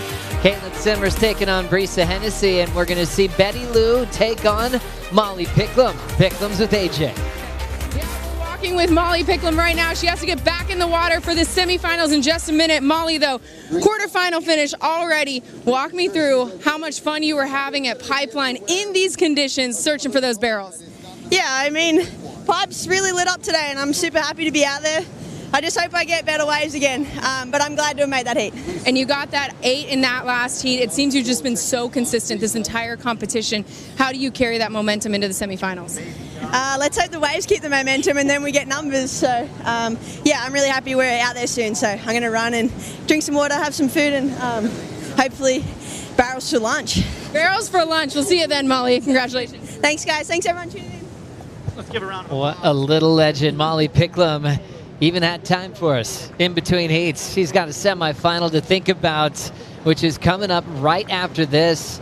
She's been picking off 8s in every round, no matter what the conditions look like. She's just been in her happy place. Just got a message from her coach, Glenn Micro Hall. He's like, every bit of today is making my soul happy. You know, seeing Molly and all the women charge, being here at Pipeline on a day like today. As we know, Micro, longtime competitors, been on the CTs, been around surfing a long time. But this is one for the books. As we have Katie already on the board here. Flick, let's see what happened. Yeah, Katie choosing to go left into that pipe barrel there, but it just ran off. That one stayed really open. You've got to think maybe if she could been a little bit wider, she would have been able to make it through this one. But this is Brisa just going down on her first wave. Really just sort of tomahawking down the face there. So wipe out for Brisa and a little bit of chew time for Katie. What a great heat. Katie Simmers, fresh off a backdoor bomb, 917 in the quarterfinal. Let's see if she can keep this momentum going against Brisa.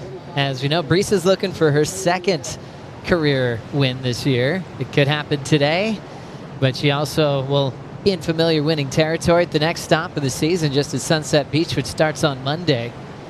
As we'll check in with Strider. Big semifinal already underway, Was. Yeah, you know what? Semifinals, Pipeline, the whole thing today has been next level. But really to note, the ladies have stepped up in a huge way. It's a historical day for the ladies out here at Pipeline. I'm watching them charge. Molly knifing in backhand and, getting those huge backdoor waves. Betty, everybody just giving it their all in the water right now. Brisa and Simmers just going for it. I mean, I feel like this is a monumental day for us here at the WSL and the women. I just think that they've stepped up to the next level, and I'm so proud of them, and I can't wait to see more. I love it, Strider. Give them a stage, and they will perform, and we've seen the level rise quickly in a short period of time. Thinking about just almost the third completed full event for the women at Pipeline, as we see Katie Simmers and Brisa Hennessy still have plenty of time in this semifinal. But so many great highlights that Strider mentioned. What's really standing out for you, Flick? Oh, I don't know how to pick one. I guess the ones that have really stood out, I mean, Molly's been a standout all event, as in terms of just always on the money, the wave magnet.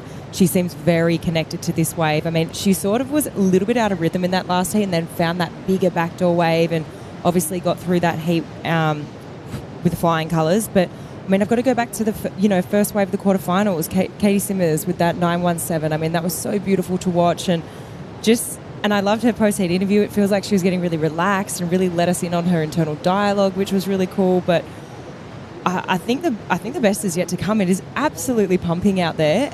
In my break, I was just watching wave after wave after wave, so I still think there's more in the tank for these ladies. Also, Betty Lou got on a roll, maybe one of her best surfs she's had at Backdoor, let alone a heat on tour.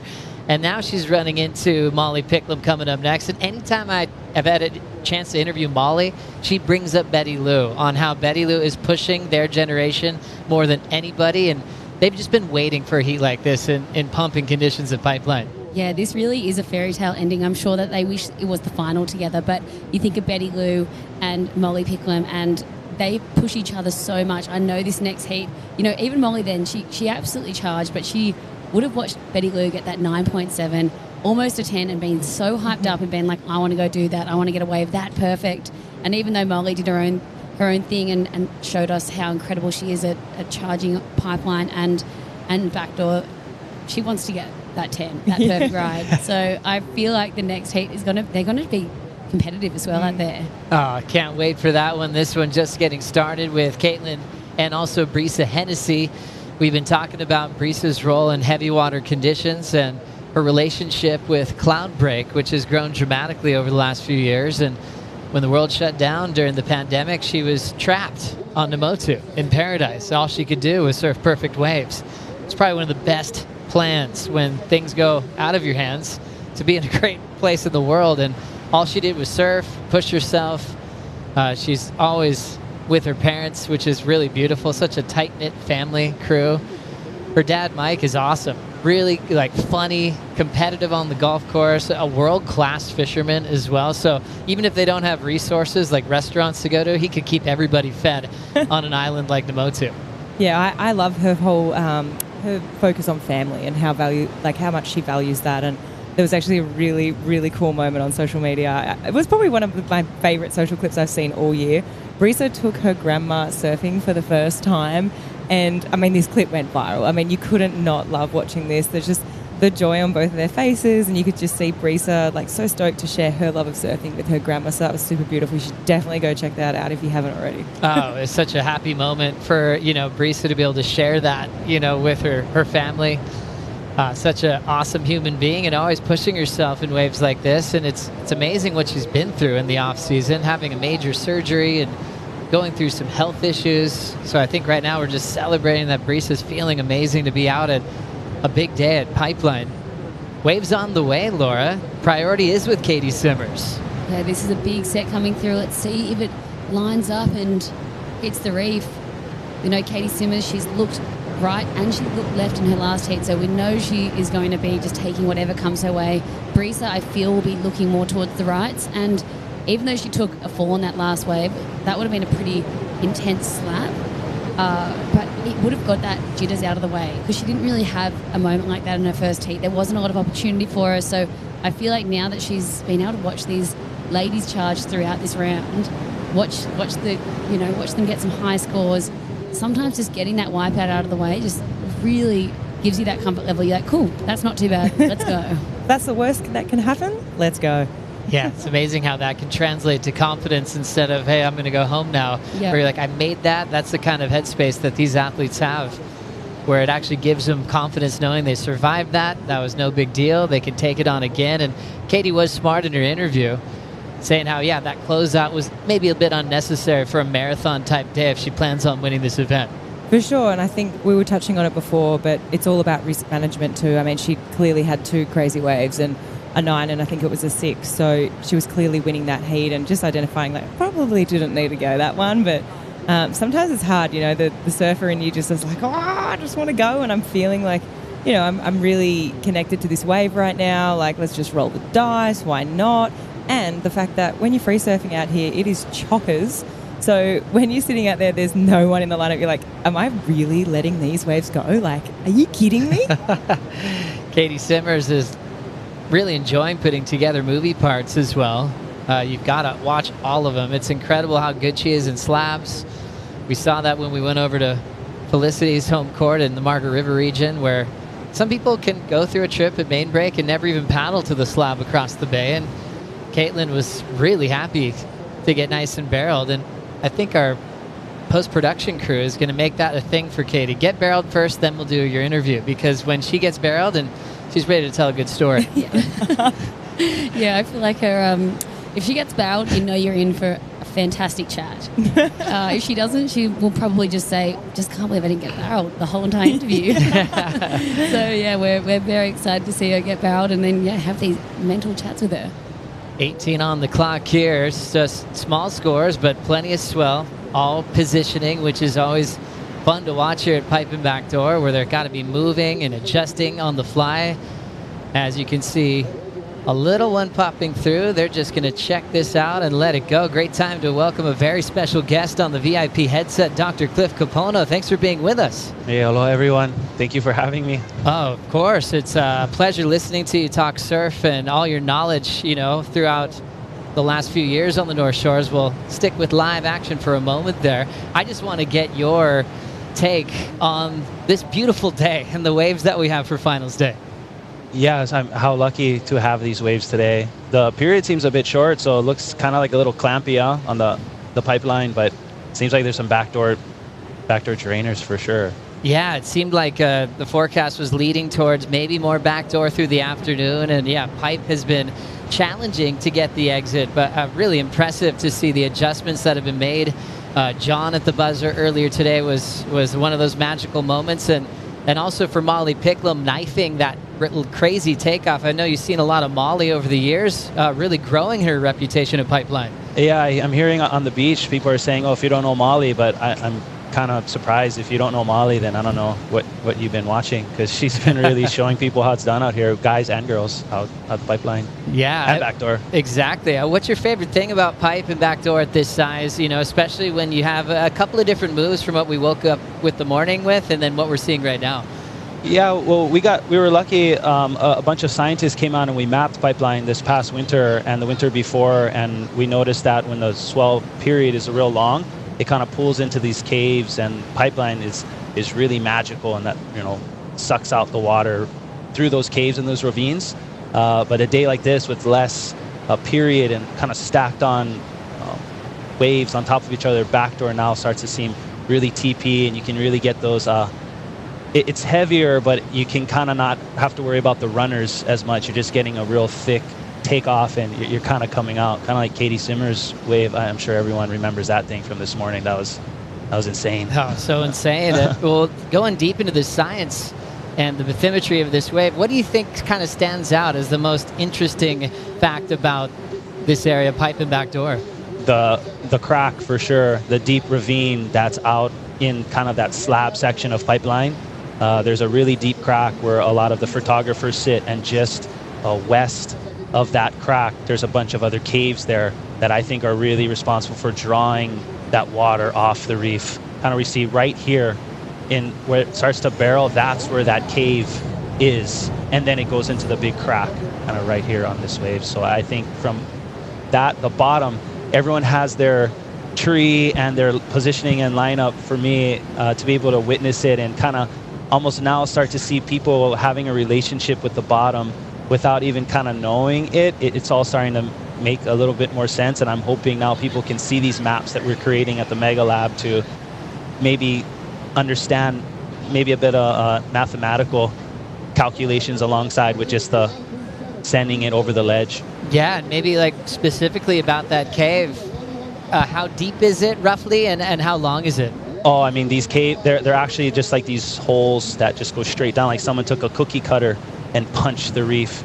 They go down about 8 to 10 feet to the bottom of the cave, and then where the top of the reef is to the surface of the water, it's only 3 or 4 feet, a meter, just over a meter. So again, it's really shallow, but then the caves go down another 2 meters or up to 10 feet deep. So people talk about these stories of getting stuck in the caves, getting bounced around in these caverns, and yeah, they're real and they're out there and they're strategically positioned where the barrels are, and that's what we're starting to learn. And with backdoor, there's actually not a lot of caves. It's really flat, so it kind of goes into this big closeout slab, and there's one cave that wraps all the way around in between Aints and off the wall and backdoor. So again, we're just, you form a relationship with these waves. You start to understand the bottom has and the bathymetry and the contours of the reef have a huge impact in the types of waves depending on the direction and also tide and period.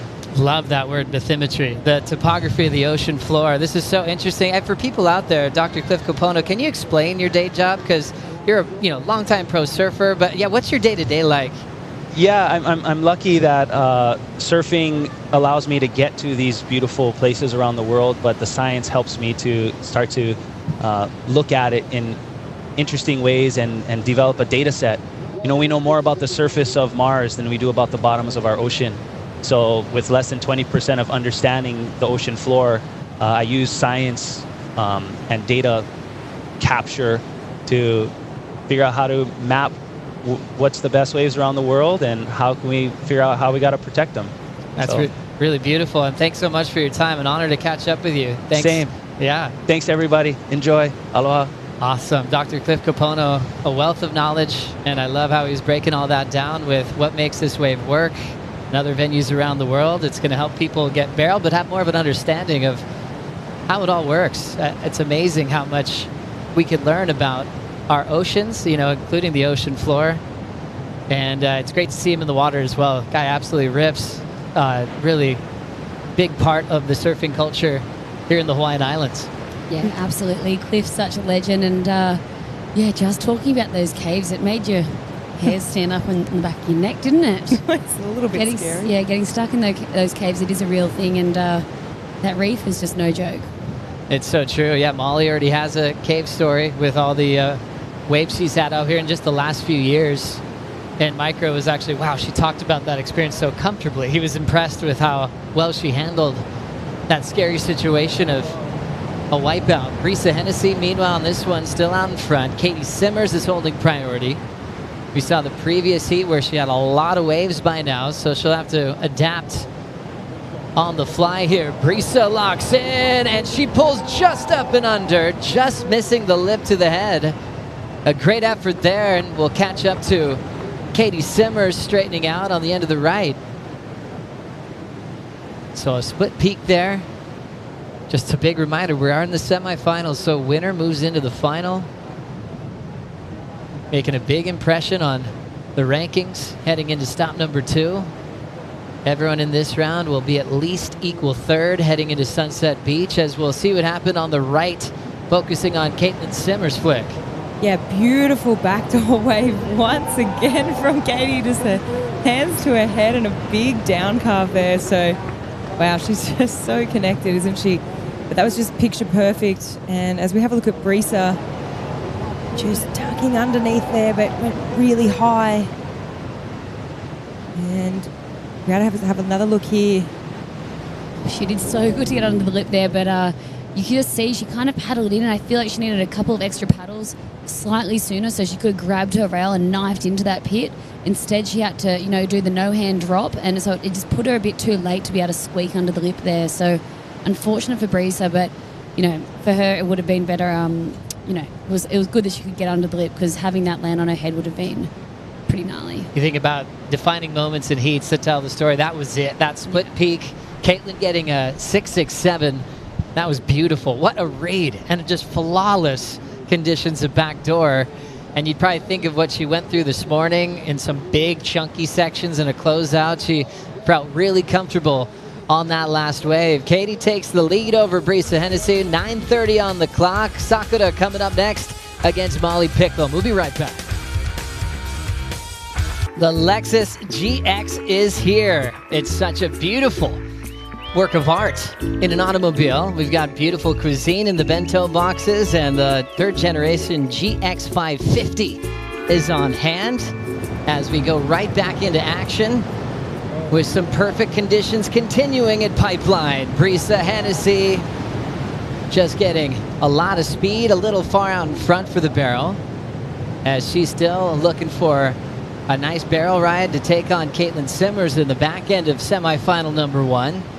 Katie had the 6.67 at Backdoor, got her lead, now holds priority. As we see a lot of great fans here on the beach, a lot of locals, a lot of tourists visiting the Hawaiian Islands. A lot of them timed it for this event, hoping they'd get a day like today to celebrate the world's best surfing. And a lot of the legends of the sport have stayed in those houses. Right up on the right there is the famous Jerry Lopez, Herbie Fletcher house. Right next to it was where the Momentum generation would hang out with the Weatherly family for many years and really push the limits on what was possible. And then right back here, rare sight to see just 2 people out on a day like today. And Katie's really enjoying it. She was a bit emotional. We keep talking about that interview after a quarterfinal, but the biggest thing was coming in with tears in her eyes after a 3-hour session and nothing to show for it. I think the thing that's interesting for a coach, they'd actually be proud of those sessions, of the mind surfing that went down, studying where the locals are taking off and the people are getting waves. So when it is your turn with priority, you kind of got your playbook worked out. For sure, and to have a moment right now, it's just, it also requires restraint out there now, not to try and be like, oh my gosh, I'm so overamped, like what wave, because in a free surf, it's chockers. I mean, even this morning, Katie was saying it in that interview, you know, she went to go turn even to paddle for a wave and then thunk, there's someone right there. Like, she couldn't even maneuver her board around in the lineup. So to have free reign like this and it's just so special. And I'm so happy that all the sort of pieces of the puzzle have come together and sort of the stars have aligned for the women to have this opportunity because they're just rising to the occasion. Yeah, and I mean, Kelly Slater is someone that's always talked about that visualization, and Katie touched on it in her interview. She's like, I just had to just pretend and like visualize that I was, you know, getting barreled on these waves, paddling in, what it would feel like to actually push over that ledge, because it is a scary feeling when you're actually paddling in and it goes steep and sucks out, and you know you've got a big slicing knife to do into that big pit. Like, envisioning that and then going and doing it is just absolutely incredible. Do you guys want to watch the 917 again? Let's do it. Let's I'm bring ready. it up. This is what happened in the quarterfinals. Flick? Wow, 917 from Katie Simmers. Took off so late behind that section there, drives through this barrel and absolutely just got shacked, comes flying out. First wave as well. Another note as well is, you know, she'd been watching the men out there all morning getting absolutely shacked, finishing off with a classic stylish Katie Simmers carve. But to go out in the first women's heat, she said, I was terrified. It's so amazing to be able to say that I'm terrified, but you can also love a wave that terrifies you. And she was really scared, but she went out and just said she saw that wave and could not go. It's funny when you ask people about what's a perfect wave, because it's for that individual. You know, for some people it might be like a 3-foot day at Malibu, you know, clean, perfect point break. For someone like Kelly Slater, it's pipeline, because he's still challenged out there. It's still scary. It pushes him at his level, and you're seeing women like Katie Simmers who are fit to that mold of that phenomenal talent, but headspace of like they yearn to be challenged. They crave it, because they know the feeling that they'll have when they accomplish a wave like that is a feeling that is just not comparable to anything else, and they want to keep chasing that for their entire life, you know? Katie's going to be dealing with that for her whole career, wanting another one, wanting a bigger one, wanting to go faster. It's a beautiful thing to be hooked on. Yeah, it really is. And I mean, you know, with this, you know, pipe specialists, like with big wave surfing, with any wave of consequence surfing, everyone says, you know, sometimes we'll be like, how can you do that? Why would you want to do that? It's so dangerous. People get hurt. But the feeling of getting absolutely tubed and like you said, Joe, rising to that challenge, feeling scared and then pushing through and conquering that fear, it's just like no other feeling. And it is. It's you want to come back for more. It keeps you coming back for more for a long time until you, like Shane Dorian said, you hang up the gloves one day and you go, you know what? I've gotten all the waves I want. I've you know, had these goals in mind and I've ticked them off, and I don't need to go back to Jaws and get another absolute crazy wave. Like, I'm stoked with it. Like, yeah, so some people will do it forever, and Michael Ho still out there at 60 years old. Ross Jones. Yeah, so it's some people just, coming back for more forever. Exactly, as it's time for a heat check. 2:15 to go in this first semifinal. Simmers, 2 waves, 667, and still has some room for improvement on the 1. You've seen Brisa, she's had some tries. She's had some real promising efforts going down in the barrel, just being a little bit out in front on her last effort. You can see at the bottom, just last score, that was Katie's best. And for Brisa, her best so far with the 667 for Katie. You can see how the judges reacted. A couple of 7s out there, 3 6.5s. Average out the middle 3 and get the number there. So 90 seconds. And Katie really managing this heat well, not expending too much energy, picked a gem of a wave, and now she's wisely sitting with the lead and priority and could be on her way to the final. Yeah, I mean, it's going to be really tough right now for Brisa with 1:20 on the clock. I've sort of noticed too in that break that I had, I mean, it's absolutely pumping, but I also have noticed that intensity from this morning has just ever so slightly decreased. So we are seeing a little bit more of a settled ocean as this swell's filled in, and a bit longer lulls is what I've sort of noticed. So with 1 on the clock, it's going to be pretty hard for Brisa. But, I mean, her last try, she was a bit wide on that wave, but her technique was really great, and she'd been trying that. Obviously a bit wide, but, I mean, if she gets a moment, hopefully we get one more set, and both girls, you know, they get another roll of the dice. So Brisa Hennessy given the WSL wild card, well-deserved call there. Dealing with some health issues last season, so happy to see where she is today. Parisa now setting up her backhand here. Bottom turns, was hoping to pull in. The lips hits her in the back. And we'll see if she gets one more shot, but she is running out of time. Down to 22 seconds. It's looking like Simmers will be in a final here at Pipeline. And this young rookie of the year from last year, just in her second start of the season, is just proving that all the hype is real. All those comparisons to the mystique of athletes and champions like Tom Curran, that mystical kind of feeling where she's got something special going on with the ocean and with her natural ability. With the horn sounding, it's official. Caitlin Simmers has a chance to be world #1 if she could win this event today. We're getting close. Semifinal number 2 is up next, and two of the best throughout the draw are going head-to-head. Betty Lou takes on Molly Picklum. We'll be right back.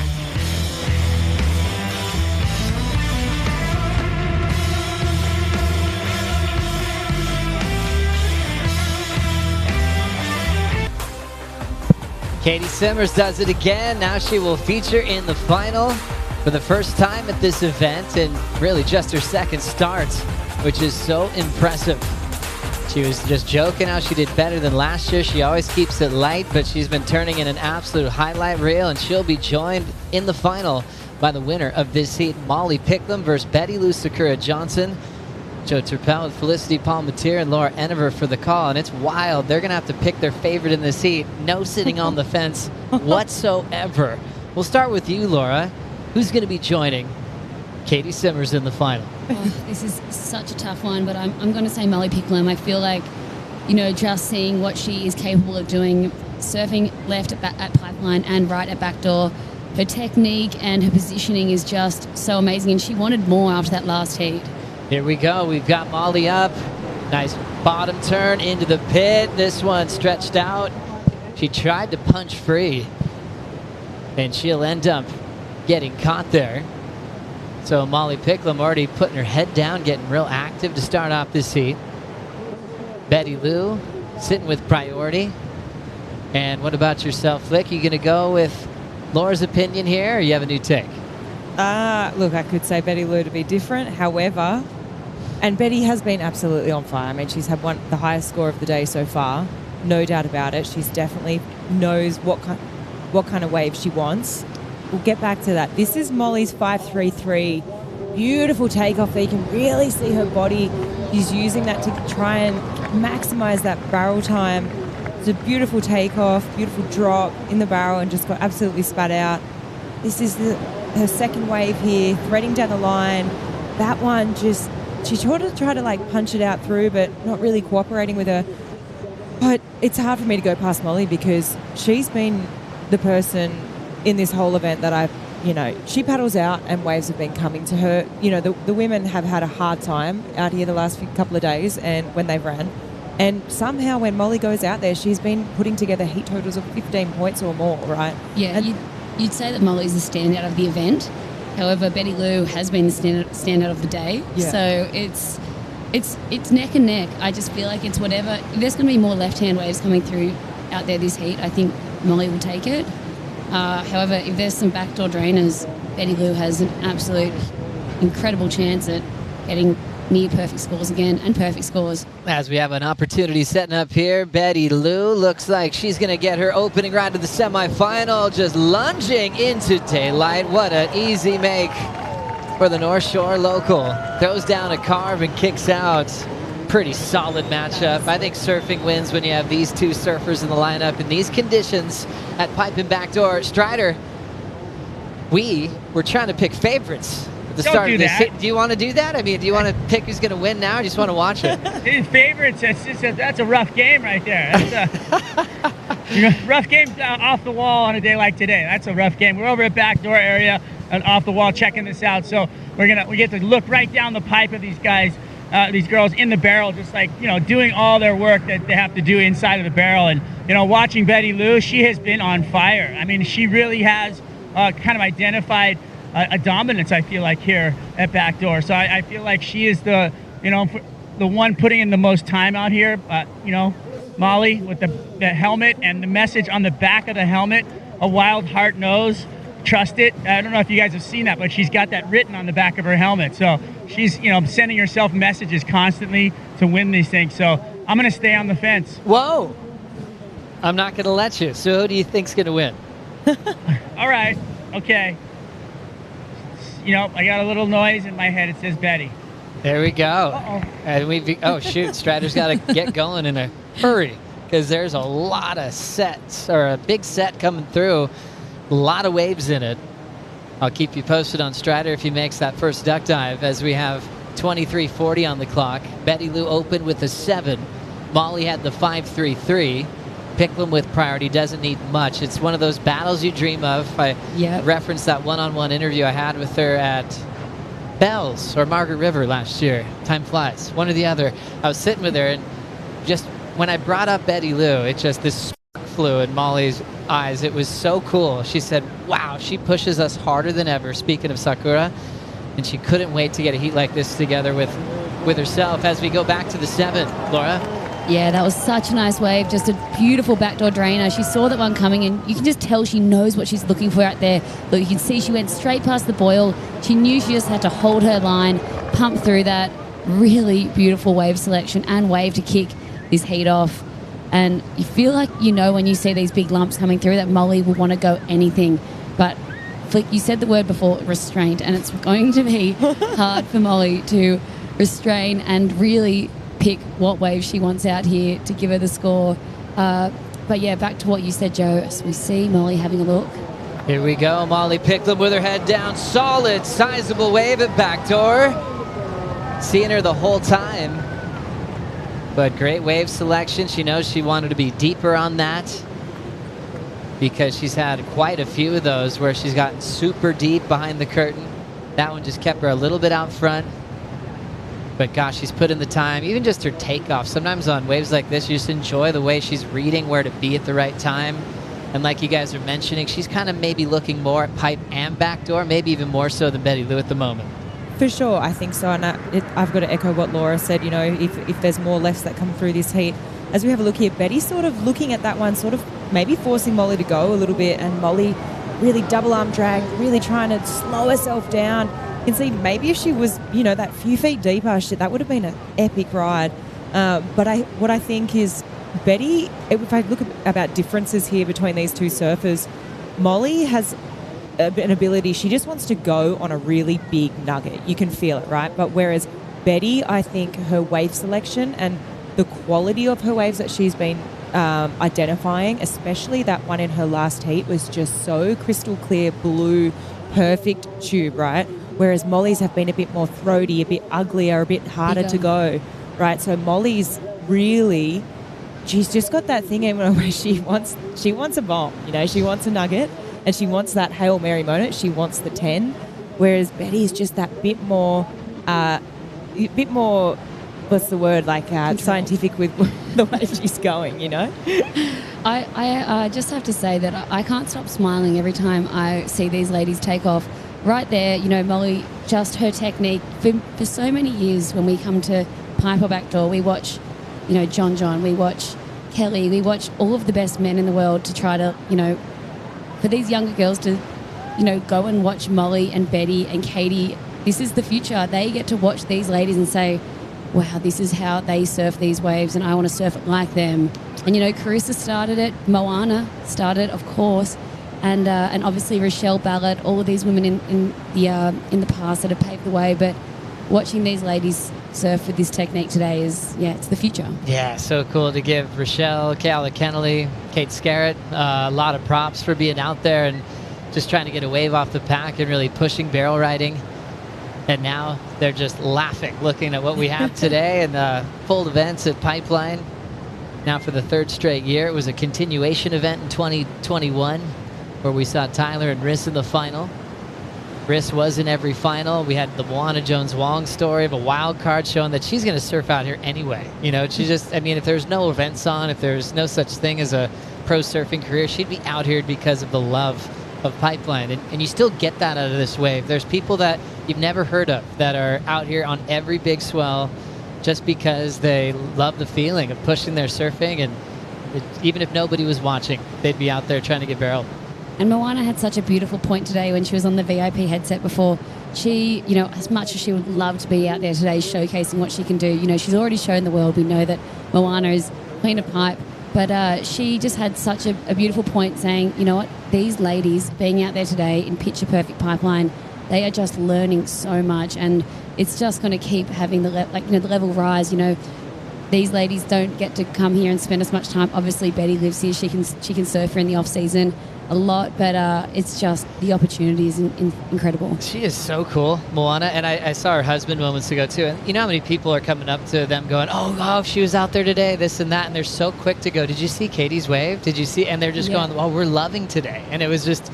Wow, just so much aloha in the way they're watching the action. There was no like, oh, I wish this or that. It was, they're all celebrating this moment in women's surfing history. Yeah, it truly is. 18:20 to go. Picklum does have the lead with that last wave. 3.5 for the right, where she knows she could have been a bit deeper. And Betty Lou happy with a bit of separation on hers, getting inside the pit for the 7-point ride. And just needs a 1.83 to take the lead. She's been mixing it up quite a bit with her equipment in the off season, which is keeping us guessing what she might be on throughout the rest of the season. Let's now catch up with our first finalist. Katie Simmers is with AJ.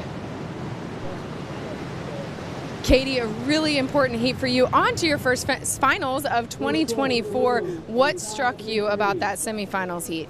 Kind of felt it last heat, but this one was kind of more so because I didn't really start off with that great of a wave. But just like how huge the lineup is, it's so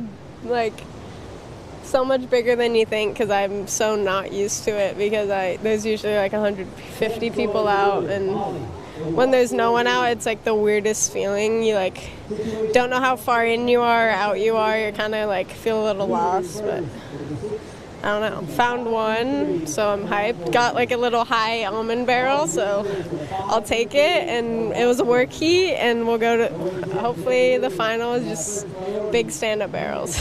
What did you take from this semifinals you're going to apply to finals? I don't know. Just get barreled again. Get barreled again. Love to see it. See you in the finals, Katie. Thank you. Now I'm starting to wonder, I'd like your take on this. Does she go out as free-flowing as it seems? Because she does have Tommy Whitaker. She has and he's an amazing surf mind and a talent. Do you think she has a game plan and she's kind of just not diving into the X's and O's? What's your take? I think at this level, you have a game plan.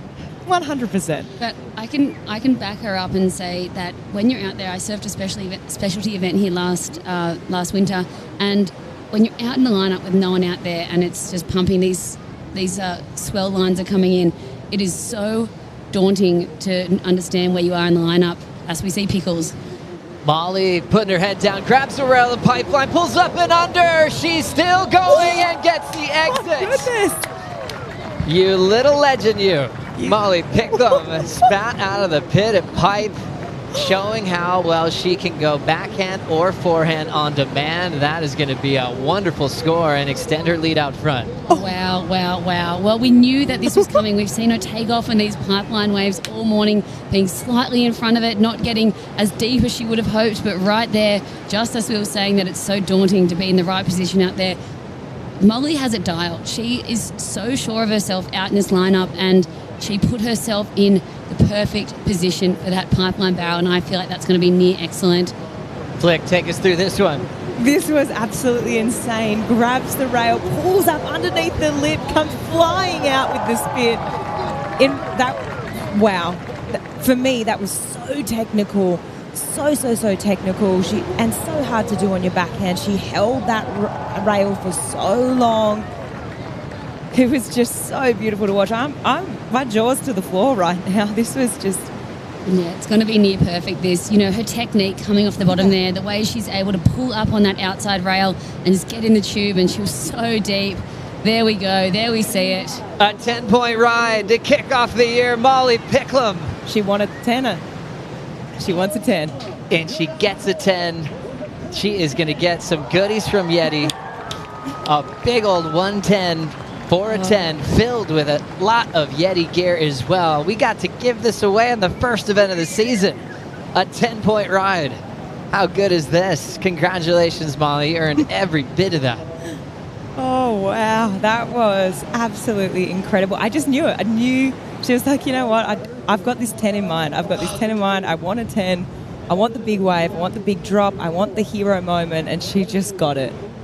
Everything was so classic about it, from that light offshore wind, like a classic pipe moment. It reminds you of all the cover shots that used to be captured out here back when the magazines were thriving, and all the movies you'd see. It was technical, the way she grabbed her rail and pulled up and under and then was gone. And wow, that was impressive. What a moment for Picklum. A 10, and now Betty Lou's needing an 8.34. When you just say that number, you're realizing this heat is far from over. Wow, wow, wow, wow, wow, wow.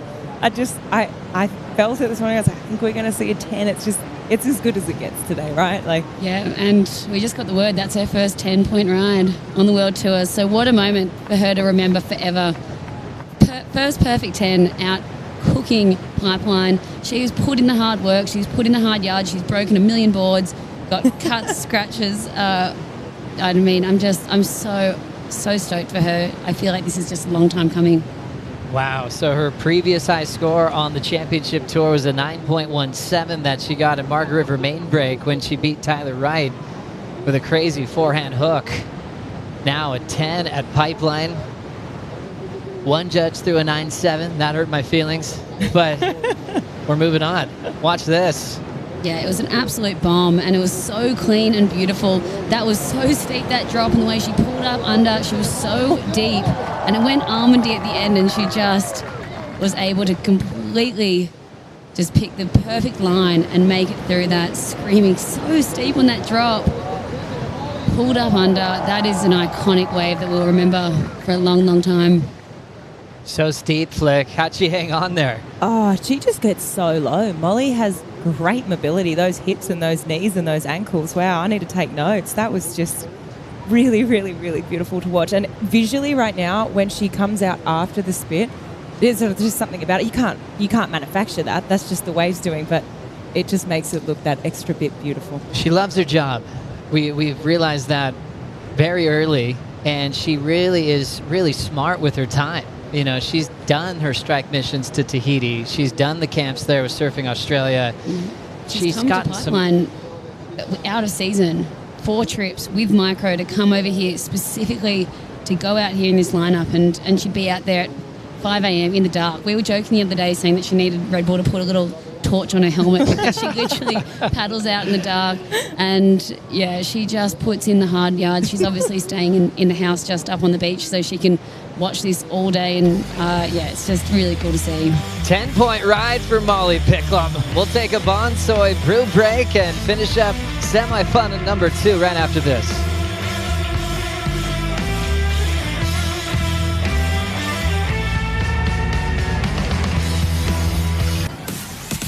Here we are in the semifinals. Molly Picklum, fresh off her 10-point ride, swinging again. Pulls up and under this one, spitting her out into the channel. Betty Lou Sakura Johnson now in position for a bomb. Grabs the rail, squirrely on the takeoff, but with control. And she feels all that spit just shove her to the channel, and these two are so competitive. Look, straight into a paddle battle with 8:50 remaining.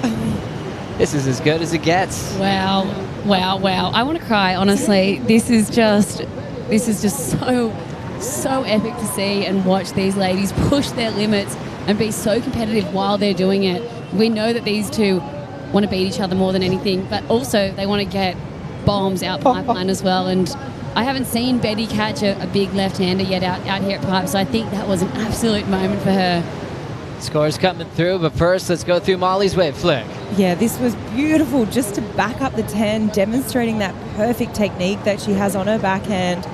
And then, look, she looks over her shoulder, and, you know, this is just, it's just textbook. Look at how beautiful the reef looks with the sun hitting it as well. Just, what a day. I think, Laura, you said, like, it honestly is bringing tears to my eyes to watch both Molly and then Betty go back-to-back on those 2 waves. this is history being made right now. She has these drops down pat, and literally so steep, being able to just make it and then rip that rail up and get under the lip. It's just so textbook. And here Betty Lou gets her opportunity out pipeline. So beautiful. And I feel like this is just going to be the start for Betty Lou to have that moment. Wow, what an absolute bomb. You could hear the beach screaming when she was paddling into it. Just go, Betty, go. And unfortunately, just that bit too wide. But look at that drop, so steep. Grabbing the rail. It's going to be a good cover, like a good photo out of that. Yeah, and look, that wave just absolutely so thick. A drainer. Wow. Such a moment for women surfing right now. This is history being made for sure. More waves on the way. Betty Lou looking backdoor. Pulls in, up and under, and she will come out. Looks like she's got a room for a big hack off the top, so nice combination for Betty Lou Sakura Johnson. I feel like we're enjoying the show so much we forgot what Betty Lou even needs. Oh, right. So that's actually my responsibility. Sorry about that. I'm going to give you some numbers here. But who cares? Molly Picklum after the 10, Laura. I got you covered. 5-6. Strengthened her lead. Back-to-back door with Betty Lou Flick. Yeah, Betty straight into back door. This heat is going to go. It's just, they're just going for it. You can tell they're feeling comfortable. They just, like you said, Laura, they want to beat each other more than anything. They want to punch a ticket into that final with Katie. Yeah, and you could see that Molly going crazy at pipeline, it lifted Betty Lou to feel like, you know what, I've got this too. And that's what today is going to do for women surfing. It's going to make all these ladies know that we can do this as well. Last 10-point ride on tour for the women. Tyler Wright at Honolulu Bay in 2021. That was the year the continuation event happened here at Pipeline, so it's been a while since that 10-point ride was handed out. Great to start off the season. Stop number 1 for Molly Picklum, getting that perfect score. And what a fun way to break this one down with our heat check. Really getting to enjoy that 10-point ride. You'd see that Molly got it on her 4th look, a pipe wave. She's been managing both directions really well in her warm-ups, also throughout finals day. She backed it up with a 5-6. You saw the wave that Betty Lou was on, her wave number 3. That was her backdoor wave, 5-6-7. She's keeping her pipe wave, the wave previous 5-8-7. As you now see that last score, it's a throwaway for Betty Lou, and it's a keeper, 5-6 for Molly, that goes with the 10-point ride. Yeah, nice. And all those waves were, so fun to watch. Obviously, those 2 pipeline waves it was a beautiful big set coming through. One of those ones that you just see marching for like 2 minutes out the back. And the sort of the anticipation to see what they would do on those waves, that was just, what a show. Winner of this heat takes on Katie Simmers in the final. So we already know we'll have a new pipe champion today. And the yellow jersey will be moving to either Betty Lou, Molly, or Katie Simmers. So setting up the rankings in a different way heading into Sunset Beach. As we have 4:15 to go. Sorry for Betty Lou, just like Molly Picklum, being cut off tour in their first 5 events. Molly came back first, and Betty Lou came back stronger as well. Got to surf in a complete season last year, just about for Betty Lou. Missed out on Tahiti because of that injury. But Molly, in her second attempt on tour, ends up making a big statement, picking up CT wins. As things are settling a little bit. Laura, you joke sometimes about your 10-point ride where you didn't win your heat. And you know, that story happens a lot at Pipeline. I think Molly's aware of that. She's still knowing that Betty Lou can really come back in this heat. It's possible, yeah. I'm pretty sure I had about 15 points and Carissa had like 16 or 18 points or something. So, yeah, and you can see Molly's sticking to her. She knows, like, she's got priority. She's not going to let this thing slide through her fingers. And, it's very possible Betty Lou's already had 9-7 today. If 2 backdoor waves come, if 2 pipeline waves come, this is still wide open. And Flick, this is the really fun part of like watching Betty Lou and seeing the competitor in her, you know, the confidence she has, the willingness to be in her opponent's space. That's really what makes her even more fun to watch. Is she's not afraid of a paddle battle or even a little bit of intimidation. No way. I think I think of her as one of the most assertive women on tour, for sure. I mean, she's not afraid to take it to anyone. We've seen that, you know. I mean, her and Carissa had that great rivalry there for a few years. As we see this sort of maybe last roll of the dice starting to come through the lineup now. Oh, unfortunately, the girls just out of position for that wave, and you could see they were scrapping around. Molly, I feel like she's done her job just keeping them out of the way, because that was an incredible set. That backdoor wave was... There was a couple there, a couple of backdoor waves. It's like if you have priority and you know you're out of position and you have the lead. Awesome. As we know, here we go, Molly swinging. Big drop, a wild one. Now trying to burn off some speed. Picklum comes out the other end. She has been magic all week long, no matter what the size, but especially here on finals day. At the 10 and pipe, and still looking backdoor as well. So smart move there with priority. And wow, that was a wild section. She had to get off her board quickly as she's trying to get back out there with 90 seconds. Yeah, that whole entire set was just incredible. There was the two waves that came through before Molly's wave, and they were, just a bit too out of position, but I think there's about 4 absolute bombs there. Betty Lou decided not to go that last one. I feel like it would have been worth giving it a shot, because it was a pretty intense wave, as you could see.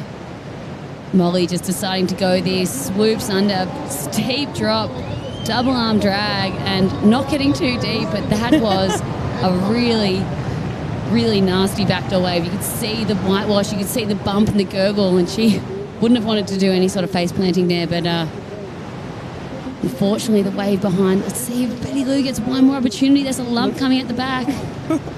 45 seconds to go. Betty Lou has dreamed of this. Growing up on the North Shore, having priority in pumping conditions, and here she goes, looking for an 8.61. She pulls in, well-read wave, and she salutes the hometown crowd.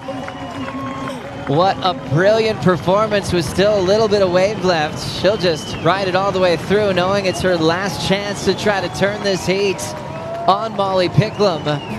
What an incredible wave to turn in to try to show that she's got enough to potentially turn this heat. Are you kidding me? This heat is going down in absolute history. Just when we thought Molly Picklum had it, signed, sealed, delivered.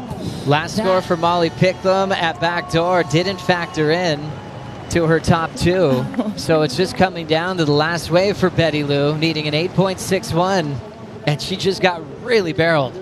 I feel like she might have gone like blank, you know, one of those moments where she probably doesn't even remember what happened on that wave, because this was an absolute bomb. It was so steep, it had a warble in it, and the way she rode this was just beautiful. It was textbook.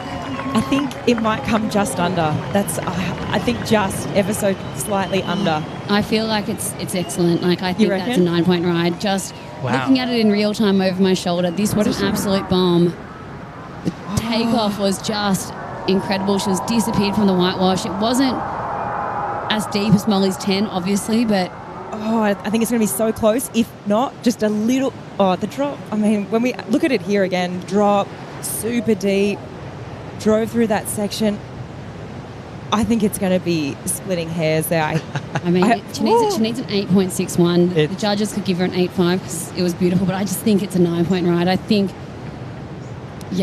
it will go there. Wow, it's right there, isn't it? What a moment. Still, the decision hasn't been made yet. Betty Lou is on the sand with Chemo, who is the head of Kanaka Solutions, the security team, as scores will slowly start drifting in. Is it a buzzer beater moment? Needs that 8.67. It's an 8.33. Not enough. Molly Picklum survives and moves on to the final with Katie Simmers. Wow. I mean, already my vote for Heat of the Year. It's early, but that was amazing. Congrats to Betty Lou and Molly Picklum. That was brilliant. We'll talk with them in a moment as we catch our breath. Britt Merrick, there with an embrace. Got a few different boards the earlier part of the event. As we are going to take a quick break, Connor O'Leary taking on Baron Mamiya in the semifinals. We're bringing Kaipo, Jesse Mendez, and Luke Egan for the call right after this.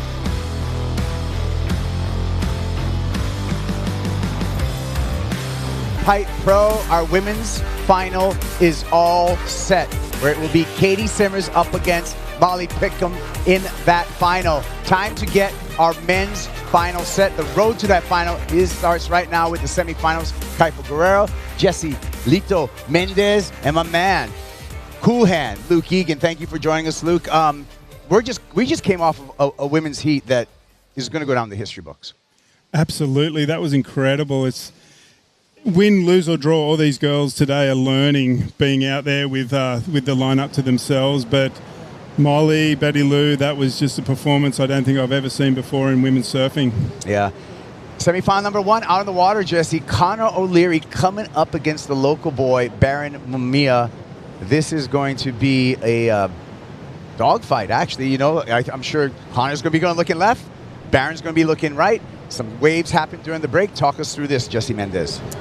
Yeah, let's check this out. Airdrop, just able to actually regrain the rail right there and somehow stall it and get very deep on that wave, and gonna get reboarded nicely. It's a hard angle to actually see it because you're looking into the barrel, but you can see that he went through the fumble, so that means that he was very deep on it. And on the other side of it is Connor just finding a nice perfect wave as well, but just a little bit going smaller, going a little bit higher and tighter, which that happens a lot at Pipeline. And yeah, good wave though for both of them. This is a 7.83. This is the second wave for Baron Mamiya on the replay. So Baron, quick to start, opened up with a 6.83, followed up with this 7.83, Louis. Yeah, isn't it amazing? Baron straight back out there for another wave. And we talk about everyone else getting opportunity out here without the crowd, but you give Baron, who can get waves in the crowd and into another one. He can get waves in the crowd, and when he's got the place to himself, this is what you get. Oh my goodness. The prodigy, I call him. Baron Mamiya, 24 years old, the 8.8 on his back, representing the 808 state. And a kid that started surfing out here at 9 years old, Jesse, just shows his mastery of this break. I mean, too comfortable. That's the word that I have for him. We're not even in 5 minutes of the heat, and he already has 3 very good scores and just beauty in every score, actually. As you see it right here, he started paddling, looking right, and he just knows already this thing's going to just start running down the line in 1, 2, 3, 4, 5. 5 pumps and like a few adjusts through the middle of that. That was so incredible from him. This is going to be the best score he's got so far. What do you think of this, Louis? Yeah, awesome. Nice arm drag. And I like just here where he hits the accelerator because he sees the last bit as he gets over near Aints. And yeah, he's been looking really good in the Red Bull Athlete Zone earlier. He just had this steely look, but very calm. It's the most calm I've seen him in a long time. And he knows this is his stage to perform. And look at that, just pumping again for the last section and just timing it to absolute perfection to come out. 9-point ride for Baron Mamiya. So he's been building his scores on the first 3 waves, and he's already gone excellent, Jesse, in his heat total, 16.92 wave total. Well deserved. He deserved every bit of that. All the waves has had intensity.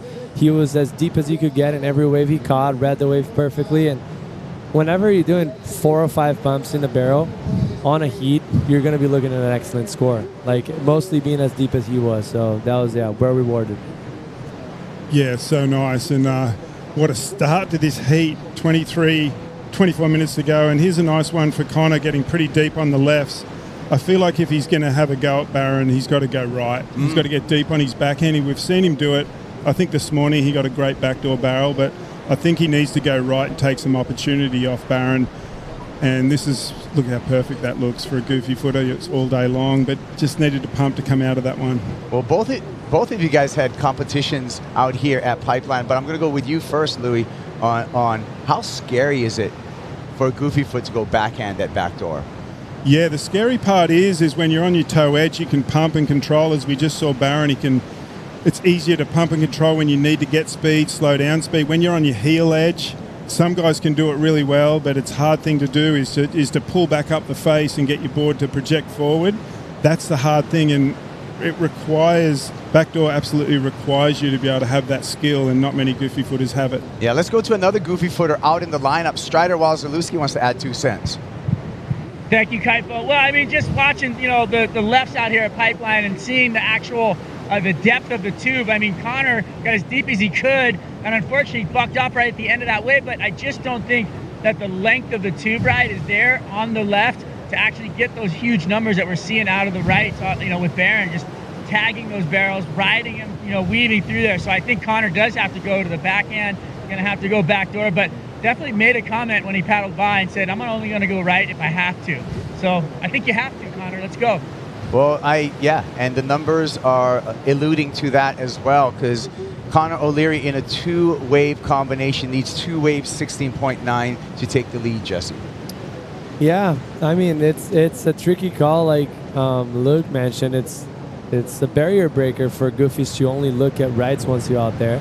But Barron has proven that the rights are provided more. There's more opportunity, longer barrels. You can actually drive through them a little better, and mostly with the swell decreasing and turning more north, it's just most likely going to be more rights. So you just have to adjust. I feel like this is a good size, though, Jesse, to have a go, because it's really wide open, and if you make a little bit of an error, the circumstances are gnarly, but with the wide open barrels, you've got a little bit of room to move and correct yourself. So if Connor wants to get anywhere near the finals today, he's going to have to get a pretty good right-hander. Yeah, Connor O'Leary in his 3rd career semifinals. He had a semifinal over in G-Land in 2022, and in Fiji, he went through the semifinals onto a runner-up finish in 2017. So this is a great result for the Cronulla surfer. It is, and I was fortunate enough to coach Connor on his rookie year in 2017, and it was I notched it up as one of my best coaching years, because it was so good to work with a young guy that was powerful and ready to take on the world. And yeah, as a coach, sometimes it's like you're giving the information, but to get it programmed in and them to go out and actually action it, that's the satisfaction of coaching, and I had a great year with Connor doing that. So with Connor, can you tell me his strengths, but also the stuff that you had to work on with him? In the beginning, it was just timing on his technique and hitting different part of the lip, both front side and back side. And then just believing in your talent. Like a lot of these surfers that need to come into these big high-performance waves is paddle down the face and believe in your talent. Your talent will take over. The subconscious will come over, and that's usually your talent, and then you'll get the wave of your life. For the record, who are you working with this year, Louis? This year I'm working with Caroline Marks again, who made the quarterfinals today, and Cole Hauschman, which I'm pretty excited about too. So got 2 on the books this year, and excited with Cole because he's a big, massive human like myself. Like yourself, yeah. And it's all Goofy Foot team. So I think that's great. Yeah, go the Goofies. That's the team motto. Right foot forward. And actually, like, obviously they have different abilities and they surf different style, but they kind of have the similar approach to how, like, their strength, you know, they're Connor and Cole, like, they both have lethal backhands, like, so powerful. And yeah, it's going to be fun to watch Cole this year too. Yeah, he had such a good year on the Challenger, and you know, you don't need to reinvent yourself completely when you come from the Challenger to the CT. Right. In my opinion, you just got to make sure you're doing your best surfing more consistently to get good results. And I'm excited for Cole to see Cole do that. Unfortunately, didn't get a good result here, and he was really comfortable in the warm-ups.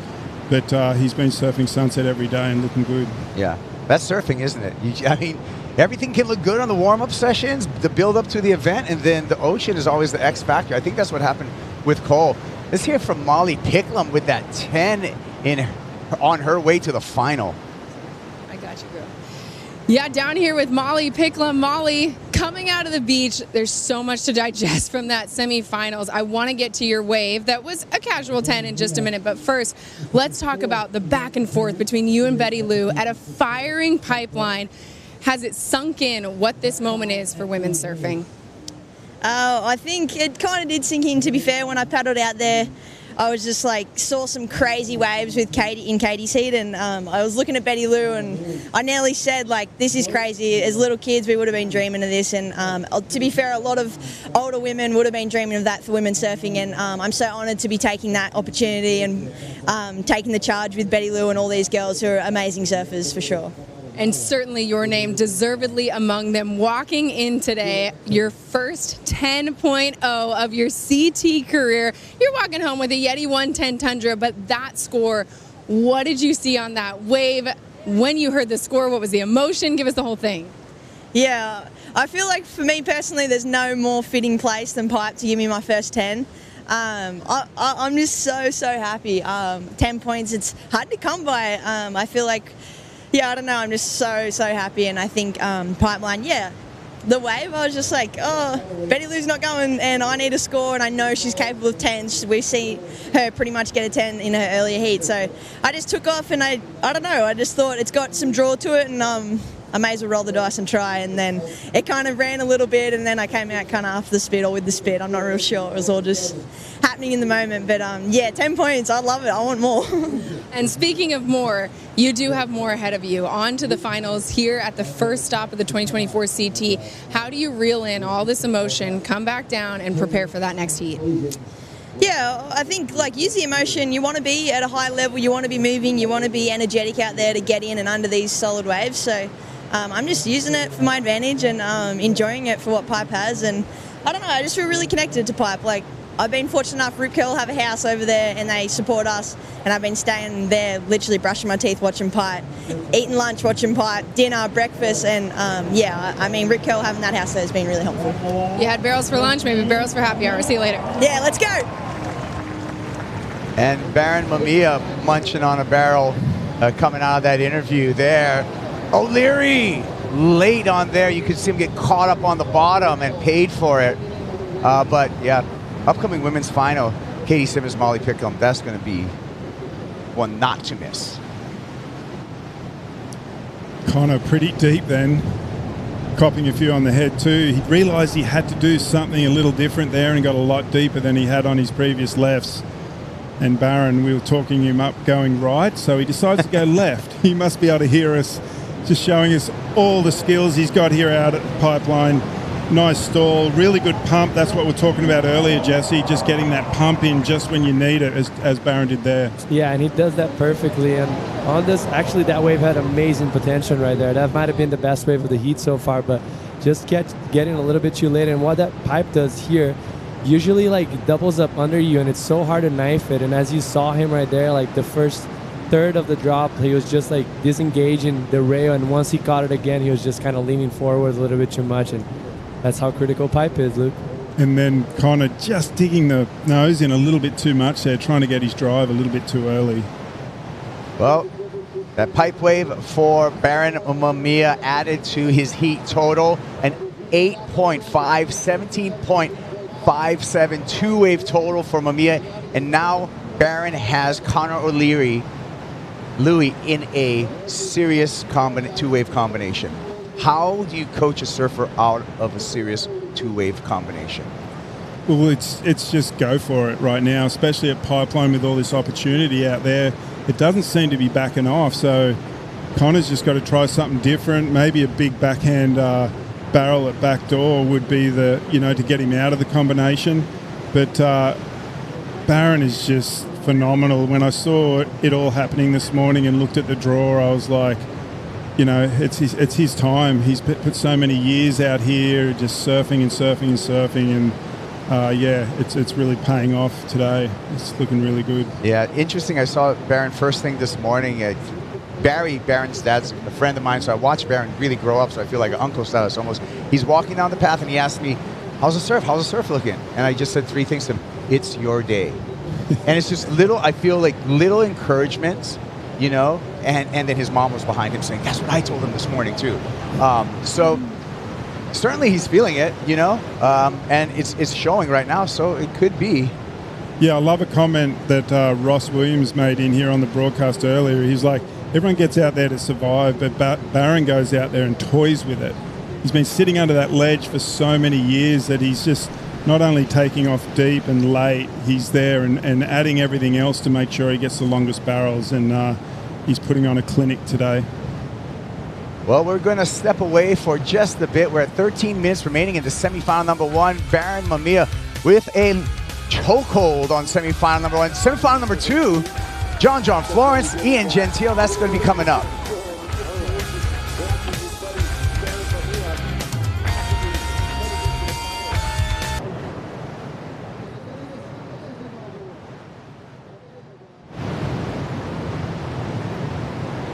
Lexus Pipe Pro semifinal number 1 out in the water.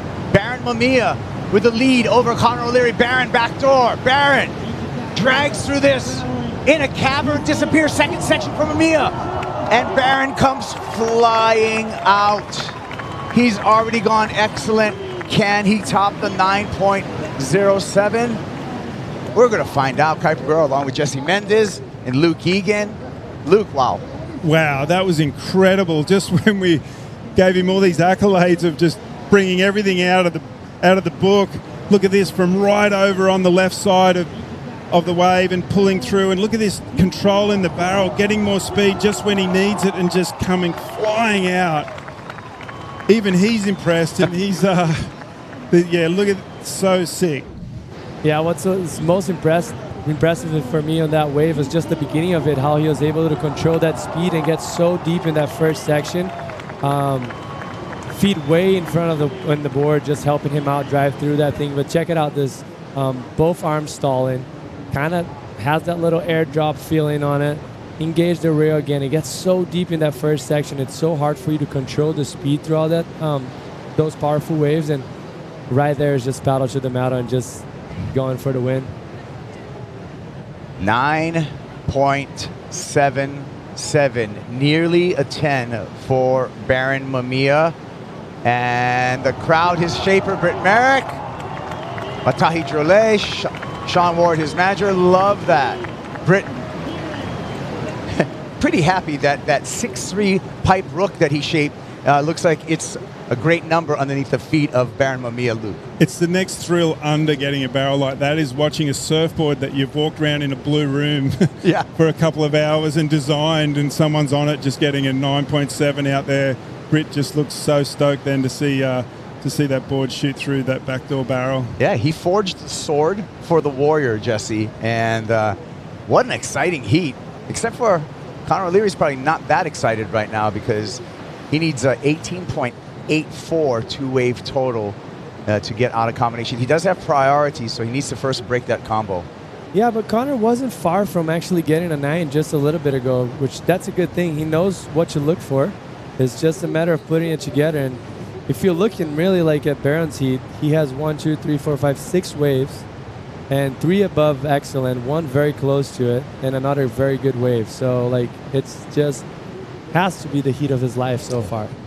Mahina Olelo Hawaii is the Hawaiian language. It's a Hawaii language month, and Makani means winds. For more on the winds, I'm going to go out to the water to Strider Wazalewski.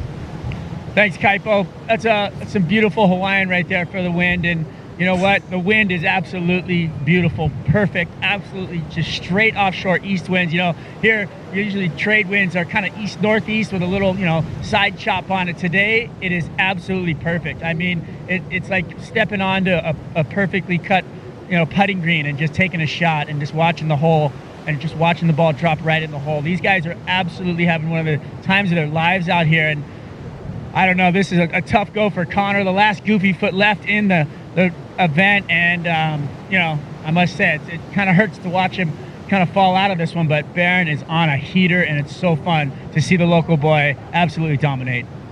Thank you, Strider. And we can see the northeast offshore winds right now. Let's not count out Connor O'Leary, however. We still got 7.5 minutes on the clock right now, Louis, and Connor does have priority.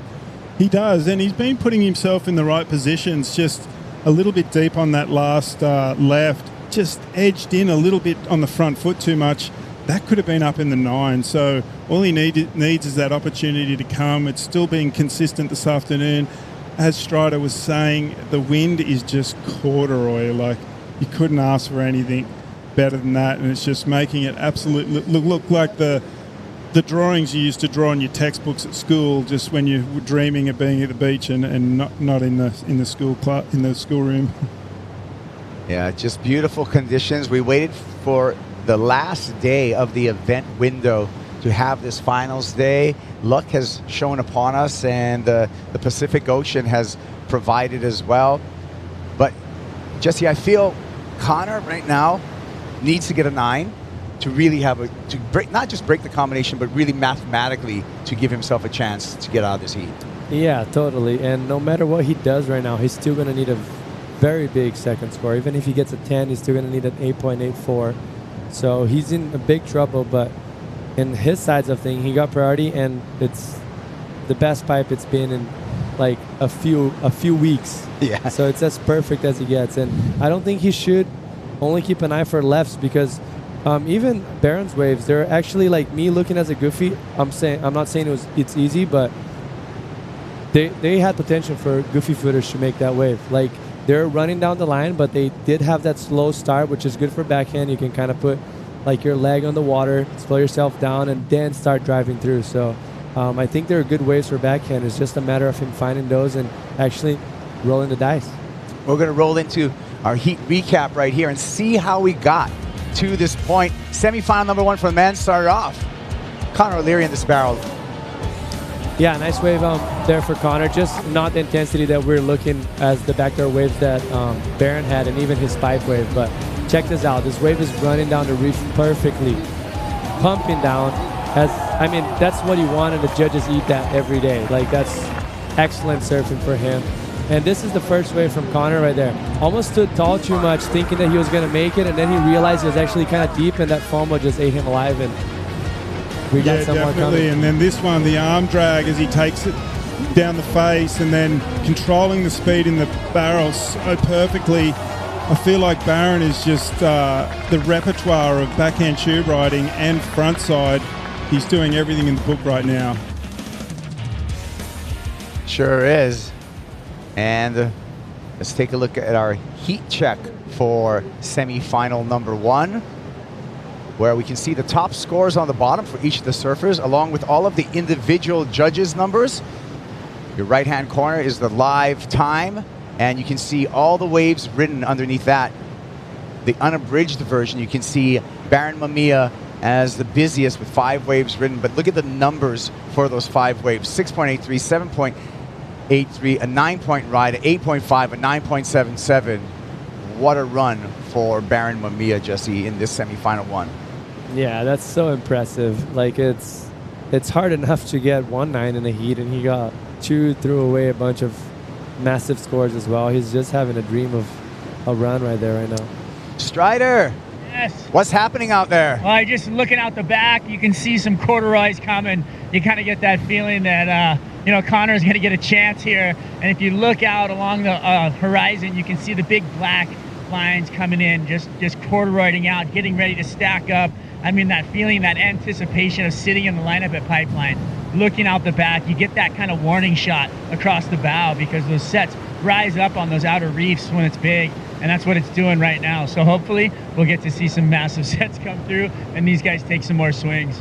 Louis, what's it like holding your position when you know those sets are coming? Because you don't want to paddle too far out.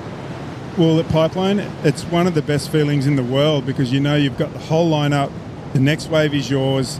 It's not a better feeling. I think of it every year that I come back and watch the event or coach at the event and watch the surfers paddle over. I'm going, oh my God, I used to remember those times. And there's just these mountains coming at you and you're like, all right, let's go. Which one am I taking? Yeah. Let's do it. And it's one of the best feelings in the world in surfing as a professional. How do you hold the line, though, not paddle too far out and make sure you're just under the ledge? You know what? It's a big area out there when the crowd's not out there, and it takes a while to get used to. You got to be pin perfection to where you want to be to get the deep barrels. Like, you know, we're scoring to 100th of a point, and it's nearly that on the timing and where you're going to take off at. And when it's open like this and there's no one else out there, it's even more detailed to make sure you're in the perfect position. And you know, after you get a couple of reps, as we've seen Molly and some of the girls, once they've had a few more reps, they've gone back and they've had attention to the detail and going to the same spot and getting a little better and taking it, taking that confidence and maybe improving just these small details on these waves, because you're getting so many reps, and that's why we're seeing better scores from them. But I've seen Connor get some massive scores out here, and let's just hope he gets some more opportunities sitting there with priority. Yeah, at this point, Jesse, I feel Connor O'Leary, he's just going to get a wave. If he does get a wave, even if it's a 10, he's going to get it for his memory banks, because mathematically and time-wise, I don't think he can get 2 waves right now. Yeah, I'm right with you. It's going to be very tricky for him to find 2 waves in that amount of time. If I was him, I was just trying to get the best barrel of my life, because there's not many opportunities that you get to surf these conditions at pipe with no one out, and take advantage of it as much as you can. This guy probably going to have another chance today, but yeah, it's looking tough for Connor. Yeah, Barron's got to just come in and rest up for the final. And what's John Florence thinking after seeing that performance is what I'm starting to think about. Well, John's thinking, okay, Grom, I saw what you got, because remember, John saw Barron come up. JLB saw John come up.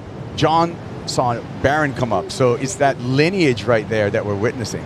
And he almost has to calm himself down, because I know he's freaking out to surf this wave. So, but that also is dangerous. He could be too excited and make too many mistakes. So he has to remember he's on a heat and put out his best strategy out there. All right, down to 20 seconds. And maybe, well, it's a private room right now for Connor O'Leary out at Pipeline, which is rare. So maybe he can sign off with a great barrel. Looks like that one goes all the energy goes more towards off the wall.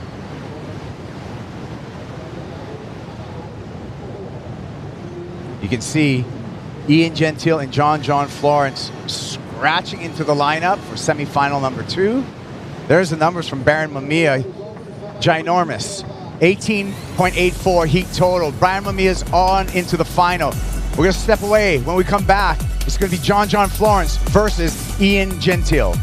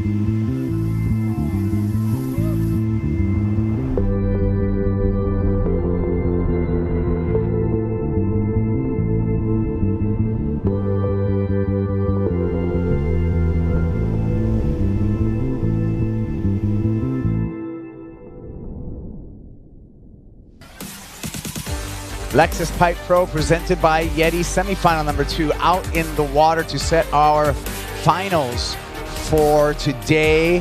The crowd has gathered at Ehukai Beach Park. Pipeline, the playing field, as well as Backdoor. Ian Gentile from Paia, Maui, coming up against John Florence from right here on the North Shore. John Florence, 2-time world champ, as well as the 2021 pipe champion. And he wants to add another one of these beautiful trophies on to his mantle. It's Kuiper Girl along with Jesse Mendez and Luke Egan on the call. What are we expecting from John, Luke? Well, let's see. I'm expecting a performance as good as Barron's, if not better. And that's a tall order, but let's just hope the imagination doesn't run too wild and he just goes too hard. But I'm sure that he's just so amped to be out there with all this opportunity. Jesse, let's not forget about Ian Gentile. Ian, last year's Rookie of the Year, 27 years old, out of Paia, Maui. He's kind of always played this role as a dark horse. No stickers on his board, still makes heats, and puts in excellent scores. Yeah, definitely. Everyone that is here performing on tour has the highest levels of surfing, you know. So he's just a quiet guy, so he kind of goes under the radar, but he's an incredible, talented surfer. Might have been one of the best Groms growing up. He had so much potential, always had, and went in a little bit of a shadow for a bit, and then he came back and qualified. So it's great to see him here, and man, the fact that he's in the semis of a Pipe Masters with these conditions, he's going to take advantage of that. He's a smart kid. What about this battle right here with open priority, Louis?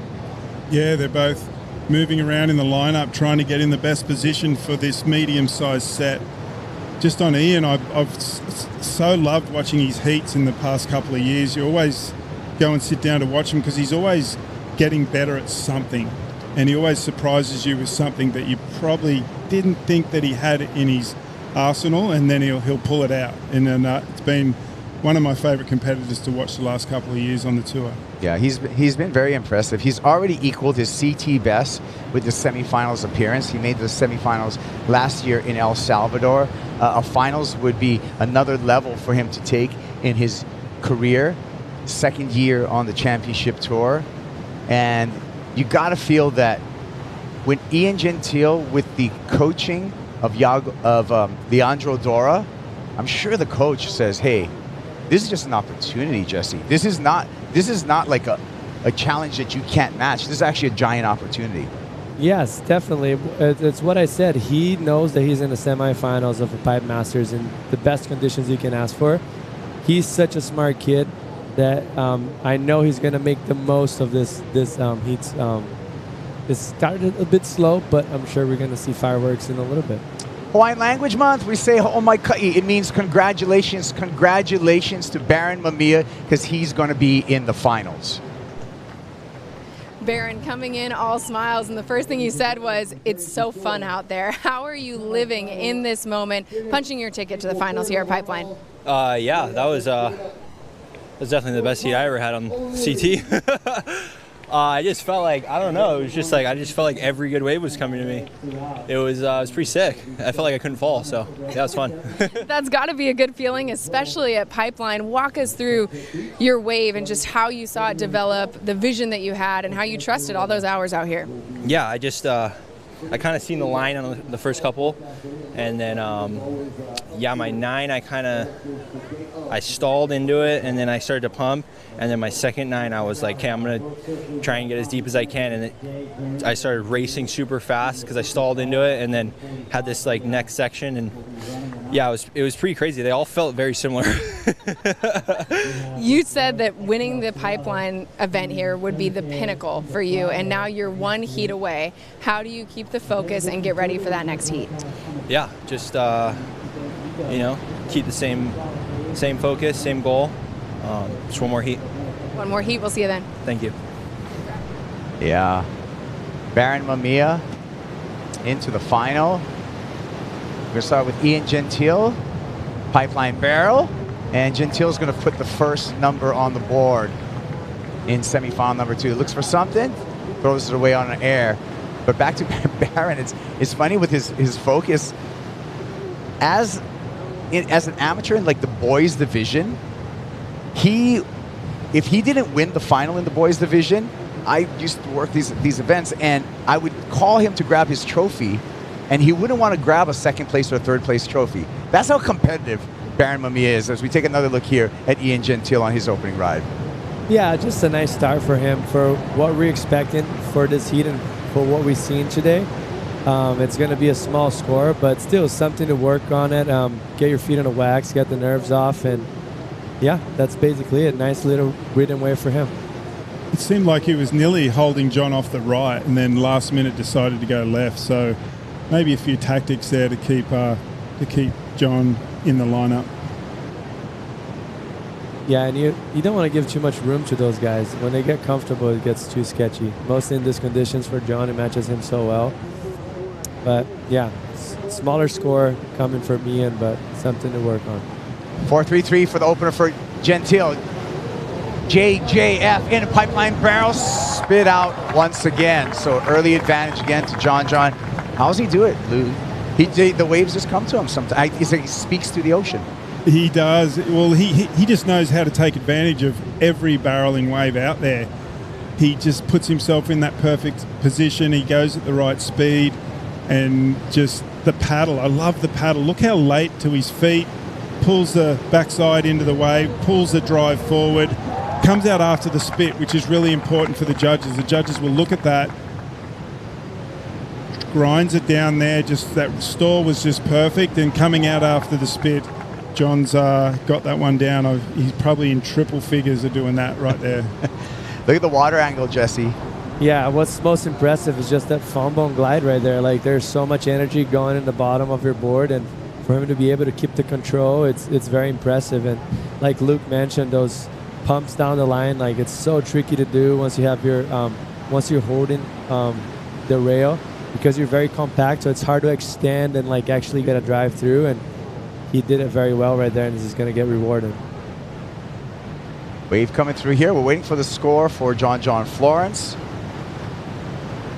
Ian Gentile in the red jersey with priority. Gentile's going to go. And the paddle's going to cost them priority. Priority now to John Florence. John scores a 7.83 on his opening ride. Heat control to Florence. He's got the lead. He's got priority. 19 minutes, 45 seconds on the countdown here. This is the third time these two surfers have met up with each other. Let's see the stats on their head-to-head matchups. It's been all John Florence when matched up against Ian Gentile. John taking out Gentile at Sunset in the round of 32 in 2023, and then again in the round of 16 in Rio. So it's 2-0 John Florence. You can see the max heat scores way on John's side. The max wave score weighs on John's side as well when we look at these individual head-to-head matchups between the surfers. Yeah, the numbers actually are, there's quite a difference in between them. So it looked like both of the previous matches they had, John kind of dominated, and he's starting to do that right now. He got a 7.83. Ian just committed a priority mistake by wasting the priority right there, and now John can capitalize big time. Yeah. To expand on the numbers between these two, we can also look at their heat winning percentage at Pipeline. John with a 74% heat winning percentage. That means 74% of the time he's going to take a win. Ian Gentile, he's doing pretty decent heat winning percentage of 57% for Gentile. Yeah, I wonder if that priority, it's got the potential to cost Ian two good waves here, leaving John Florence out the back at Pipeline in these perfect conditions with a 7.83 and giving him priority without getting an opportunity. It could be a big error. Let's see if he can capitalize. Yeah, good point, Louis, is that it could be a double blow for him, especially if John's able to execute on the next ride. And John with the lead, and I talked about heat control, John's happy to run down the clock right now as well. When you're in the driver's seat, you don't want a lot of time on the clock for someone to come back. So he's happy to run the lineup right here, Jesse, and just control it, let the clock tick down. Yeah, it's a chess game for sure. Like, he knows there's still a lot of time, so he knows he's going to need for how the conditions are, he needs another great score. Like, he's looking at that, but the less time, the more pressure on your opponent's side when you're losing. So mostly sitting with priority. Like, if nothing comes, it's better than something maybe average comes, because then something very good comes, it's easy and clear for John to decide, hey, I have to go on this wave. And it looks like there's a big set, so yeah, we saw that. We saw the WSL buoy out there disappear a couple times. Anytime you see the buoys disappear, that's a clear indicator that there's some waves coming. Here we go.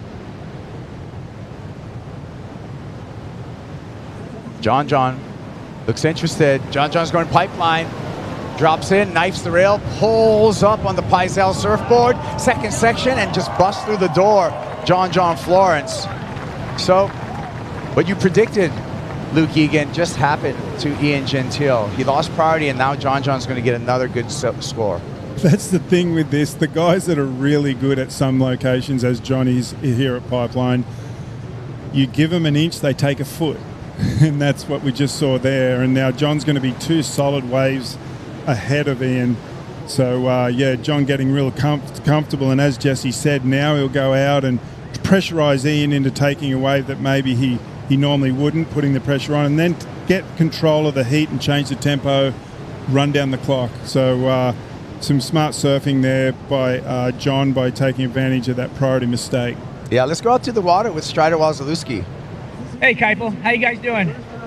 We're doing good. We're enjoying all the action. How can you not be having a good day? It's epic. Yeah. You look happy, Strider. Yeah, the office is not bad today, I must say. This has been an all-time action-packed day of just tube riding and just big smiles from the competitors, you know. But John just paddled by, and there was not a smile on his face. He was, like, pretty dead set and ready to do battle. And I feel like it's like I don't know, you know, usually he's got that little bit of a smile. He doesn't have it right now, and that's something I feel like we could touch on, you know, on his go for this year, not just this contest, but I really think he's, you know, obviously back in this for a world title, and he looks really healthy and amazing. Obviously, his surfing out here is amazing. The way that he molds the barrel and the way that he breathes in and out of it and can really, like, actually make the wave do what he wants to do almost is it's untouchable, and it's so fun to watch. So I can't wait to see it. I think John and Barron in the final would be amazing.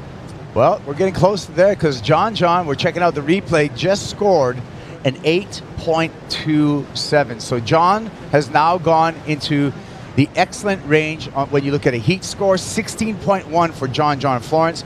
Ian Gentile in a severe combination. There's the whole spread, Jesse, of all of our judges' numbers. Yeah, that was, I mean, not many people would actually be able to squeeze through that barrel the way he did. It's very hard. And if you look back right now, the wind swinged actually a little bit more to the south. So as you saw, that wave wasn't as wide open as you expect mostly in a day like today for Pipeline. And you see a little bit of more of a texture right there. And the wind's blowing into the right now, which ideally you want straight offshore blowing into the left for Pipeline. But he was able to actually manage that very well because it wasn't an easy barrel. That's like the previous heat. We got so in depth of Connor O'Leary and what he needed to do on a right. Well, John Florence just went and did it on the left. Great call. And the way that he was on his heel edge, and you could see the color of the white deck coming up and back there.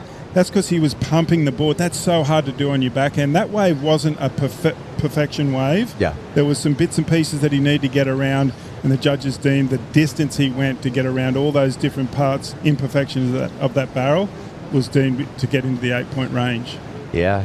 John riding a 6-4 Pizel next step. So that's kind of the board that came before the Ghost. Same rocker off the tail on the next step, but just a little bit narrower nose, not as much of the wide point put forward. So John kind of taking a step back in his equipment, but I think the extra rail line, because generally right now, and you can speak to this, Louis, that John would be riding more like a 6-2, so the extra rail line looks like it's working in his advantage to drive through those tubes. Definitely. Just, that was beautiful then. Just that, you know, to make an 8 out of a wave that didn't look absolutely perfect is, there's a lot of technique involved, and yeah, it looked really nice. Every time he tilted up on that heel edge, seemed to drive forward nicely, and then he'd back it off a little bit just so he didn't come out too early. But then when there was another piece in front of him, he'd pull up on it again, and that's some of the best backhand tube riding you'll ever see.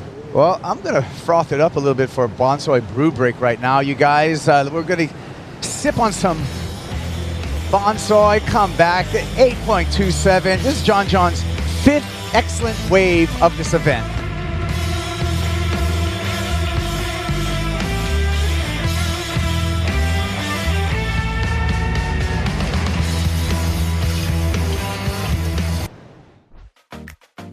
I think initiatives like today can inspire ocean conservation just from bringing exposure to different people about it. I think that's really is the exposure and the experience of coming down here and seeing how beautiful this place is. I mean, when you look behind me, like, look at it, it's incredible. Let's go and do this. So right here, we're mounding up water hyacinth, which is an invasive species, into a floating garden bed. So these are called huli. Taro is a really amazing plant, and it grows from what's called a huli, or a stalk. You plant that in the ground, and from that grows a makua, or the parent. And from that parent grows several oha, which forms an ohana, or a family, which is also the word for human families as well. This project we hope to see in a decade from now feeding the community. So I feel like in a decade we'll really have a great example of how this can be done all throughout the islands. First step is inspiring people to get out there and experience it, and then the next step is to be like, hey, this is pretty cool, right? Like, let's protect this.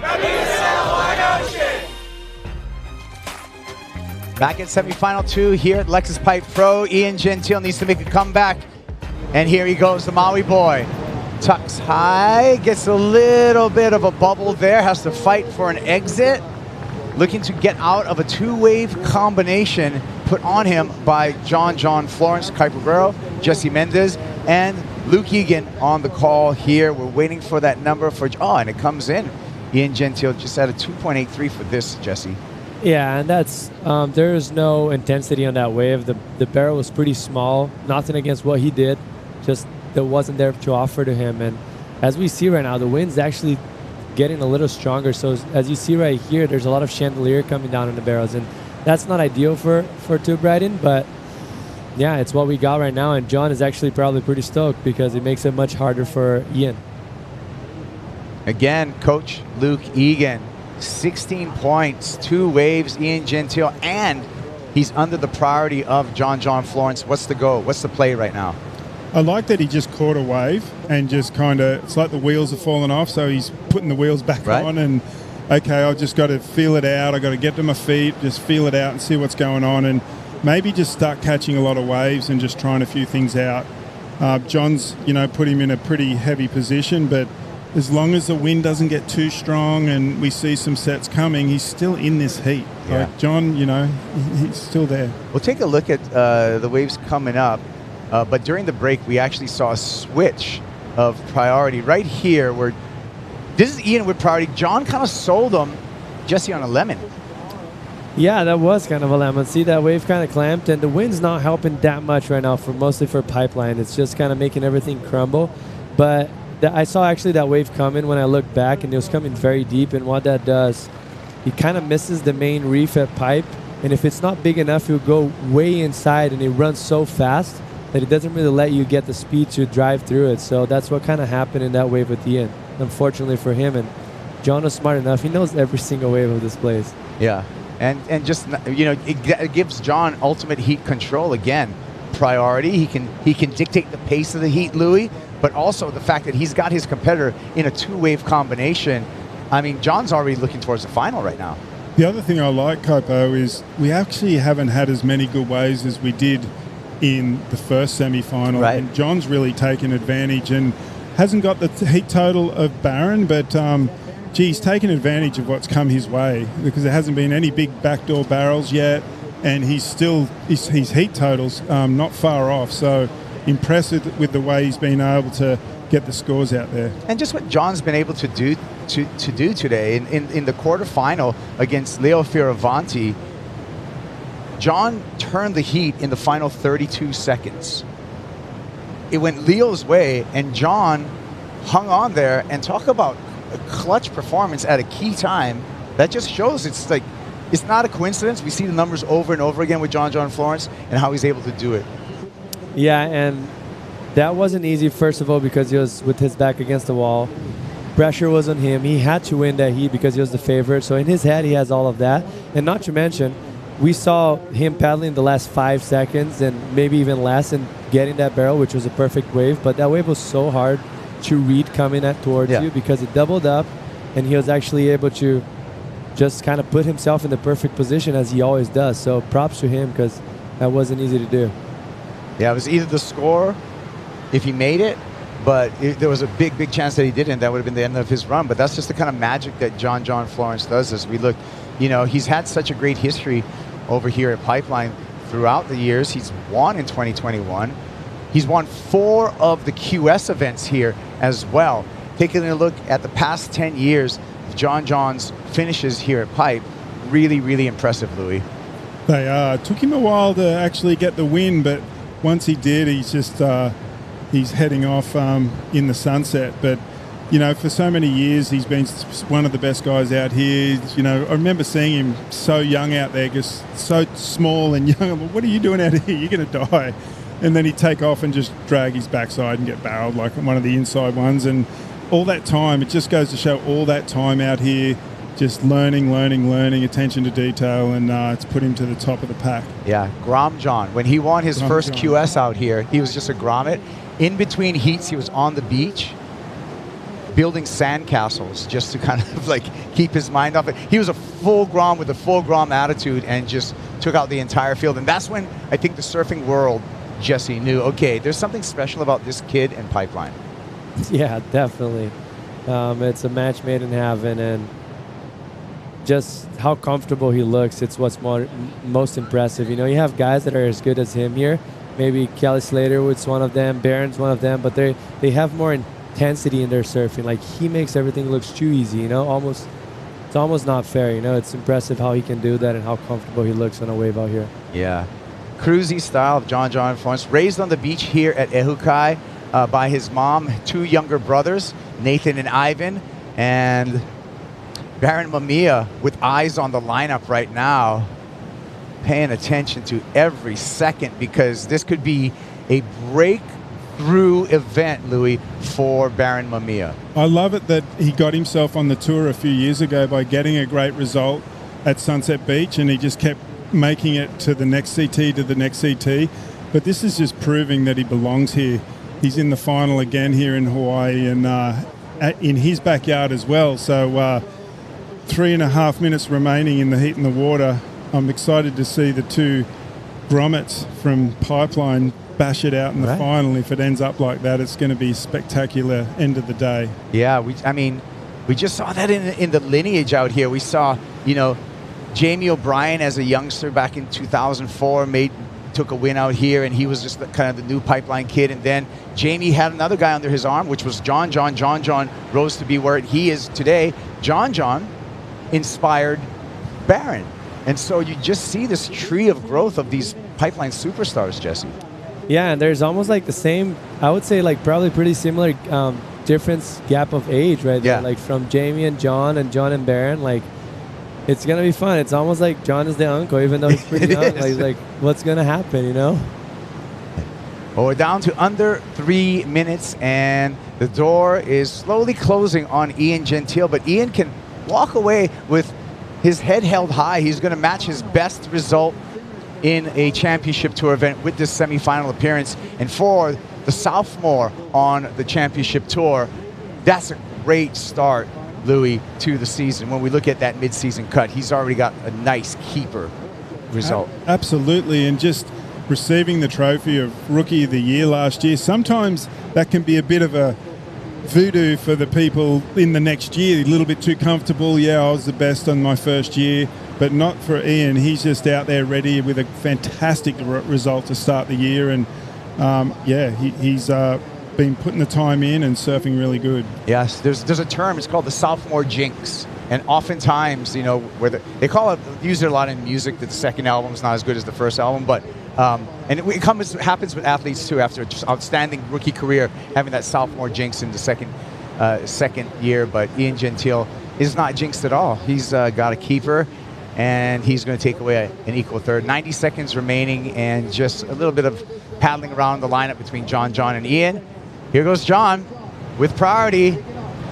Crumbly wave here, goes through that foam ball, but even with the changing conditions, John not able to punch through, Jesse. Yeah, that's all because of that wind. Actually turned even more onshore right now since we spoke about it last. And just Crumbly, he would have 99% of the time would not fall if that wave was offshore. But even though it's kind of a big spread of a heat, it all comes down from one mistake that Ian had. That priority change. Yeah. Losing that 8.27. If you would have got that wave, you would have an 8.27 or maybe close to an 8 and a 4 something, and John would have a 7.83 only. So one little mistake can count so much in a heat. Yeah, and that just set the ball rolling for John Florence. Eyeing up a final with Baron Mamiya. 2 pipe regulars, 2 surfers that have literally grown up on the sands here at Ehukai. What a matchup, Louis. Yeah, amazing. It's going to be incredible. Pardon me, I'm so looking forward to it. It's with these perfect waves. Let's just hope that wind sorts itself out. We are going into that happy hour zone, though, like that around that 3-4 o'clock. The wind should back off again. Champagne hour is what we're hoping for. You can see Baron Mamiya, steely. He's aware of who he's going to challenge now in the final, and there's his reaction. I'm ready for John, he says. Thumbs up. Right, Baron, okay.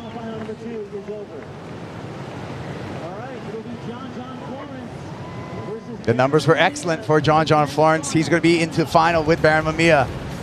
Coming up next, our women's final. Get ready, buckle up. Katie Simmers, Molly Picklum for a pipe title after this message.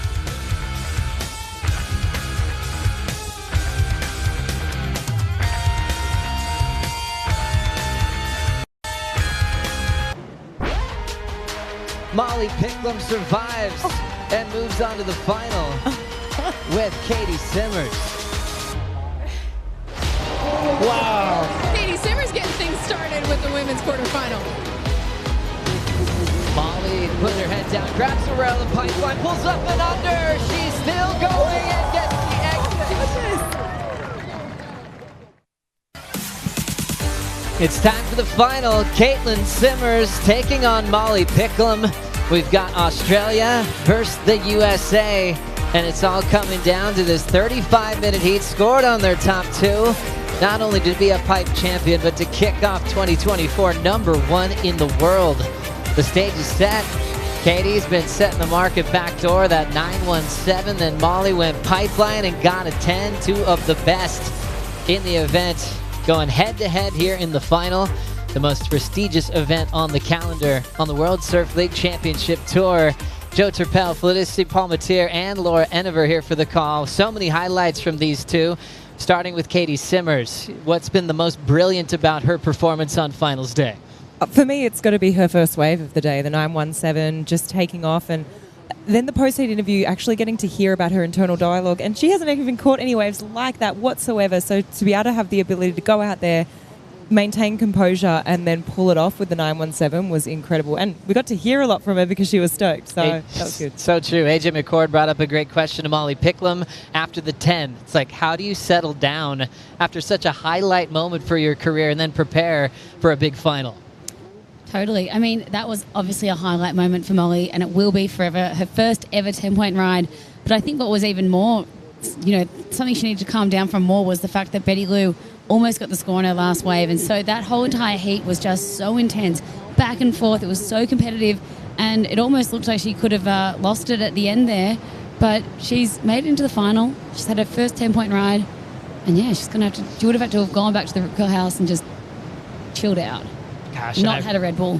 Really enjoyed the debate from you both on that decision. Betty Lou and the buzzer just came up short. That was a super heat. Molly Picklum got through as she's sitting there on screen waiting to start a big final here at Pipeline, looking for her second championship tour win. And it's pretty cool how she feels this relationship with Pipe and Backdoor. She kind of feels really good about it. The growth that she's had, even the wipeouts that she's had, she's grateful for. And she's just flying right now, coming off her first 10 of her career. Let's catch up with John Florence with AJ. John just punched your ticket to the finals here at Pipe, and the first thing he said to me is, the wind went offshore. How did you have to adjust in this one to the changing wind conditions? Yeah, that was frustrating because it was as good as it gets in the heat before, and just watching Baron get all this waves, so me and Ian were pretty fired up, and then we were sitting there and I kind of started feeling it, and I was just like, oh no. But I still got some fun ones. I'm stoked to make that heat. Yeah, with the changing wind conditions, now moving into the finals, how do you regroup, get ready for whatever the conditions are? Yeah, I don't know. I think we'll just watch and see what this does. Hopefully it doesn't hang around for too long. I think it's just from the rain. So, yeah. On to the finals. Anything you're going to carry with you? Anything you're sort of just letting sink in before this final event? No, just kind of keep going. I want to win. So, yeah, I'm going to do my best to do that. We'll look forward to it. Congratulations, John. Yeah. John Florence moving on to take on Baron Mamiya. What a matchup. I mean, not just for the local community, but for the world. You'd be willing to see a final at Pumping Pipe and Backdoor with Baron, kind of much younger than John. Baron just turned 24. John's in the 30-plus club at 31. But Baron be looking up to John for a long time as we see the first wave of the final. Caitlin Simmers finishing off with a couple little carves to start off with the lead. She'll call for the assist from the Hawaiian Water Patrol. But she's been brilliant today, and we've been watching her best waves of her life at Backdoor right in front of our eyes. as she'll either be starting in the yellow jersey or world number 2, depending on how this final goes. She's already gunning for her 3rd CT win. Last year, she was just a rookie. She's accomplishing a lot in a short time. Absolutely. I mean, to be in her 4th final ever, going for her 3rd CT win at her 2nd year on tour is just unbelievable. And as we see her first blood of the final here, and we know Katie's just been on fire at Backdoor all day. She's also got the ability to charge at Piper. It looks like that board might even be slightly larger than what she has been riding. So maybe seeing, Betty Lou and Molly get those bigger sets at Pipe and thinking they could go slightly larger this heat in board size. Yeah, good thinking. Length, it tends to be your friend all over the North Shore. But she's had a taste of the lineup. Watch this. Molly Picklum locks in, pulls in, standing tall, and gets blown out at Backdoor. We are watching magic, poetry, and one of the best performances we've seen in surfing history, all in one single day. Molly Picklum continues to deliver. That is poetry in motion. That was beautiful to watch. She's, one of those things you can... Here we go. This is the moment right here. First wave of the final for Molly. Drops into this huge backdoor pit. Comes flying out from behind the section there.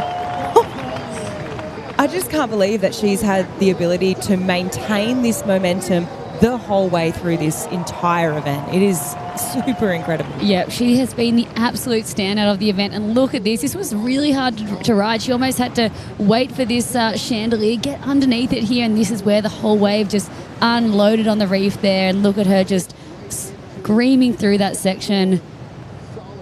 Wow, that's going to be an excellent score to start off the final.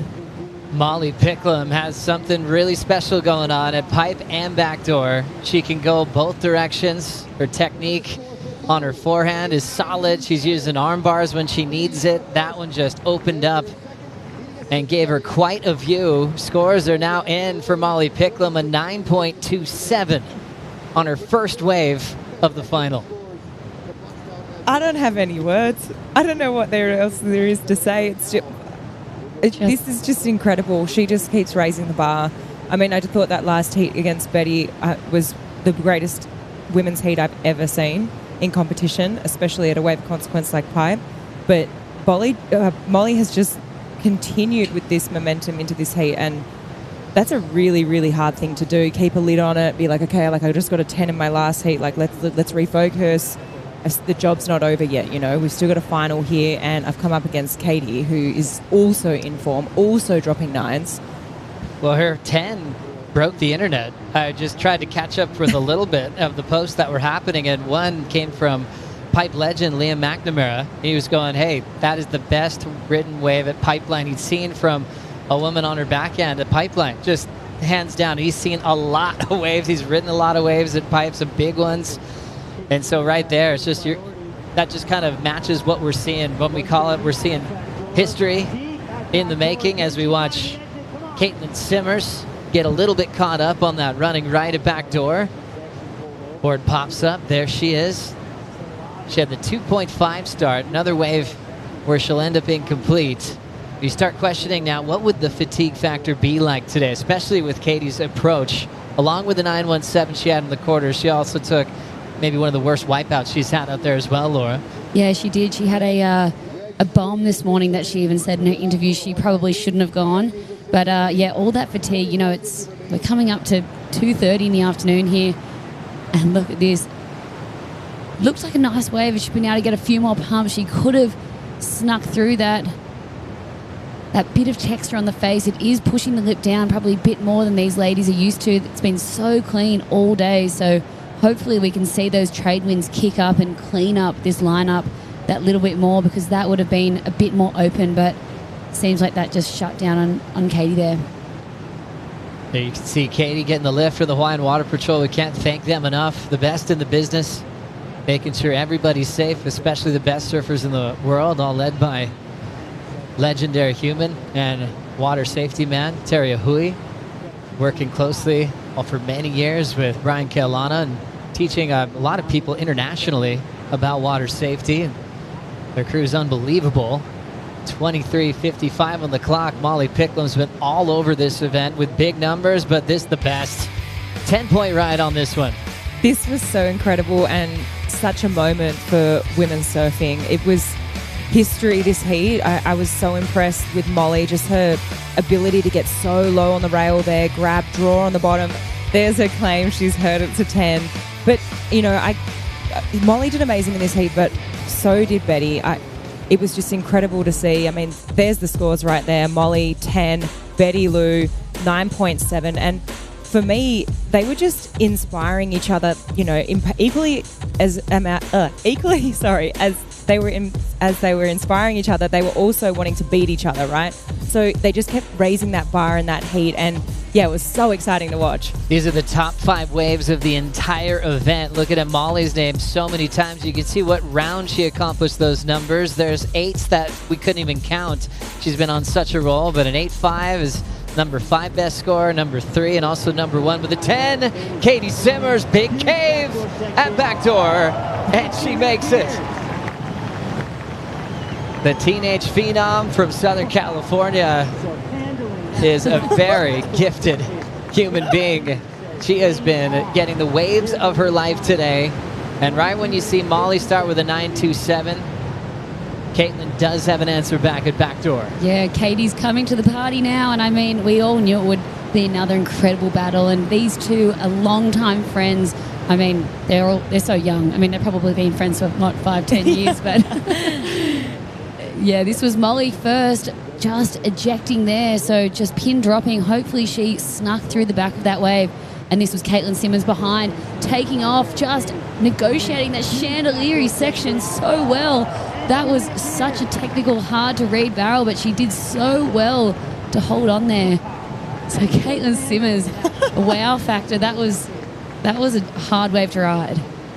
That was so beautiful to watch, and I was really, really stoked to see her just back up, her amazing performance that she's already had in this event. But that was a hard wave to read that had a lot of lump on the face, and this little dismount here, she almost lost it there.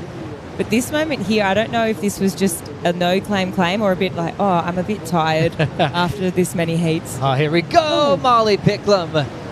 Going down twice back-to-back. The first one was more of that controlled wipeout. She was looking for that pin drop. That one, she got clipped on the takeoff. Yeah, and she's going to have to negotiate these backdoor bombs on the head.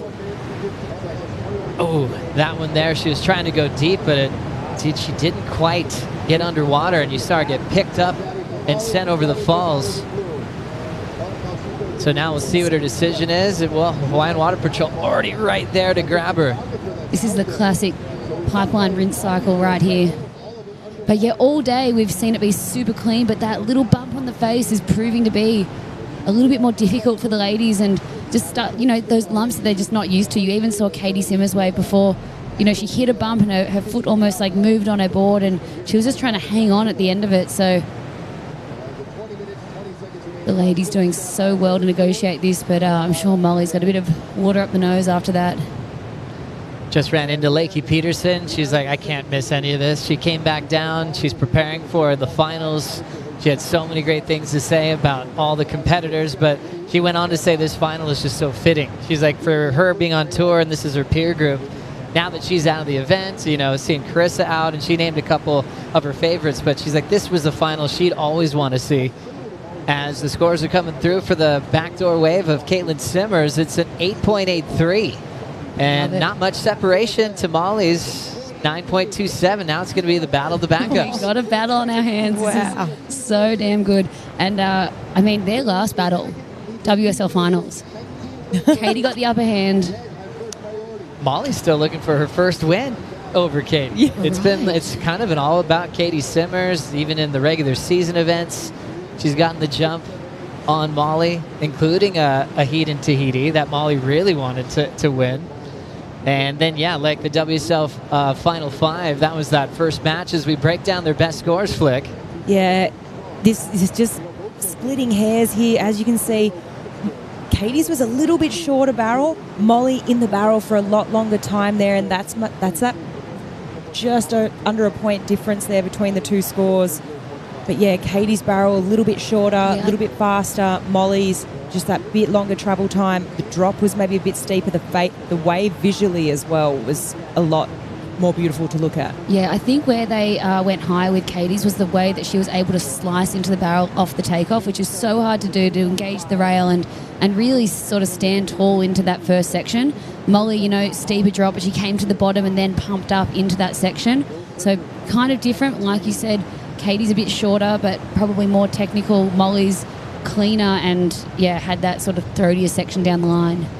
18:22 on the clock. You're just reminded of the whole theme of this new generation of Chargers on tour, reminding me of moments of certain surfers when they're really young and they take over from, you know, Tyler Wright, Carissa Moore, Stephanie Gilmore, then to Caroline Marks when she won the season opener in the past. And now we've got this feeling with Katie Simmers just in her second start on tour. She's barely been in over 11 CT events, and she's already changing the game and making such an impact along with Molly Picklum. And you know who's coming up, biting at their toes, or heels. We got Erin Brooks and Sierra Kerr and all the amazing young girls that are just at the rising tides that are probably going to be here in a few years. As we focus in on this rivalry, it's a fun one. I think they enjoy having battles with each other. They're in their same generation. We saw the intensity between Molly and Betty Lou really trying to win, and yeah, it's true. It's an undefeated streak for Caitlin Simmers. 3 big wins, and included that big moment at the WSL Finals down at Lower Trestles last September. So we'll see if Molly can turn things around. And now they're enjoying a final together at Pipeline. This is the big one that they really want to take over to kick off 2024 in Pumping Waves. Like you guys have been mentioning today, this is a day we'll be referencing for the rest of their career. A redefining moment of what the tour really looks like for the women to get quality waves at Pipe and Backdoor alongside the men. I think that's been the biggest message this year, sharing this finals day, and it's as good as it gets. It really is. And just back to those stats, Molly's going to know all of this 100%, and she is so hungry. I mean, you could see it in that last heat. I was sort of speaking about it before too. She goes out there and, you know, obviously she's got 9, she's got 8, she hears Betty getting 9s, Katie getting 9s, but she just wants the 10, and you can see that in her surfing. So her matching up against Katie in this heat, she is going to be so fired up. And hearing that Katie just dropped an 8.83, that's going to fire Molly up even more to want to go even bigger. So I just think this is going to be fireworks here at the end because they've both got that really substantial score. Just going to be a battle of that backup. Strider Wazalewski watched the world title race so closely last year, and these two Groms basically at the tour are 4 and 5 in the world last year. You know what? I think they're going to be number 1 and 2 going into the finals. They're just so good. They got so much competitive prowess, and they're so good in the lip and in their turns and their performance. You know, on the heavy wave spots that we're going to go through this year, we're going to see them obviously step up like we've seen them here at Pipeline. But their game in smaller waves is just insane. So I really feel like that these two are going to hold it all the way. You know, at the end of the year, they're going to be right there at number 1 and 2. What do you guys think? I'm just really stoked you're putting it out there at the season opener. And it's fitting that it's a final, but yeah, you can't deny the momentum that these two have, their confidence, their growth that they've had in a short period of time. Especially if we are gifted with some great waves this year, that they're definitely going to step up. I like it. I really like it. That's Strider's pick, number 1 and 2 in the world. Yeah, it's hard not to believe that at this point. They've both been so convincing through all their heats so far. You know, they're so competitive. When you think of Katie Simmers, like, she's so chilled and laid back, you don't really see that competitor in her, but when she's in heat, she cares. She hates losing, and she's coming out more and more saying that she really wants this. And, you know, Molly, we know that she's literally just the most competitive person ever. You see her playing pickleball or tennis or any sport, and she is like a competitive beast. So here we go. Opportunity setting up for Katie Simmers. Takes a big roll in and now goes for a big turn. Drills it. How about that hack? Snaps it on the second section and rides away. Nice, cool look at 2-turn combo and maybe adapting a little bit to these conditions in the wind change. Hey, ace bucket. How good is that? Right next to Glen Micro Hall. Ace was a beast out here. Miss him. He hasn't even called.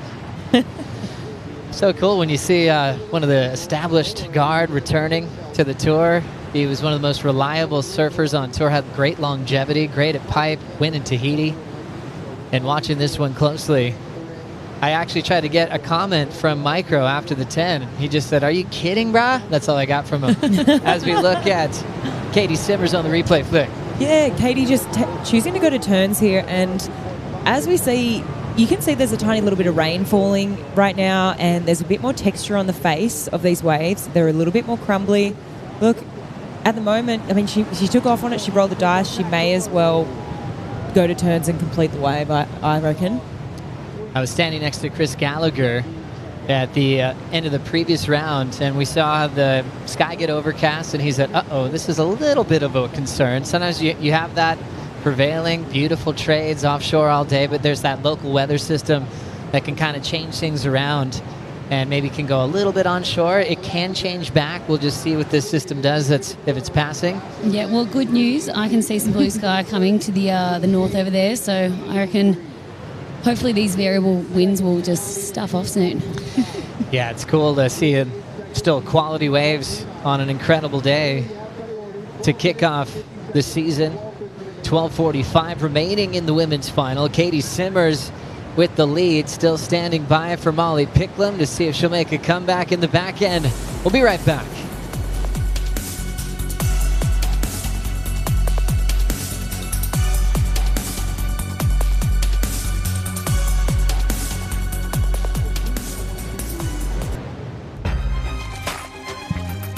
What a final we have to look forward to. Young Baron Mamiya, North Shore local boys taking on his hero, John Florence.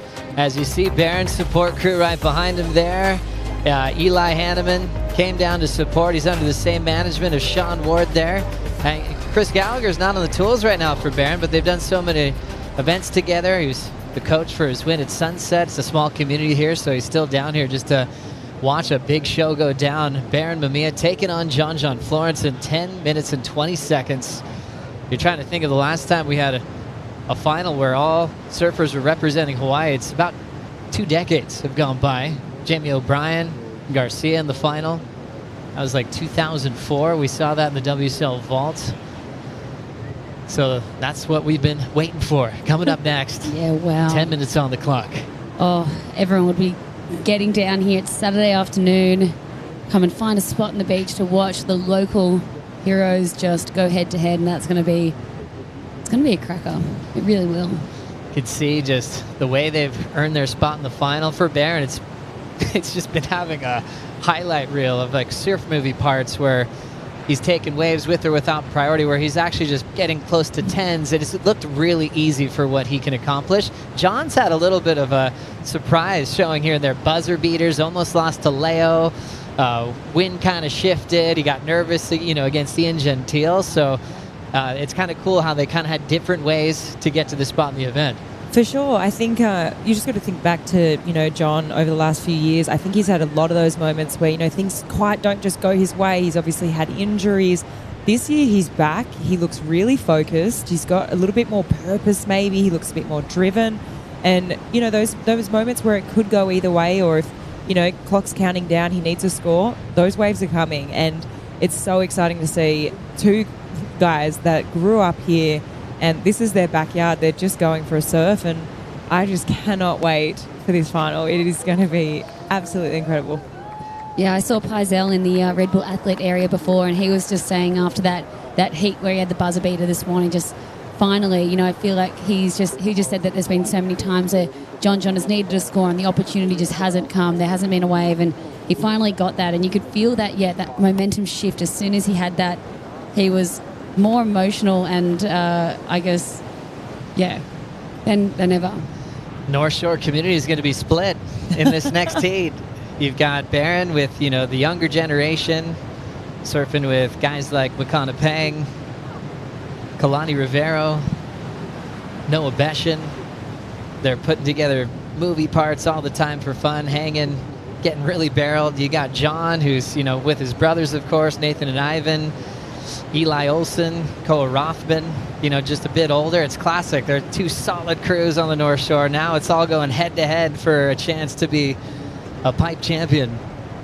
And I feel like for Baron as well, Moana touched on it before when she was on the VIP headset earlier today, and the year Moana won at Pipeline, she felt like, Barron had that momentum. He looked like he was just surfing so well until Kelly stopped him with that buzzer beater with 3 seconds to go and sort of crushed his dream. But what a moment for these two. They've seen each other grow up. They've been out on the best days at Pipe and Backdoor. And now it's for the most coveted trophy in the regular season.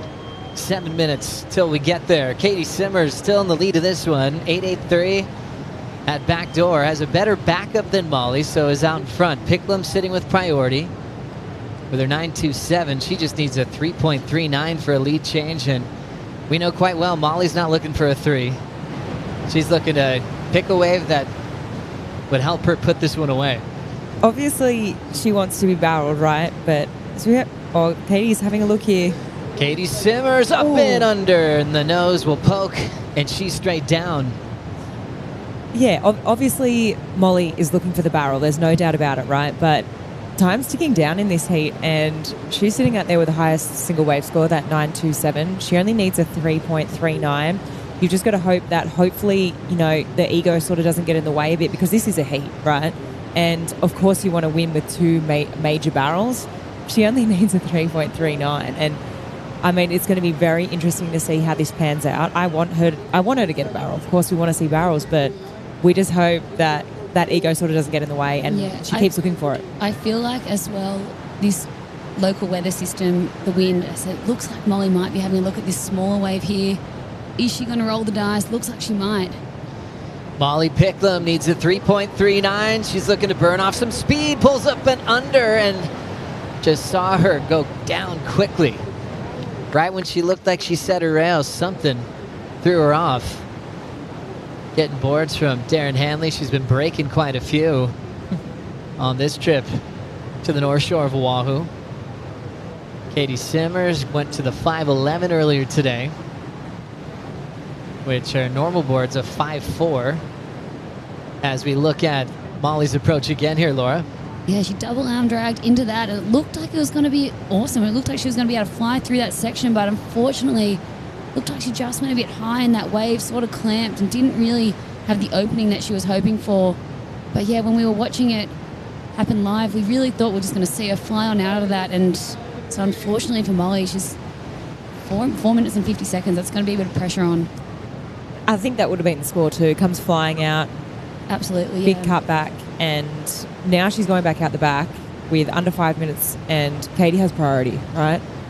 So this is making things pretty tough. Yeah, the hard thing will be she probably doesn't know what Katie did on her 3.83, so she might be thinking Katie got a small barrel on that. And, if she knew that, 2 turns can get you in that, 3.3 range, it's not a bad move for her to just put her competitive hat on right now and just really try to grind that score out. We know obviously these two are incredibly competitive. You have to be at this level. But for Molly, I've always noticed she walks away from losses as a champion. However, when you haven't beat somebody yet who's like in your generation, it's been 3 in a row, including, the first match of the WSL finals. You'd wonder if that would be creeping and going, okay, it's you again. This is my chance. And seeing Molly fall a couple times in this heat, the energy of a final is different too, isn't it, Laura? When you've gone all this way to earn it, this is where you want to put in your best, and sometimes it can put more pressure on you at the same time. Yeah, I think coming up second in a final it's pretty heartbreaking. I mean, Molly's had such an incredible day today, and she's going to have to pull from all of her competitive experience, all of the heat she's done, the mock heat she's been in situations like this, needing a 3.39 with 3.5 minutes to go, and try to get creative and work out how to get there. So this is Molly's 4th final appearance at the CT level. So in the 3 previous, she's won 1. That was the win we saw at Sunset Beach. So she's trying to work on that winning percentage when she gets to the final. As we saw Katie Simmers win twice last year and was runner-up in Tahiti, down to 3 minutes, Strider.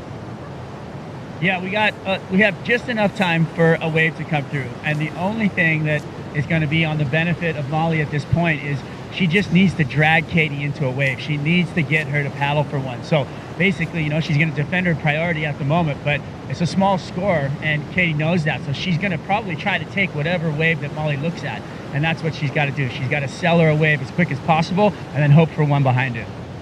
Thank you, Strider. Yeah, always a good reminder that 2.5 minutes is a long time at pipe and backdoor in these conditions. Picklam should have some opportunities to try to either sell Katie on a wave or even get a wave that Katie doesn't want to use her priority on, because she's still only looking for a 3.39. It's going to be tough right now too, because Molly has that single highest wave score, and she'd be feeling like, wow, I've got a 9.27. Like I should be in the lead now. Rolling into this one, Molly decides to pull back at the end. She's not going to commit unless she knows she can turn this heat, this final, on Katie Simmers. Looks like there's a couple of lines coming through that might hit the backdoor peak. Wow, this is exciting. I've actually got butterflies. Oh. And imagine what Caitlin's going through, making a priority decision, 90 seconds. Being on a crazy platform like this, you'd see what they can do with it. Pumping conditions all day long, a dreamy finals day. One of the best I can remember in a very long time. Getting into the final minute. We're seeing some lines out there. They're kind of drifting down the beach a bit. Also take my hat off to Katie, just even holding back on those couple of waves. Molly tried to sell her, but she just sat there and identified, nope, that's not going to be the wave. 55 seconds. We're looking at our new number 1 and 2 in the world heading into stop number 2, but still only needing a 3.39. 45 seconds. Katie Simmers is going to let Molly go on her backhand. Swoops under the hood. She's reading it well. A ton of spit, and the Australian gets caught. But a fair attempt to try to steal the win. Great technique, and just a lot of pressure from the foam ball took her down. Yeah, she had to go, and it was a good wave choice. It was really clean. I think she was just obviously a bit deep there. It's going to be highly unlikely she gets back out the back. You can see Katie just looking. Oh, it's going to be absolute heartbreak for Molly there. Looked like it could have opened up and let her out. But look how determined she is. Still checking the time. Now looking to roll in is Caitlin Simmers, as we will count this one out. What an incredible champion of the Lexus Pipe Pro presented by Yeti. Katie Simmers is your champion at Pipeline. Molly Picklam, number 2 in the world, and we'll see Katie wearing the yellow jersey heading into Sunset Beach.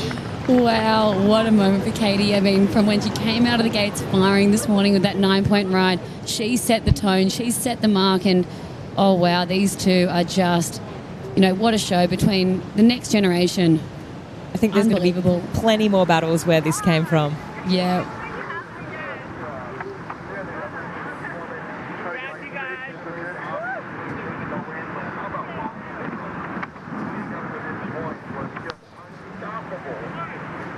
Pretty awesome moment for both Molly and Katie Simmers. Katie's now with Strider. Katie, you took it down. Lexus Pipe Pro Champion presented by Yeti. Congratulations. Pipelines for the fucking girls. That's all I have to say. I don't know, like this girl, she's a pipe master. I just couldn't let her have it again. I don't know. It was a fun final. I wish it could have been picture perfect, but I don't know. It was super fun. Now the wind's probably turning offshore for the guys, but I don't know. I had that one wave like straight off the ski, and I was like, whoa, this is kind of like crazy right now. It was like kind of chandelier-y, and I just like tried to go power stance through it, but I don't know. I'm really, really happy. Thanks everyone for the support.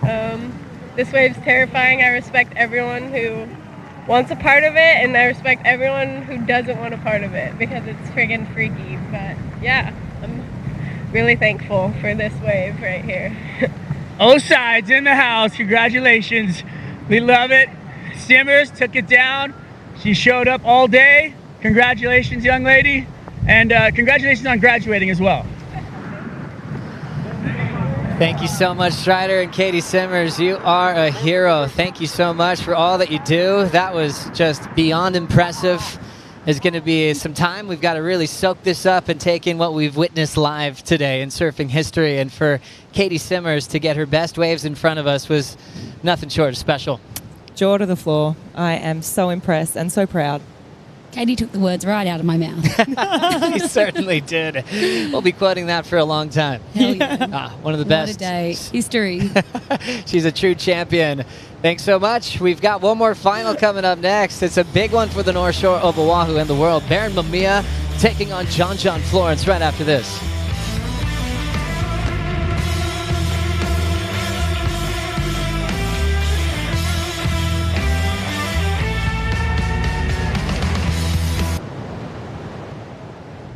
John Florence eyeing up a final with Baron Mamiya. Under the hook, Mamiya without priority. Standard procedure for the man on his home break. Two surfers that have literally grown up on the sands here at Ehukai.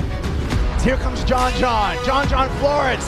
Big girthy pipe barrel. John comes out. Barrel and Baron Mamiya deep. He pumps. He's traveling. He's gone. He's flipping. And he's coming out. Holy moly. Oh. Katie Simmers just took out the first event of the season, the Lexus Pipe Pro presented by Yeti, her support crew. Trying to save her from some equipment flying by. She'll be happy to receive the chair. Up to the podium, and the celebration begins. This is your new world number one. Caitlin Simmers grabs the yellow jersey just in her second start full time on the championship tour. What a day. We still have one more final to go through. It's a North Shore local boy battle at Backdoor and Pipeline. John Florence taking on Baron Mamiya. Joe Turpel with Jesse Mendez, a CT standout to break down the action. First, a great day for Katie, but now transitioning into John and Baron. This is the heat that everyone's been dreaming of watching, especially for the North Shore community here. Yeah, you're right, Joe. This is incredible to see, and for our happiness, the winds are actually blowing offshore again. So that's just what we wanted for here, Pipe and Backdoor. It's going to be fireworks. I hope they have plenty of opportunities so they can roll the dice as much as they can, and we're going to have a show in our hands. Gosh, so many great memories of crazy pipe showdowns. We mentioned Jamie O'Brien, Sonny Garcia, who, a couple of decades ago, seeing two surfers representing Hawaii again is just incredible at pipe. Also got to remember great moments like Johnny Boy Gomes, Michael Ho in the final together, going from the trials all the way to the main event and taking over Pipe and Backdoor like they did for decades and still doing today, as we see a battle to maybe start off this final. Baron and John end up just letting that one go through. But what are you taking from that energy on the paddle to start this final? Oh, man, I love this. This is like you never see John put in that much. Let's see here. Baron up and right. Baron's going to get the first wave. Locks in, trying to burn off some speed. He'll get puffed out. There's a make. He's been flawless with his approach throughout finals day. Definitely in his happy place. Hasn't been tested yet, but here's John, stretched out wave at Backdoor. Two of the best out here at Pipe and Backdoor. Two successful makes to kick things off. Yeah, that's what we're hoping for. And you see John's not giving him an inch right there in the beginning with no priority, and you don't see John doing that. So that just shows how much of a threat Baron actually is out here. So they're both going to start with great scores. So John Florence really fired up to take over his favorite wave here at Pipeline. We'll give you those scores from the opening exchange, but Strider, how'd you think of it?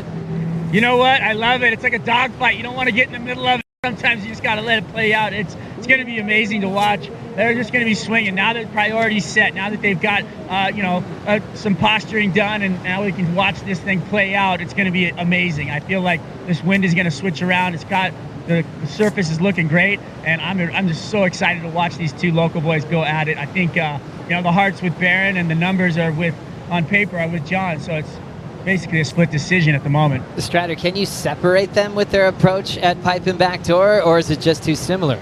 You know what?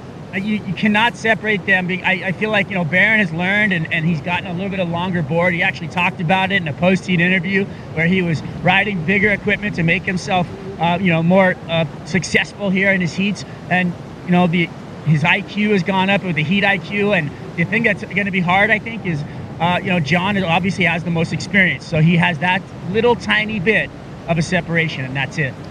Good man was John Florence, Baron Mamiya. We have John winning the opening exchange, 7-3-3 to Baron's 6.0.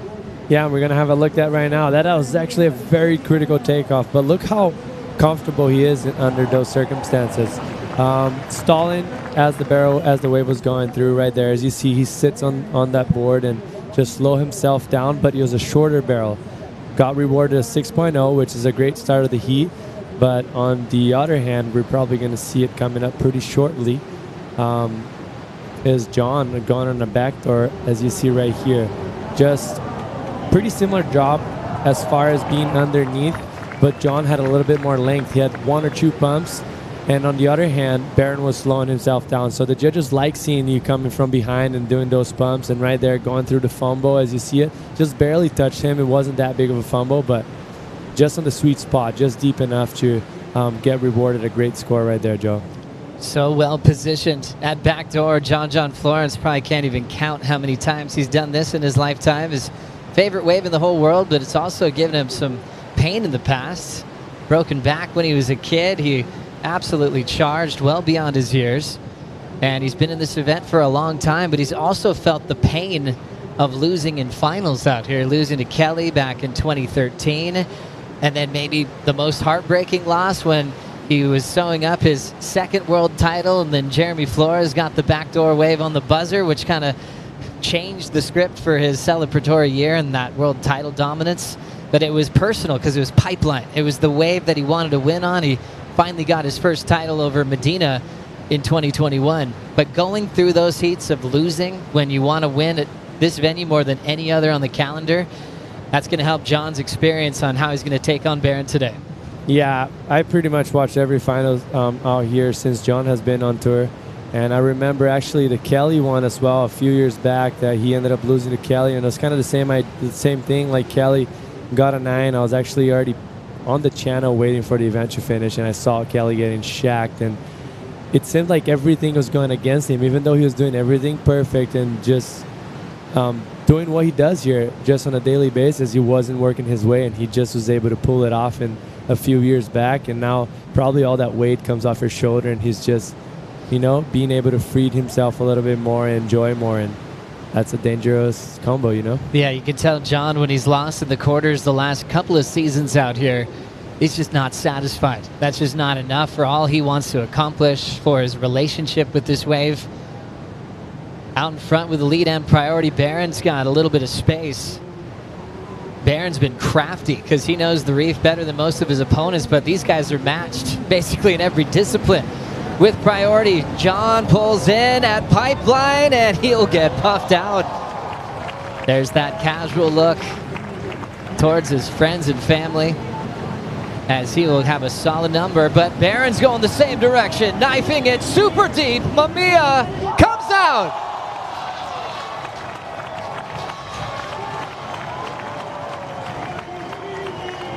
And that's exactly what I'm saying. Like, what did he do wrong? He blocked Baron on that first wave, but he was a little bit on the shoulder in that second wave, just kind of doubling up. And the skills that Baron have to actually pull that drop off and get that speed off the bottom, they had that drive to actually be able to go through that such a deep section is incredible. And yeah, that was amazing. That was textbook from Baron right there. The energy we're feeling on the beach is world title energy. The celebrations from the support crews are right there as well. I mean, for these two in the water, this is everything.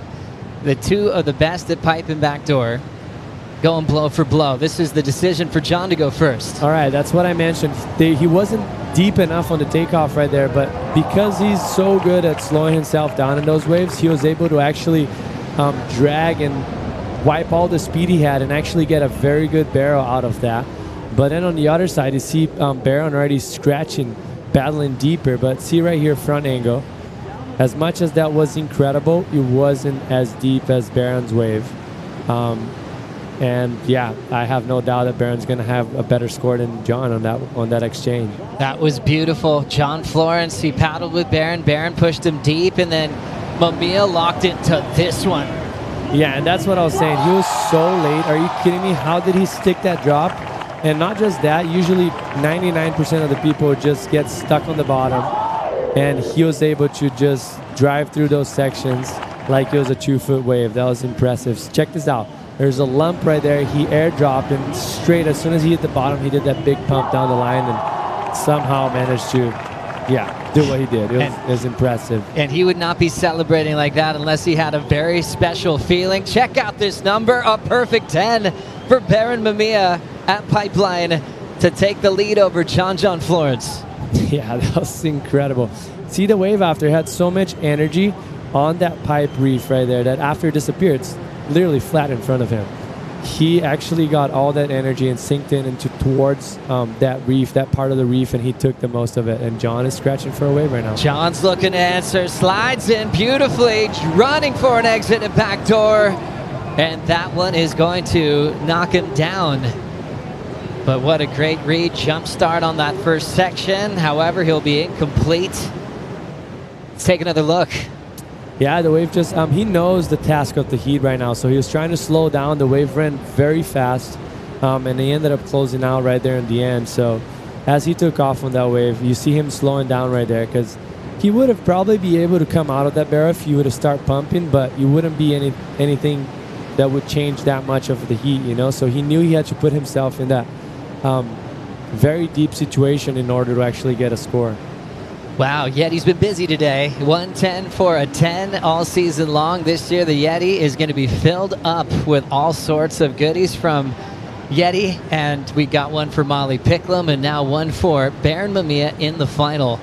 A 10 and a 6 with the lead out front.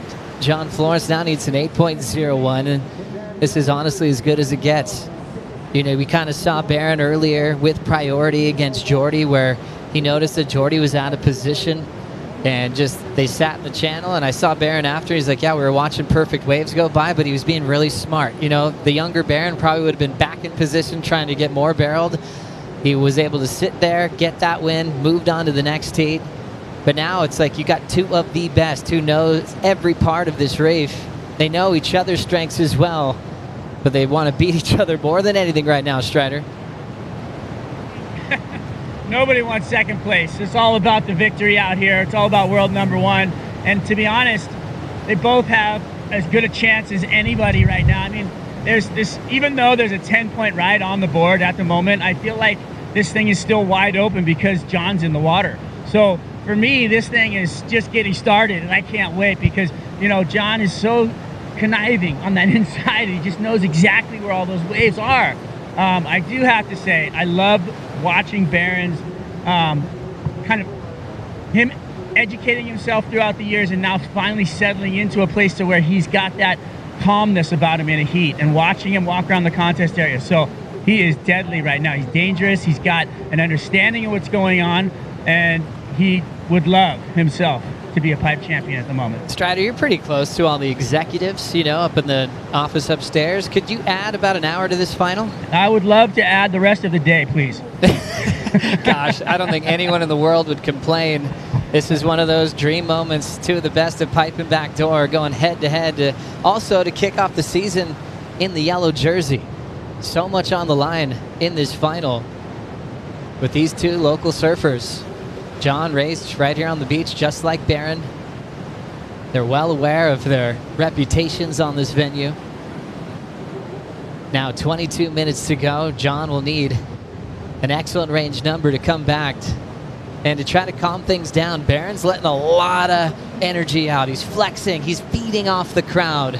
You know, John tends to be a little bit more subdued, but we always talk to Florence about surfing in front of a crowd at Pipeline, and he just handles it in different ways. He's definitely still peaking with his adrenaline, knowing that all of his best friends are watching on the beach, and he wants to bring that trophy home. Yeah, it's just different personalities. Of course, he's feeling everything that Barron's feeling. They just reflect a different way, and it's also if you even see it in the free surfs, that's kind of how it works for both of them as well. Barron's way more active, usually just showing that he's there. And John is just always on the shadow, but because he's so good, he's always on the highlight at the same time, the spotlight. Sorry. Yeah, let's see how it's gonna play out. There's so much time left. I mean, the chances of this scoring stay like this all the way through the end are very slim. I think we're gonna have so many opportunities coming their way, and we're gonna see some fireworks. Pretty classic tonight is the famous surf night at Sunset Beach Elementary School. Baron and John both went to that elementary school across the street. They used to go to surf night to try to get autographs from all their heroes. Now they're the athletes that are donating boards and prizes to all the young Groms in this North Shore community. So all the faculty and staff there would be celebrating this matchup. A total win for the North Shore of Oahu. As you see where we are here at Pipeline, well, that's the school that both these guys went to. Big park there, tennis courts, basketball court. Kindergarten through 6th grade. It is Saturday today, so yeah, no school. But tonight, it's going to be packed with food trucks, music, a lot of giveaways from the best surfers in the world and from the WSL. What a school to grow up in, huh? Amazing, right across from Pipe. It's amazing. Oh man, just finish school and come straight check the waves. I mean, you're most likely for the average human, you would probably not be surfing Pipe when you're going to that school, but still pretty nice. Nice. 1957 on the clock here for Florence. He's been in quite a few finals. 15 CT finals for 8 big wins in his career. So he's had some heartbreak moments, even at this event like we talked about earlier. The biggest thing for John last year was staying healthy throughout the entire season, his first completed season since 2017. And he's feeling great. He actually did a little strike mission right before the Lexus WSL Awards. Got some great waves actually off island, which was kind of cool. You think everyone's kind of focused here, and he actually went the other way. Came back right before the year started and more committed than ever to go for a world title this year. Let's hear from John himself about this season. My whole life the dream had been to be on tour, and then I got on tour, and then it was like had to go through the stage of like learning how to believe that I could beat Mick and Kelly and all these guys, and winning a world title is the goal, right? Like, and that's my life goal. If I win a world title, like, it's all done. I'll be happy. It'll be good. and then it's just funny, you know, you win a world title and you wake up the next day and you're like, holy shit, it's over. Okay, like, and then another day goes by and you're like, wow, like, I'm one more day separated from that kind of like accomplish that feeling, and then another day goes by and another day goes by, and then all of a sudden you're starting the tour back up again and everything resets at zero. I had so much fun learning. I had so much fun working with Ross and just my team and looking at it and learning that like, hey, that process was really it. That was like the thing that made that whole thing so special. So great to hear from John. You could tell he's in a great place, you know, was communicating well, talking about the old days. I mean, when he came on tour, he qualified with Medina, with Miguel Pupo, and he was already called the surfer. He was, you know, good and outer reefs at Waimea. He was doing huge airs. He was the complete package, but he wasn't winning right away. And he did some work with Beat Durbridge. He was doing some work kind of behind the scenes with Ross Williams for a long time, and he really got hooked on just the game of studying the sport, of how to win, how to play it. Maybe he wasn't winning, but in the past he would get like a 10 or a 9, but then he was out maybe before the quarters, and he really wanted to figure out how he'd be in the final, win events, and become what he is now as a 2-time world champion. And this event for the veteran is his 100th career championship tour event. And how fitting would that be to throw a win on top of that? Man, that would be perfect for him. And I liked how he mentioned, I guess the titles and the wins and everything is just a cherry on top. Like everything that it goes through in order for you to get there, all the high, the lows, dealing with the emotions, that's what actually you carry on throughout your whole life, you know? The trophy is amazing, it's important, but all the baggage that he got throughout all these years, it's going to be remembered forever, you know? And it's cool for him to recognize that. A lot of maturity there, going through losses when it really stung and learning how to walk away. And we were able to catch up with Baron Mamiya and asked him what it would mean to win Pipeline. I grew up watching Andy, Kelly, John, Jamie, all the best surfers in the world surf pipe. And I always knew that, like, if I wanted to be one of the best surfers at pipe, I would have to win the pipe contest. And that's I really want to do that. And yeah, I mean, that's at the pinnacle for me, for sure. Baron Mamiya was out here at a very young age. It'd probably be hard to him to actually remember those first sessions. He was so young. His dad got him in the water probably about 3 years of age, and he was surfing. And it's, similar to John's start. John might have been getting more coverage, when he was little. He was getting cover shots of Surfer Magazine when he was tiny, going on surf trips with his mom. But yeah, gosh, they've kind of had a similar upbringing. It all kind of, the focus for both of them seemed to be on pipe and backdoor, where most kids their age were still kind of looking at it in fear. Yes, and yeah, I don't know. There's some people that are just built different. Like, they love that challenge. And John, since he was a Grum, and Baron as well. And even Baron, like, I remember, like, about, like, maybe 10 years ago, you see him growing up surfing keiki, like the gnarliest little slab on top of the sand right there, straight closeout, and they're so comfortable at doing that. And I gotta say, like, that helped him a lot on being confident, on just being laid and under the lip. And those guys are just the best at doing that out here. It's cool for Baron too, kind of with a similar growth pattern to John. I mean, he came on in a different way with the wild card win, but then kind of went through some tough results. Lost early, even took a break from Brazil when he was first on tour, and it was just a reset and just be home a little bit. He'd been on the road for so long and kind of accidentally got on tour. In his mind, he was planning on maybe a run on the Challenger Series, and all of a sudden he was trying to make plans for the Dream Tour, but he hadn't thought about it yet, what boards he'd need for all the venues in that season. Then once he got to the break, he could actually take a breath, look at the schedule ahead, and kind of see who he wanted to partner with. And one of the biggest changes he had was in the offseason was signing up with Channel Islands as his new surfboard sponsor. And look at all of them on hand. Brent Power there, Britt Merrick not missing a heat. Even on island, you got Andrew making sure he's got the right equipment. He lives over in Kaimuki. He's got that whole support crew and giving him everything he needs to compete. Yeah, and it's very important in the career of an athlete, having a brand that can support you everywhere you go, and also a brand that had so much feedback from years of experience of other surfers. So they really designed the best crafts, and he already has that in hand. He doesn't even need to work that hard for it because they already done the work and previous surfers already done it. So yeah, it's a big advantage of him to have that support.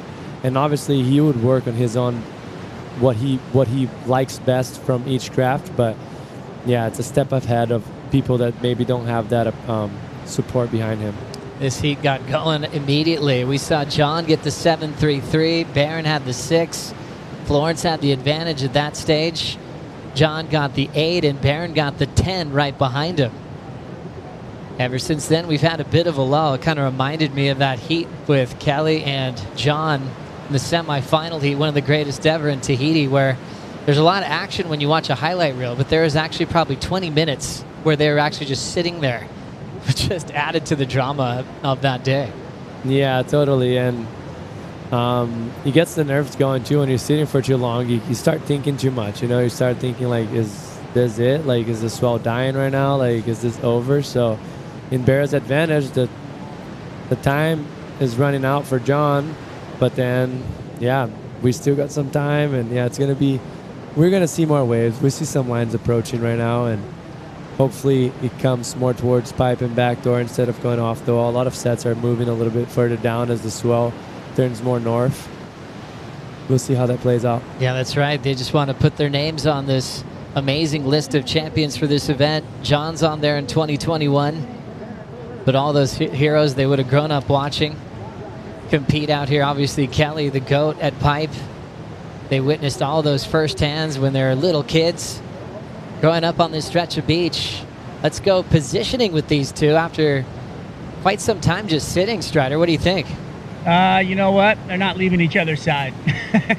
They are sitting right next to each other. They're not going to give each other an inch. And, there's a question of which way is going to be better. We saw that in that last exchange. And, Baron ended up on the better wave, and it was the one behind. So Will that happen again? Will they give them the first one? It's like there's so many things that probably go through your mind while you're sitting there next to your opponent, and you have to make those split-second decisions as the waves arrive. So we're going to see that, but they're definitely not leaving each other's side. They're going to be there all the way to the end, right as soon as they're looking over the edge. So they're going to put it to each other to the end. That's what we love about it, was a lot going on out there, even though it's a pretty long lull. Swell's still there, just adding more to the energy of this final. John chasing an 8.01, doesn't have priority. We know we're going to have another pipe title representing for Hawaii, going back to the 70s with Jeff Hackman on the champions list. Jerry Lopez, considered the best of that era and all time out here at pipe, won back-to-back. Roy Russell did the same thing for the Hawaii region. Michael Ho, that famous year where he had the cast on his arm and he was really perfecting that pig dog approach, winning in the early 80s. Then Dane Kealoha, one of the all-time greats, winning in 1983. Derek Ho in 86, multiple-time champ, went again in 93. That was Derek's world title year. Johnny Boy Gomes, that famous final with Mike Ho. All Hawaii representation there. Bruce, the Andy era. Andy with 4 for the Hawaii region. List goes on and on. John Florence in 2021, and guaranteed this year, 2 boys from Hawaii will be number 1 and 2 in the world heading into Sunset Beach. Yeah, exciting times for Hawaii for sure.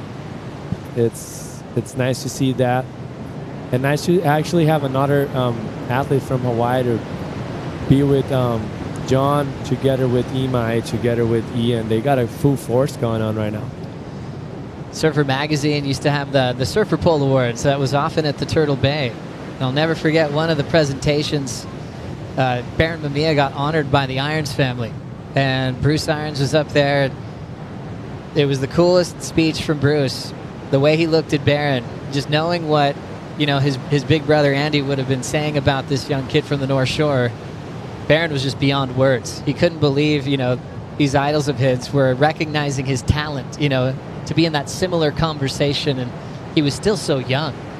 Obviously, North Shore saw the talent in him, and he's got about 9 minutes to try to beat John Florence in this final. Out in front with a perfect 10 and a 6-point ride. We will take a quick break. We'll be crowning our champion right after this.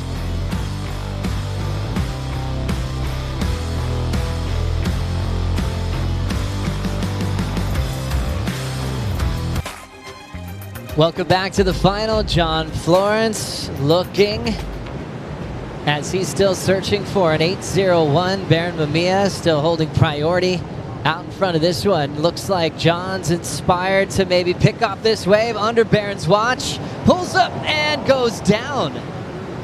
A rare fall from Florence. And now Baron is going to go for this wave at Pipeline. Puts his head down and pulls in up and under. It looks like he will get clipped. Back-to-back falls from John and Baron with time winding down. Rare to see John go up and under and actually get clipped there. But Baron didn't capitalize. Situation remains the same as we take another look, Jesse. Yeah, that happened all because he was out of position for that wave. He was under and he was wide, so he tried to put himself as deep as he could, and he actually tried, as he was taking off, was trying to put his board backwards to bring it back around and put himself late enough. So when you do that, sometimes you just catch a rail, and that's what happened. And Baron here did everything he could, but the wave just clamped on him and landed on his head, so there was nothing much he could have done. He could have maybe capitalized on that wave if the wave would have been nice and open towards the end, but yeah, that was basically it.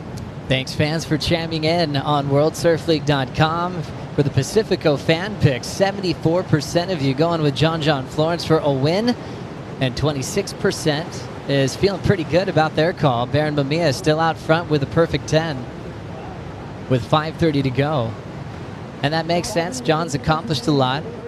And I think Baron would probably expect that as well because of, John being a superhuman athlete, globally recognized as one of the greatest ever. But for Baron, he knows what the opportunity is here. It's almost like you look at history, you want to have a little explainer on how the waves were for those wins. because then if he holds on to this, he'll be able to say he beat John when it was firing at Backdoor and Pipeline. That means a lot.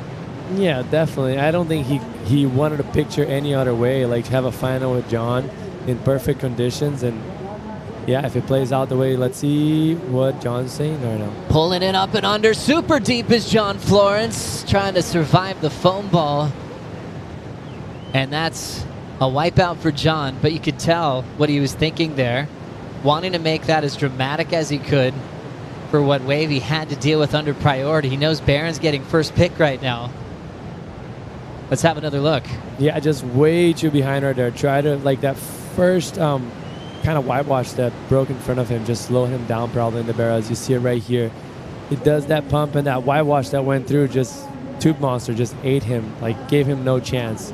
But it was definitely a bullet dodge from Barron, because had that thing held back a little bit, that would have been a very big score. Time winding down. Barron's able to regain first priority. And now John Florence is trying to pull off something under Barron's watch. Strider, how are we feeling? Oh, wow. Just the most beautiful west lines just came through. So that's a great sign for the swell, and the conditions are absolutely perfect for this last 4 minutes of this heat. I mean, I can't even believe how we've gone through all 4 seasons just in the women's final, and then now into the men's final, and now it's completely turned around to being as beautiful as it was earlier today. And I think we're going to see some of that forerunner that we just saw come through. If we could just see a couple more of those, but bigger out the back, we're going to see some incredible rides. Thank you, Strider. Yeah, we deserve a final exchange. Maybe Barron wouldn't mind if the clock just ran out at this point. He knows what it's like to lose with about 16 seconds remaining when he was taken out by Kelly, when he was looking like the favorite to win. You know, like looking at this positioning right now, I've noticed that John adapted, changed a little bit. He went out the back more. The last 2 waves he tried to go, he was underneath Barron, and he barely had any time to whip under. So I think it's a smart adjustment there for him, because he can sell something to Barron, maybe come on the next wave, like Barron did before with him and got the 10. So let's see. Hopefully we get some fireworks in this last little bit, a little bit of water movement right there. They're paddling somewhere. Let's see where it leads to. John needs excellence. The only surfer on tour with more excellent range numbers. That's from the 8 to 10 point range is Kelly Slater, and he's obviously counting about 30 years of performing.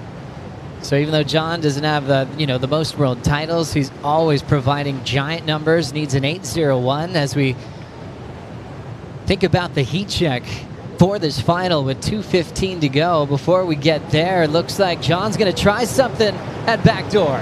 Couple of big driving pumps. He's still got some room. Can he pull this off?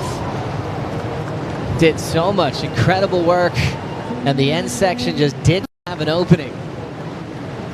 Talk about a guy that can create big moments with or without priority. One of the best, but probably his toughest job at doing that against another local like Barron. Yeah, and check this out. Barron didn't even look at that wave, which I think he did it right, because it was an average wave, but John is just able to make stuff out of nothing, you know? Like, happily for Barron right there, that wave just clamped on the end and got too small, so he wasn't able to exit it out. But that would have been a healthy score for John, because he drove through that thing for a long time. So John's just looking at the time remaining, minute 25 to go. Barron's going to have priority. We'll see if John can create some space. He's won finals in radical waves. I'll never forget the final at Pipe where John shook Jamie O'Brien's hand and then paddled the gums and got a 10 when everyone thought they had already congratulated each other on that performance. So wild things can still happen out here with a minute to go. Look at the energy out of John, putting himself on a part of the reef where he's going to try to find some success. We'll see if Barron's going to track him down to get really close to him. I mean, Barron watched that final 100%, so he knows it's dangerous to leave John by himself, but it looks like he just approached already there. Like, yeah, he's on top of him right now. 35 seconds to try to shut this one down for Barron Mamiya, the 24-year-old from the North Shore of Oahu. Is now going to let John go. 20 seconds, looking pipeline on this one. JJF pulls up and under, trying to pull off a miracle, and that thing just runs away. Now down to 15 seconds. John left chasing an 8:01. Talk about a fairy tale story and an absolute dream come true for this young man. Baron Mamiya defeats John Florence in the final of the Lexus Pipe Pro presented by Yeti.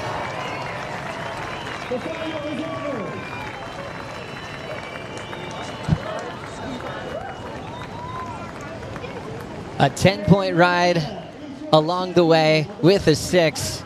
John with an 8 and a 7.33. Number 1 in the world. And he's already standing by with Strider. Baron, number 1 in the world. Lexus Pipe Pro presented by Yeti, champion, local boy. What a dream run you had, my bro. It was finally come true. You wanted to win this contest so bad. Oh my God, dude, I can't believe it. That 10, I literally couldn't believe I made it. I was in the barrel and I just couldn't believe I came out. I was like baffled. Well, if you couldn't believe it, then it was definitely a 10 because we've seen you driving through these pits. Amazing work. Tell me a little bit about what it's like to beat John at Pumping Pipeline. Oh man, you know, without John, without Jamie, without, Uncle D, all these guys, I wouldn't be who I am. I watched these guys surf my entire life, and I watched John surf out here every single day, and watching him is how I learned how to get barreled and stuff. So I give him lots of credit for the way I surf. Thank you very much. Congratulations. We want to let you go celebrate with everybody, your friends and family on the beach. Your dad Barry, Uncle Barry. Yeah, I love it, man. Thank you guys. Thank you. Thank you so much. Much love. Hawaii, number 1 in the world. There you go. Baron Mamiya taking it home. What a beautiful day for pro surfing. Baron Mamiya modeling his act, watching John Florence his whole life, and ends up defeating him in the final on a picture-perfect day at Pipe and Backdoor. Gets a 10 along the way. You couldn't just script it better than that. Baron, number 1 in the world, in the yellow jersey once again, heading into Sunset where he's won before as a wild card. Things are off to a great start for the young man. Yeah, what a way to start, and he has that before. Winning Sunset, which was second event of the year, now even better, winning Pipeline was probably his childhood dream, and yeah, he's ready. It's game on this year for him. So much to celebrate today on the beach. That looks like Kalani Rivero, Makana Pang down there. Some wild hair from Noah Beshin. Pretty much all the same characters that cheered him up the beach at Sunset. His manager, Sean Ward.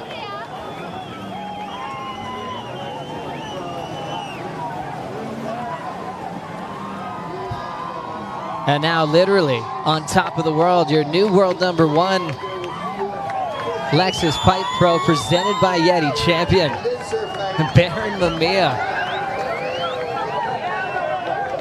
Truly looked unstoppable. Yeah, it was about time, man. Like, pretty much did everything perfect in this heat. He had 3 waves only, so a lot of guts. Shows just how in tune he is with the ocean, and like 2 huge scores, 110, 1-6, a total of 16 point. Excellent surf heat for him, and yeah, it played off for him.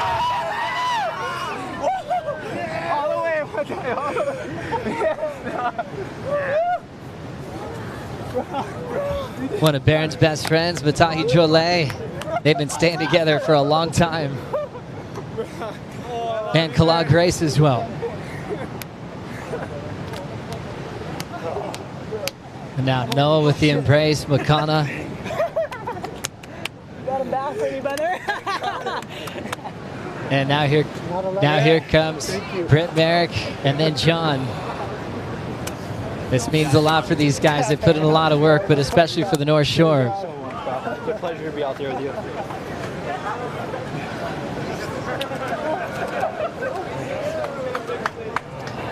Let's celebrate an incredible event, incredible finals day of the Lexus Pipe Pro presented by Yeti. All the biggest highlights from the day are about to go down on the 8:05 post show coming up next.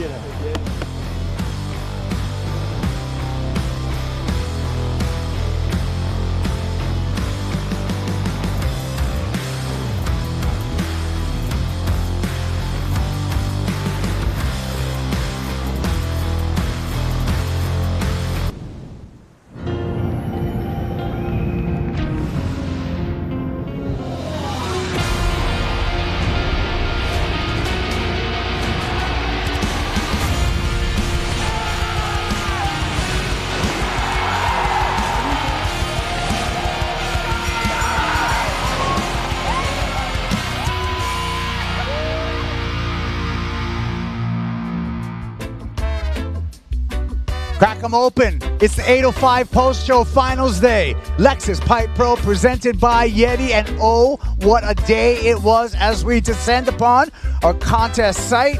And we just had a bunch of excellent stuff today. Epicness. So good. Flick Palmentier, Jesse Mendez. Flick, what a day.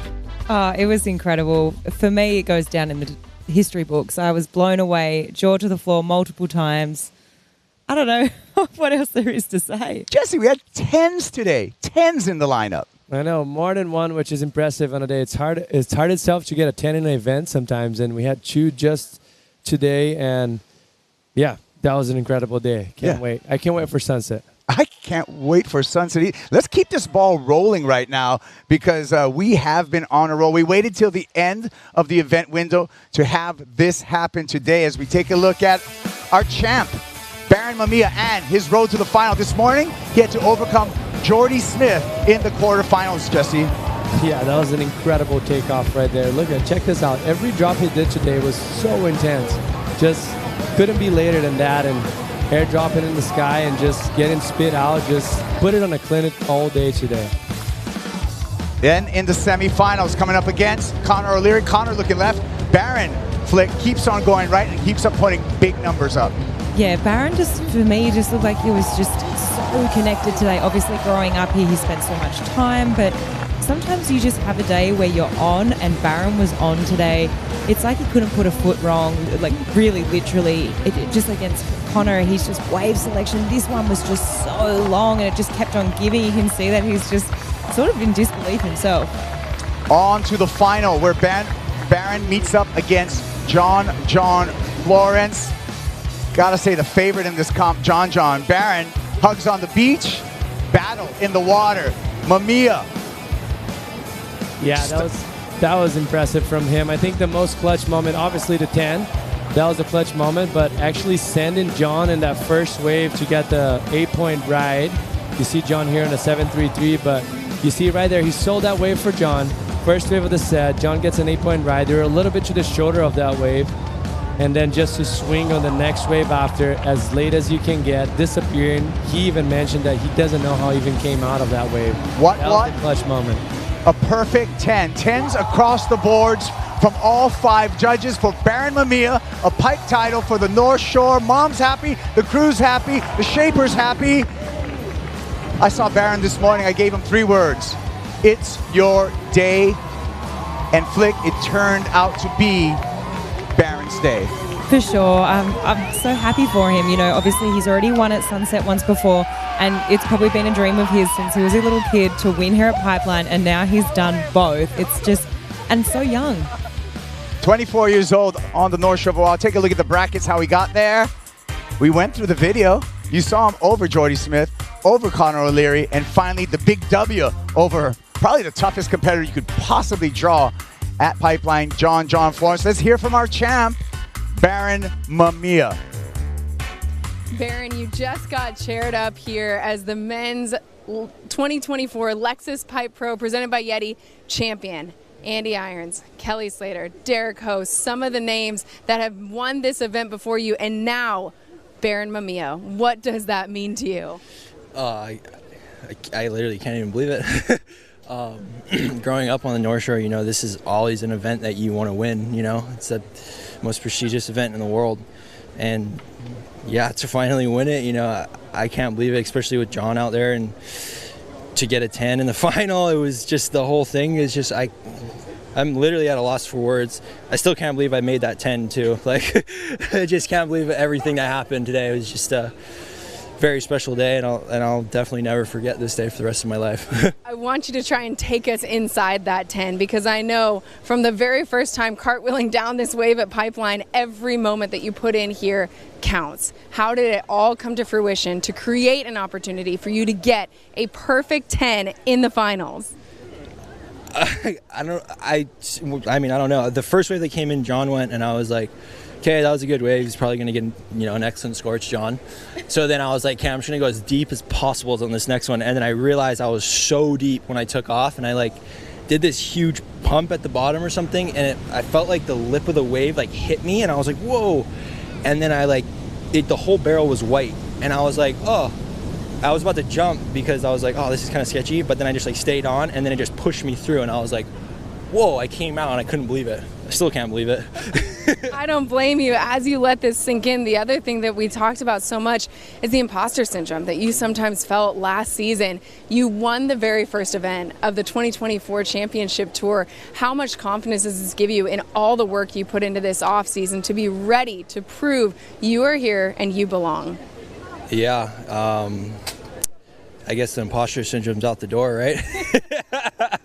No, yeah, you know, I'm just I'm so blessed. You know, it's taken a long time to get here, and you know, we work every day, and you know, it's always a fight every day to just try and, you know, keep going and learning and everything. You know, it's hard, but you know, there's these moments, and these moments are the ones that'll live forever. So. Leave no doubt, Baron. Congratulations. Is there anything you want to say to friends and family right here at home on the North Shore rooting you on?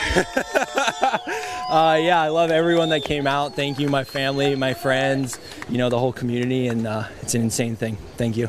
Congratulations, Baron. Right on, thanks.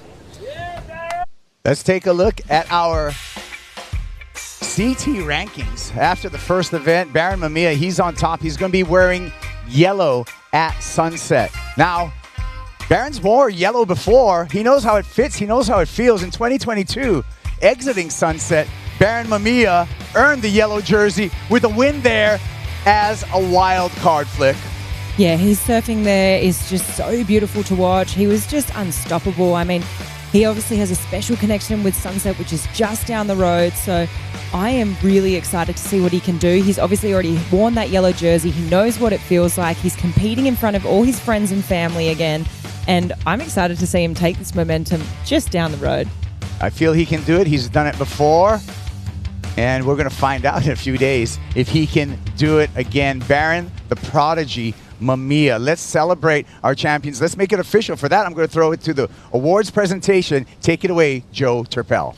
Thank you so much, Kaipo. Thanks, everyone, for coming down. This is such a beautiful day in pro surfing history. Thanks for joining us for this presentation for the Lexus Pipe Pro presented by Yeti. It'll go down as one of the greatest days that we've had in surfing history, especially here at Pipe, and to kick off the brand new year in 2024 on the World Surf League Championship Tour. Today it was really amazing for all the best women in the world, really getting to show what they can do. Given a platform and pumping conditions at Pipe and Backdoor, the women put on a show that we will never forget, along with 10-point rides from Molly Picklum, and obviously more 10 started coming in the men's final as well. We want to thank everybody down here on the beach with us today, and all the locals here on the North Shore for giving us this beautiful lineup at Pipeline and really sharing that spirit of aloha with us every time the WSL is in town. The performances are always raised when the levels raise, especially when the waves are as good as this. This is one that we're going to remember for a long time. Just first, everyone standing here in front of me, sorry, the PA is not going on right now. It's in progress, so stand by. We're going to need you here, though, because our champions will be up here shortly, and so will the PA. I'm going to continue for the broadcast happening around the world. We are so grateful to be kicking off this event here in Hawaii, the birthplace of He'enalu as a cultural practice and a competitive sport. We'd like to mahalo first and foremost the Kanaka Maoli and also the Kama'aina, who for generations have embodied true aloha in sharing and perpetuating surfing while stewarding the oceans and coastlines for everyone to enjoy. Mahalo to Hawaii, the North Shore community, and to all those who have come before and are here today, bringing us together through surfing. Thank you so much.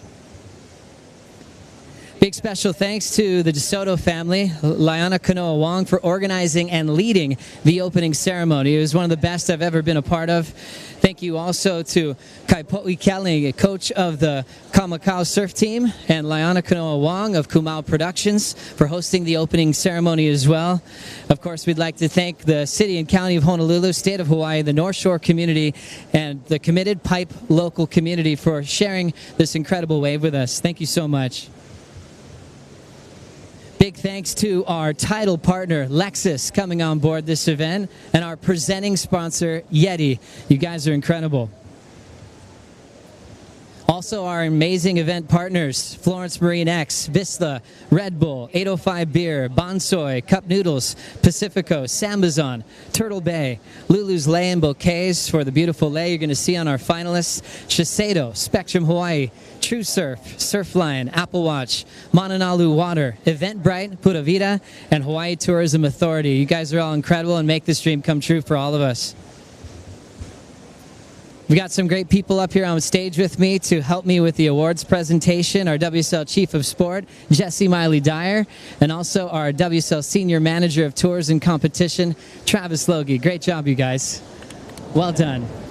PA is going to be up shortly. You guys don't worry, as we get to a great part of the awards ceremony, because I'm going to end up throwing it back to Kaipo on the 805 post show. We're going to work on the PA because I don't want you guys to miss this. We'll be right back with the presentation continuing. Those mischievous menahune. That's another Hawaiian word for today. It's Mahina Olelo Hawaii month. It's Hawaiian language. The menahune is sometimes these like little creatures sometimes that crawl and cause some mischief. So while we got some time in the awards presentation, we're going to talk about Katie Simmers and our champs road to the final. Katie Simmers started the morning by beating Tatiana Weston Webb, Flick. Yeah, Katie just absolutely started this morning off with a bang, a 9.17, and it was the first wave in this heat of the day for her. And you know what? She said that she actually hadn't had any waves like this whatsoever in any of her warm-ups. So to just have the lineup to herself and to be able to score amazing waves like this, she just couldn't believe it. She was getting super frustrated in her free surfs, not being able to string anything together. So, yeah, that must have felt good to open up the day like that. On to the semifinals, where Katie would face Brisa Hennessy. And in a grindy one here, Brisa had the lead for most of the time than Katie. Jesse came back with this. Yeah, just what was so impressive for me was just the ability that her and Molly were able to put themselves under the lip. Like, it's very rarely you can see that on the women's side, and they were doing this in like big conditions, very heavy. It was impressive to watch that. Finals with Molly Picklum. Molly with a perfect 10, with a 10 actually in the semifinals. Molly came out firing. It was a high-scoring final, but at the end, Flick, it was Katie Simmers. Yeah, it was Katie in the end that, you know, she got this beautiful wave here in the 8th. Really technical wave to surf, super gurgly, a bit foamy. She got a second wave where she actually ended up going to turns, and you know what? It ended up paying to her advantage, and I don't even know if Molly could have seen that that's what she did on this wave to get this three. And so, yeah, Molly just obviously had that single highest wave score, but Katie just coming out on top, and yeah. Third career win for Katie Simmers in her sophomore year on the championship tour. She's a phenomena. The change of the guard with the women, we keep on talking about it. It's already unfolding in stop number 1 of the championship tour. Let's take a look at the bracket on finals day. Simmers over Weston Webb, on to Brisa Hennessy, and then a hard-fought final against a charging Molly Picklum. By the way, Molly Picklum, hats off today for all of her performances. Let's hear from our champ, Katie Simmers. Katie, what a way to start out 2024. You and Molly are the two who have been pushing the competition this entire time. How did you push each other in the water? Yeah, Molly's a good friend. She's a pipe master. She's freaking such a guru out here. She's like probably the best girl out here, in my opinion. Just going both ways, she's like insane, and so I was like pretty terrified. We were like talking about it out there. We were like, I don't know, we made it here, you know, like it's pretty cool. But I don't know. Just thank you everyone kind of from Hawaii who lets us come and surf their waves and like get barreled and just do all the fun things in surfing. I don't know which is more exciting for you to start 2024, that you got the win or that you got all the barrels in order to do it. How much confidence does this give you moving forward?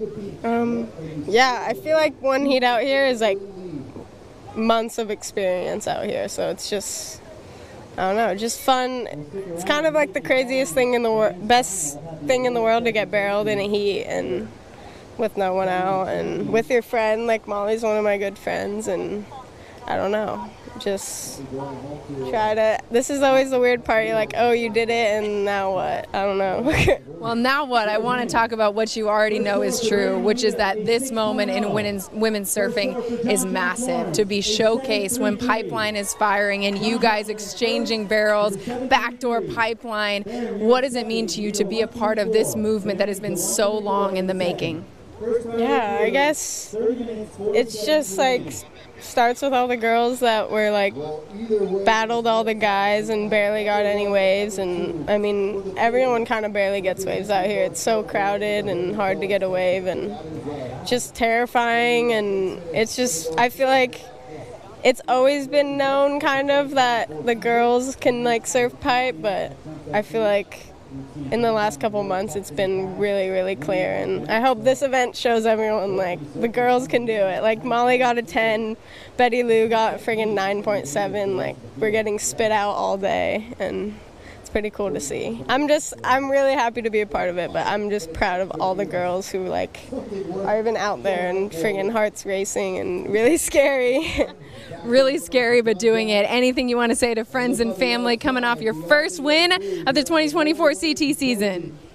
Yeah, thanks all my sponsors, my family and my brother and my boyfriend who's here, and I don't know, everyone, from Oceanside, and thank you Pipeline, thank you Hawaii, and kind of everyone who holds it down here and keeps it like the best place for surfing on earth, I feel like. Well, and thank you, Katie, for the show you put on. We'll send it back to you. Oceanside, represent. You're going to be proud. Pride of Oceanside. She's on the top of the rankings right now, heading into stop number 2, CT stop number 2, going to happen up the road at Sunset Beach. Molly Picklum, number 2 in the rankings, in a really, really good position, and Molly's going to be very comfortable going into Sunset because she's a defending champ. Pickles, the 2023 winner, Jesse. Sunset was Sunset Point, but Molly Picklum put on a show, clean rails all the way on the road to a victory there at Sunset. Yeah, and like when it's that small at Sunset, it's very tricky to find the waves. Like the wave that kind of hits that shallow shelf and it goes into deep water pretty quick. And she was able to find great waves and just applying just the perfect amount of pressure to get the speed throughout the turns at Sunset, which is very hard to do. And yeah, that was actually a beautiful sunset day. Just not that big, kind of playful. You don't get smoked by sets, so they're able to, tear it apart. I think Molly's power surfing game has gotten even stronger since then. I think she's even more powerful, so it's going to be even more exciting to see her this time around in just a few days. I'm with you, 100%. Coming out of Sunset, she was wearing the yellow leader's jersey into stop number 3 last year in Portugal. Well, let's see Molly, let's see Katie, John, and Baron. It's back to the Prezzo with Joe Turpel. Thanks so much, Kaipo. Hey, everybody. How's it going down there? Thanks for bearing with us. We got the PA up. The waves are still firing. This is just the best show on earth, and you guys are all such a huge part of it. Now we can officially do the champions presentation for the Lexus Pipe Pro, presented by Yeti. Let's get right to it. Your men's runner-up. Let's hear it for local boy, John Florence.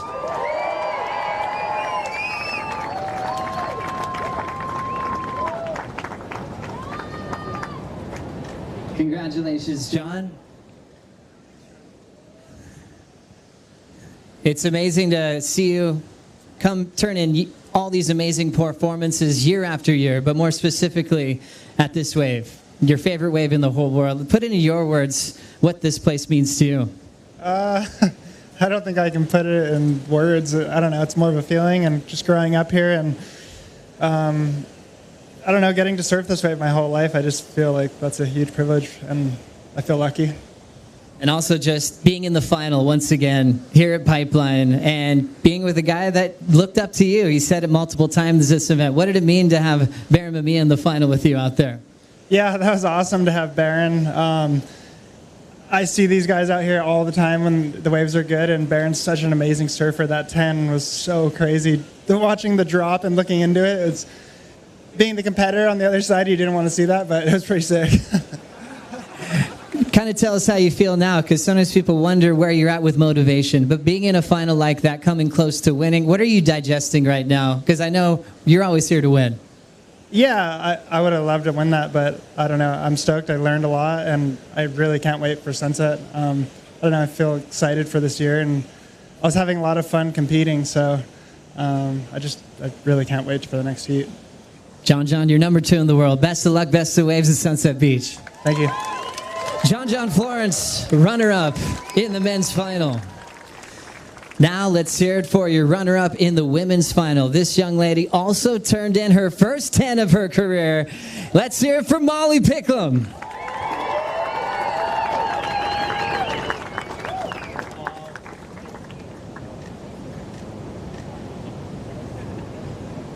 Molly Picklum, now number 2 in the world. She'll be heading to Sunset Beach, a place she's won before.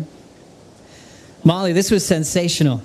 From every round, different sizes, you were getting all the best scores on the 805 post show, winning the post show in the excellent range. But today was different.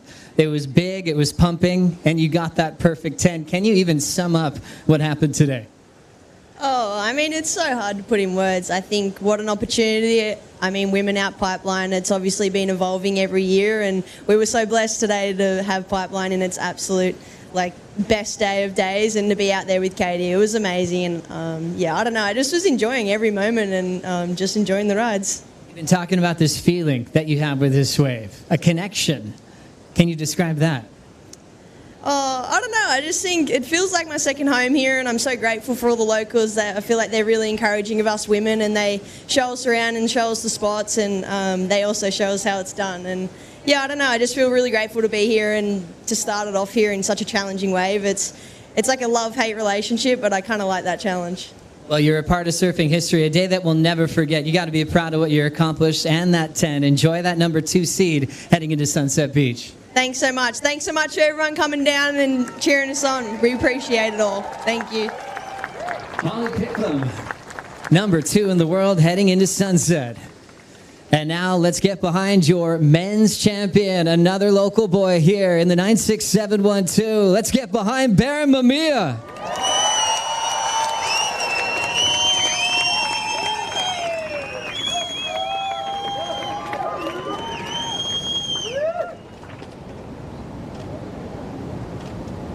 There's always these dream heats that you're trying to create on the heat draw.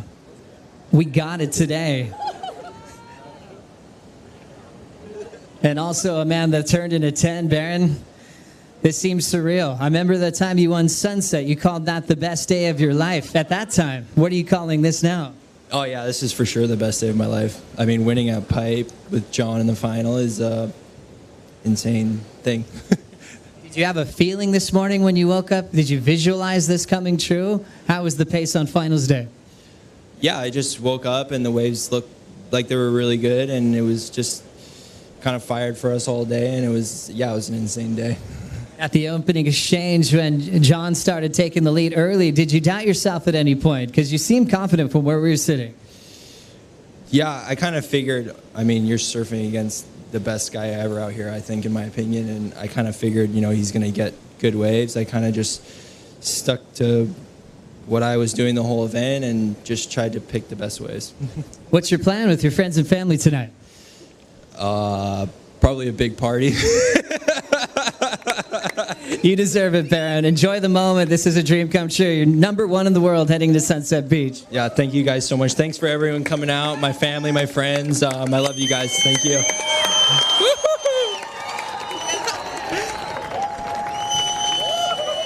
Baron Mamiya, your champion. And now number 1 in the world. He'll be wearing yellow over at Sunset Beach. Now let's get behind your women's champion representing Oceanside, California, Katie Simmers.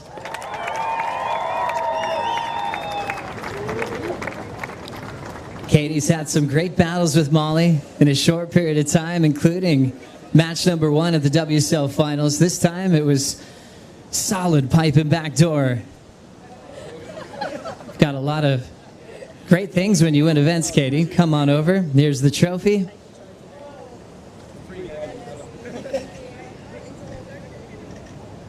Why don't you hold that up real quick? We could do the interview afterwards.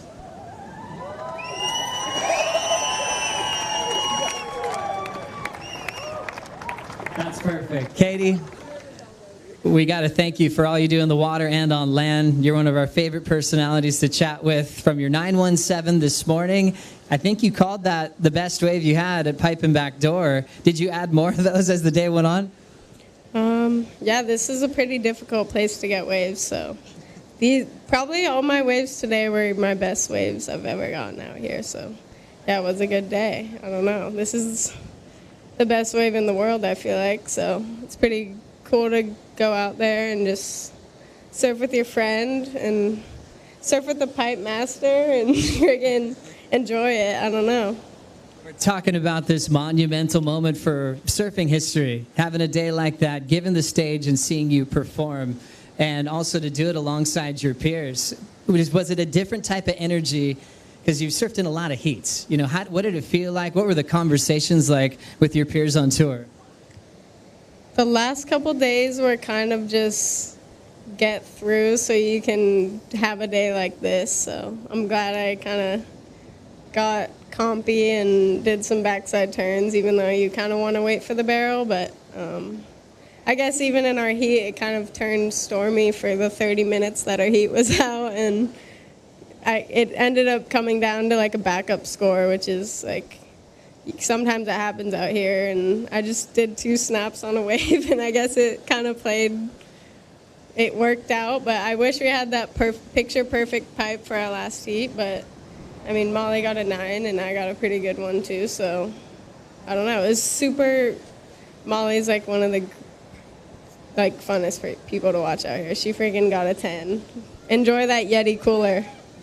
But, I don't know. Thanks, everyone. Thanks to like all the kind of people who live here who hold it down, and this is a pretty amazing place, and thanks for having us, and yeah, thanks to my sponsors, friends, family, everyone who kind of makes it a little easier for me, and it was a good day. Enjoy the moment. Congratulations, Katie Simmers, and enjoy that yellow jersey heading into Sunset Beach. Let's get it behind our champions once again. A Lexus Pipe Pro presented by Yeti, and a finals day that we're never going to forget. Keep the celebrations going on the beach as I'll send it back to Kaipo on the 805 Post Show. Thanks so much. Thank you, Joe. Wow, what a way to start the year. What a way to start the 2024 Championship Tour. Some youngsters up there. Epic waves for finals day. There's so many things that just made this a perfect start to the season. It's a good omen. By the way, it's the year of the dragon now. We just converted into the year of the dragon. That's got to be a good sign, Flick. What is the year of the dragon? It's a lunar calendar right now, so we went from the year of the rabbit to the year of the dragon right now. That's what we're celebrating. Okay. Strength and prosperity, all in the year of the dragon, and that's what we just got through. Wow. All right. Well, bring it on. I'm liking this year of the dragon already. You know what I like too? I like cup noodles. And the Nissan cup noodle wave of the day, we had to split it. Why? Because we had 2 10s. First, Molly, pick them, Jesse. I mean, we wanted to split it even more people next time, but that was amazing to watch Molly. For me, that was the best backside tube riding I've ever seen a girl do it. And to put it on a heat, that's impressive. And just to let the rail go in that last end bit, that was showing so much confidence. And yeah, she just killed it. And then Flick, Baron Mamiya. This was a perfect 10. Every judge gave this wave a 10. Yeah, this was unbelievable. I mean, Baron even said it himself. He didn't even think he was coming out of this, and then all of a sudden he said that the lip sort of hit him, and then he just got projected out. They said it went all white, and then all of a sudden cannonballed out, and yeah, all judges giving it a 10. What a way to do it against John in a final to take your first win at Pipe. Yeah, talk about a dream run. 10, beat John, start the year in the yellow jersey for the North Shore's Baron Mamiya. It's a bunch of feel-good stuff right now. It's a great day. Well, we got another competition that's happening as well that we're kicking off for finals day. Scoring starts at the quarterfinals. Let's take a look at our Vista CT Shaper rankings. Ooh, Channel Islands in that first place position with Baron helping the cause with 10,000 points. Look at top 5, Jesse, Chris Borse, and he only has one rider on tour. Yeah, the lone wolf and taking out 10,000 points, almost as much as anyone else right there. So that's huge from him to actually be able to make the top 5 only with one athlete, and it's a talented athlete. Our defending champ, Matt Biolis, lost surfboards. They got some ground to make up, but good news is we got 8 more events on the championship tour for all of that to change. And now it's time for our top 5 moments of the entire event. It started with a rookie welcome. Welcome, Kate Madsen, to the championship tour. Number 5 was this. This was absolutely death-defying. When I watched this, I couldn't believe it. He just free fell through the sky. Looked so bad, but he was actually okay. Surprising. Surprising, yeah, because that's the worst place for you to fall on a wave. Right on the peak and just falling so awkwardly. That was crazy. Number 4, the mastery of the Bonsai Pipeline and Backdoor flick by John Florence. Oh yeah, this romance, I just continue to love to watch it. It's just so beautiful. He just has this wave on lock. He knows every inch of this reef, and yeah, just put on an absolute masterclass out there. He's still the best to do it. I know he didn't come out with a win today, but you can't ignore the talent that he has out here.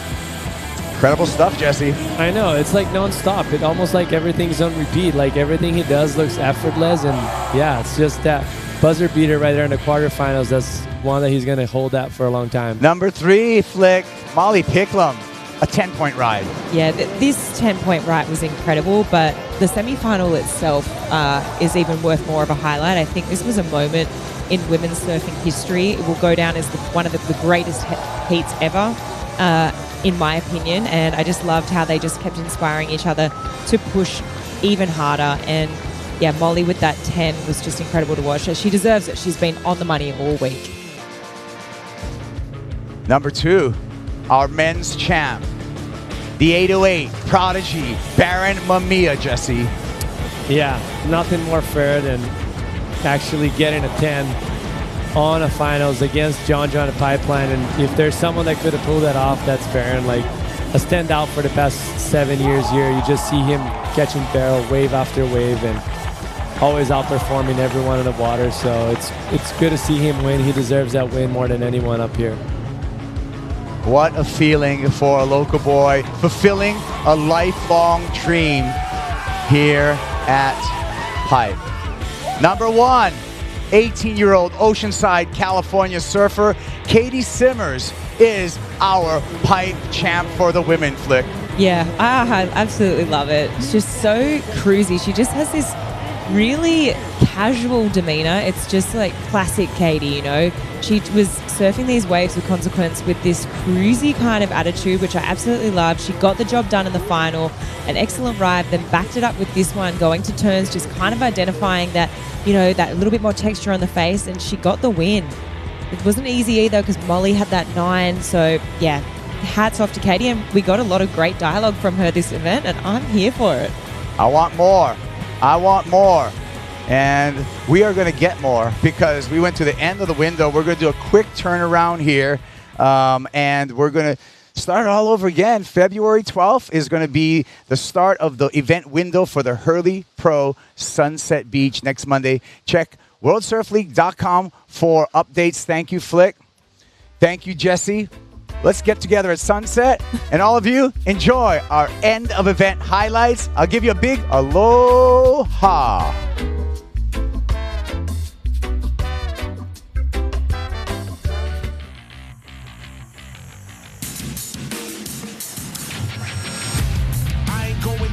I'm going in. This ain't nothing new, this is who I've been.